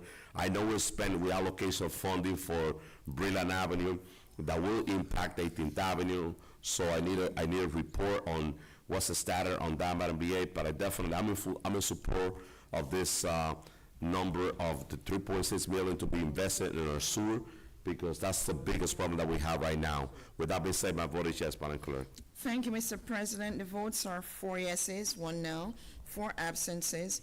Item number 5 is hereby approved on first reading Public hearing and second reading will be at the regular meeting of September 17th. Item number 6, Madam Clerk. Item number 6 is a first reading ordinance. No public hearing is required. It's for capital ordinance providing for improvements to various broadways in and for the city of Paterson in the county of Passaic, state of New Jersey, appropriating $820,040, therefore, from grant proceeds received pursuant to New Jersey Department of Transportation's fiscal year 2023 municipal and program to pay for the cost thereof. It's a finance ordinance. It was moved by Councilwoman Davila, second by Councilman Udine. Discussion, is this? Discussion, Councilwoman Is this, Cotton. I'm sorry, Madam B.A., is this, oh, I'm looking at the wrong thing, it's roadway, not Broadway. Roadway, right? Yes, it's various roadways. The title roadways. was Okay, incorrect I on see the it now. agenda. Correct. This is the annual NJDOT grant. Okay, right. We take it in through a bond ordinance, and then we're able to expend it. Is this the transportation, piece that they just started back again? This is the 2023 municipal aid program, so this is for Type of Carlisle, roadways. North Fifth, and East 37th Street. Okay, all right. Okay. Thank you, Madam Clerk. Thank you, Madam B.A. Thank you, Councilwoman. Roll call, Madam Clerk, on item number 6. Roll call on item number 6, Councilwoman Cotton, Yes. Councilwoman Davila. Yes. Councilman Jackson, Yes. Councilman Udine. Yes. Mr. President, My vote is yes, Madam Clerk. thank you. The votes are 5 yeses, 4 absences. Item number 6 is adopted on first reading. Public hearing and second reading will be at the regular meeting of September 17, 2024. Thank you, Madam Clerk. Motion to adjourn. So move. Second. Moved by Councilwoman Davila and second by Councilman Udine. So what about Roll call. item number 8? To close? Sorry, Council, but we have 2 items, items number 8 and 9, Oh, yes, true. Wait a minute. for Two more- repealing two more to left. handicap, Repealing. 8 and Number 9. 8 and 9, handicap, Madam Clerk. 9, yes. we have Okay. 2 ordinances to repeal handicap To parking repeal spaces and handicap? counter Oh, the roads. repealing? Or 8 and 9, okay. Yes, sir. So, yes, my apologies. Let's do 8 and 9 together. Yes, I. Yes, sir. These are the Yeah, most they're important ones. repealing. Item number 8 is a first reading ordinance, no public hearing is required. It's ordinance repealing establishment of handicap parking spaces on county roads, 714 East 18th Street, 696 Broadway, 52 Lafayette Street, 410 Madison Avenue, 315 Madison Avenue, 68 Belmont Avenue, 155 Hayden Avenue, 245 Totowa Avenue. Item number 9 is also a first reading ordinance repealing establishment of handicap parking spaces and at various locations. 814 East 22nd Street, 180 Walnut Street, 67 Montclair Avenue, 404 East 30th Street, 420 East 26th Street, 7 Mercer Street, 698 East 28th Street, 17 Pennington Street, 351 Totowa Avenue, 96 Lyon Street, 94 Bloomfield Avenue, 163 Sheridan Avenue, 124 Madison Street, 239 19th Avenue, 869 East 24th Street, 144 North 9th Street, 19 Queen Street, 656 East 24th Street, 217 Paterson Avenue, 398 Sussex Street, 144 Liberty Street, 10 Cortlandt Street, 208 Kearney Street, 132 Jasper Street, 114 Beach Street, 833 East 19th Street, 360 17th Avenue, 638 20th Avenue, 362 17th Avenue, 287 East 27th Street, 18 North York Street, 46 17th Avenue, 650 East 25th Street, 9 Park Street, 814 East 19th Street, 25-27 Cliff Street, 120 East 27th Street, 173-185 Sherman Avenue, 73 22nd Avenue, 927 East 27th Street, 126 16th Avenue, and 185 Rosa Parks Boulevard. Second. It was moved by Councilman Davila, second by Councilwoman Cotton. Roll call, Madam Clerk, on item 8 and 9. Roll to call repeal on handicap. items 8 and 9 for first reading. Councilwoman Cotton. Thank you, Madam Clerk. This is ordinance repealing, and I looked at the addresses, and I know for sure 3 of them have moved, so I'm glad that our guys are staying on top of this. Madam Clerk, my vote is yes. Thank you, Councilwoman Cotton. Councilwoman Davila. Let the record reflect 89 are repealing handicap signs. My vote is yes. Thank you, Councilwoman Davila. Councilman Jackson. Yes. Thank you, Councilman Jackson. Councilman Udine. Yes. Thank you, Councilman Udine. Council President Mendez. Thank you, Madam Clerk. 27 item, 27 spot repealed. Those 27 spots, they will be back to the general public to use it. So once again, if you see any handicap that is not being utilized properly, call the Department of Public Works, call your council members, call the city, because we don't have parking space in our community. My vote is yes, Madam Clerk. Thank you, Mr. President. The votes are 5 yeses, 4 absences. Item number 9 is adopted on first reading. Public hearing and second reading will be at the regular meeting of September 17th, 2024. Thank you, Madam Clerk. We now conclude our agenda. Move to close by Councilwoman Davila, second by Council President Mendez. Roll call, Madam Clerk. Yes, Mr. President. Roll call to adjourn the Municipal Council regular meeting of August 20th. Councilwoman Cotton. Thank you, Madam Clerk. I just have a few announcements I want to make. First, I want to say congratulations to Mona Freeman, who is the sister to Commissioner Valerie Freeman, who played in Las Vegas this past weekend, and she played in the APA, it's called the APA Pool Tournament out in Vegas, and her team came in 3rd place from the state. I want to say congratulations, Mona Freeman, for shooting pool in Las Vegas and representing Paterson, because you are a Pattersonian. Also, I want to announce that we will be having our grand opening on Barber Park on September 3rd with the mayor and our Barber Park committee. We're also going to be doing our National Night Out on September 7th. We're going to do a grand opening of Barber Park, which will be done on September 7th. Also, I want to say to Madam BA, if you can, I need to know the breakdown of the funds for Barber Park, especially the playground that was not brought in like it should have been, and how much money that was. If you could get that to me, that would be appreciated. I want to know, because we did not get the playground equipment. Also, I wanted to put on record too about getting the stage that should have been in the specs. Also, I want to say congratulations to Shana Mandria, who will be opening a business in the 4th Ward.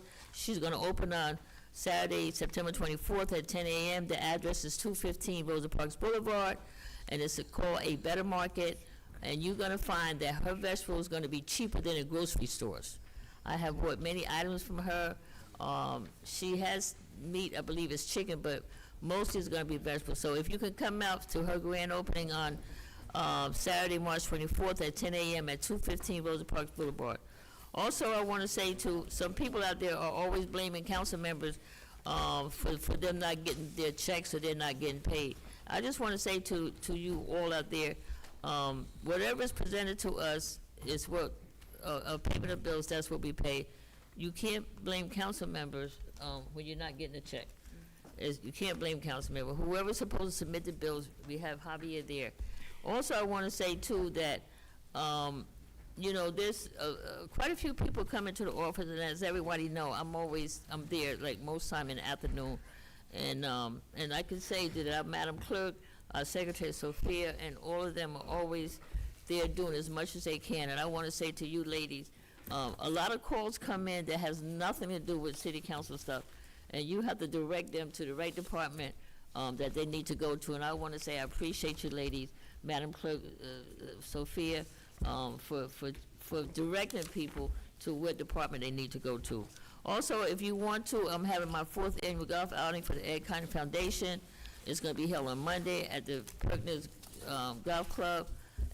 Also, I've been blessed to have someone to come in, and if you have not played golf, you really need to come out and try, because if you get a hole-in-one, you can win $10,000. So if you haven't signed up yet, please do. And that's Monday, August 26th at shotgun is at 12 o'clock, and we start registering at 10 o'clock.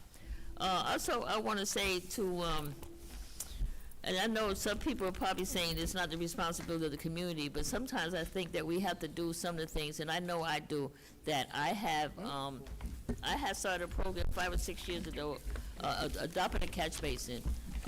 With the rain that came down again today, this week, you can clearly see that we need to do our best as a community to keep our catch basin clean. And so if you would like to join back with, she was part of it, Martha, with adopting a catch basin, I think that we need to try to bring that program back together. I want to say tomorrow at Buckley Park Explorers, with our police department is going to be doing a food giveaway at Buckley Park. Is going to be starting at 10 o'clock. Goya too, right? And then Goya's going to be there too to give away food. I want to say to the 3 community groups in my ward, for the 4th ward, we had 3 book bag giveaways in the 4th ward on Saturday. I want to say to Historic Calvary Baptist Church. They had a wonderful book bag giveaway with the bouncy houses, with the food, with entertainment. So once again, also Creech Temple on Hamilton Avenue with Reverend Moses McKenzie. They did a book bag giveaway. I want to say the community does do a lot of things, and we need to say thank you to those community people, to those churches that do this. I want to say also Jeffrey Robinson of Jay's Car Wash did an excellent book bag giveaway, and he had excellent food. He's known for frying his fish. Oh, what they doing? Well, look, I ain't said nothing. Nobody don't say nothing. I ain't never said nothing to nobody when they talking. Councilwoman, do not say nothing. Anyhow, I want to say congratulations to the 3 organizations that did boot bag giveaway in the 4th ward: Calvary Baptist Church with Reverend Lasser and Reverend Will, Creech Temple with Reverend Moses McKenzie, and of course Jeffrey Robinson of Jay's Car Wash. I just also want to say to everyone out there, I had something else, but I don't know where I put it. But there's so much. There's so many activities. Oh, today I went to. At South Paterson at the library. They had a class there, community policing. Councilman Dabbler was there with me, and they are teaching the kids how to be chefs. So there are so many activities going on. Only thing we need you to do is please, if you see something, just enroll your child into some of these programs. Councilwoman, please wrap it up. Hey, don't say nothing. Just enroll your children. There's so many activities going on. Out there. So those are the 2 things that I need you to do, Madam Clerk, for me. You said what? I love you too. But y'all can talk all night long. And nobody don't say one word. I don't say one word. Councilwoman did like and I just want to Councilwoman. say, please, all the events that I said to you tonight, please come out, support some of the organizations that's here. And once again, I want to say, Madam Clerk, Sophia, I appreciate you. Thank you for all what you do, because I see how you in the office every day. Putting these things together. And to my technology guy, I appreciate you. Look at you. You got to break this room down. God bless you guys. I love you guys because you do a lot of work. Madam BA Corporation Counsel Javier, have a good night. And of course, our court reporter, minute taker, Amelina. Thank you. Everyone have a good night. God bless you. Anything I say, you can always call me at the office. I'm always there. Thank you. God bless you all. Have a good night, 4th Ward, entire city of Paterson. Good night. My vote is? Oh, my vote is yes, Madam Clerk. Thank you, Councilwoman Cotton. Councilwoman Dabbler. So since Councilwoman took 10 minutes and not making all the announcements, Right. I won't, but I will congratulate Shayna Mandridge, Yeah, right? And how great that she's going to the 4th ward. Yep. Sometimes when someone says no to you, what it means is next opportunity. Yep. So I'm very happy, for her, for Commissioner Freeman's sister as Yep. well, to come 3rd at the state level. I mean, that's awesome. Yep. So the last thing I will say before I say goodnight, Madam Clerk, Sophia, to everyone here, thank you for all that you do. I know that it's hard. But lastly, I'll say this, that I expect to see all my council colleagues at the Saturday's Puerto Rican flag raising. It is my understanding that it starts at 11, not 12. So let's just confirm that, with, if we can please confirm that it's 11 and not 12, all right? Good night, Paterson. My vote is yes. Thank you, Councilwoman Dabbler. Councilman Jackson. Thank you, Madam Clerk. The only concern that I have is Councilwoman Cotton, you forgot to mention what's the status with your nominee for the Paterson Housing Authority. That's been lingering for quite some time. Sure, you can continue back on. I yield the rest of my time to you. Madam Clerk, my vote is yes. Thank you, Councilman Jackson. Councilman Udine? Again, thank you, Paterson. Thank you those who attended today and watching us live until now. I thank you all, and I thank our staffs for these meeting to be telecasted. I'm expecting that next workshop session will be televised. And with that being said, my vote is yes to close the public portion. Thank you, Councilman Udine. Mr. President? Thank you, Madam Clerk. I will not take 10 minutes, you know, so, but you know what, let me take this moment to thank our Paterson Police Department. Every meeting they're here with us. We have a lot of new police officers in the city of Paterson.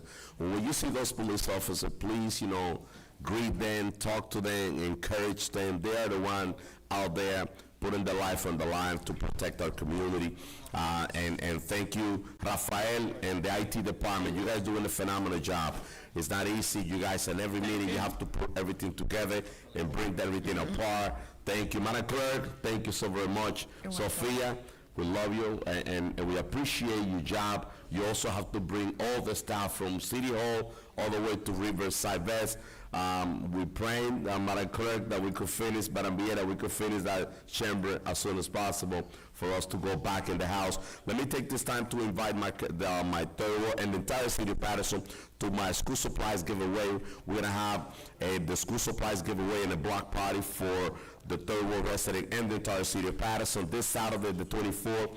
2 p.m. to 6 p.m. at the Amistad Park, Brilliant and 19th Avenue.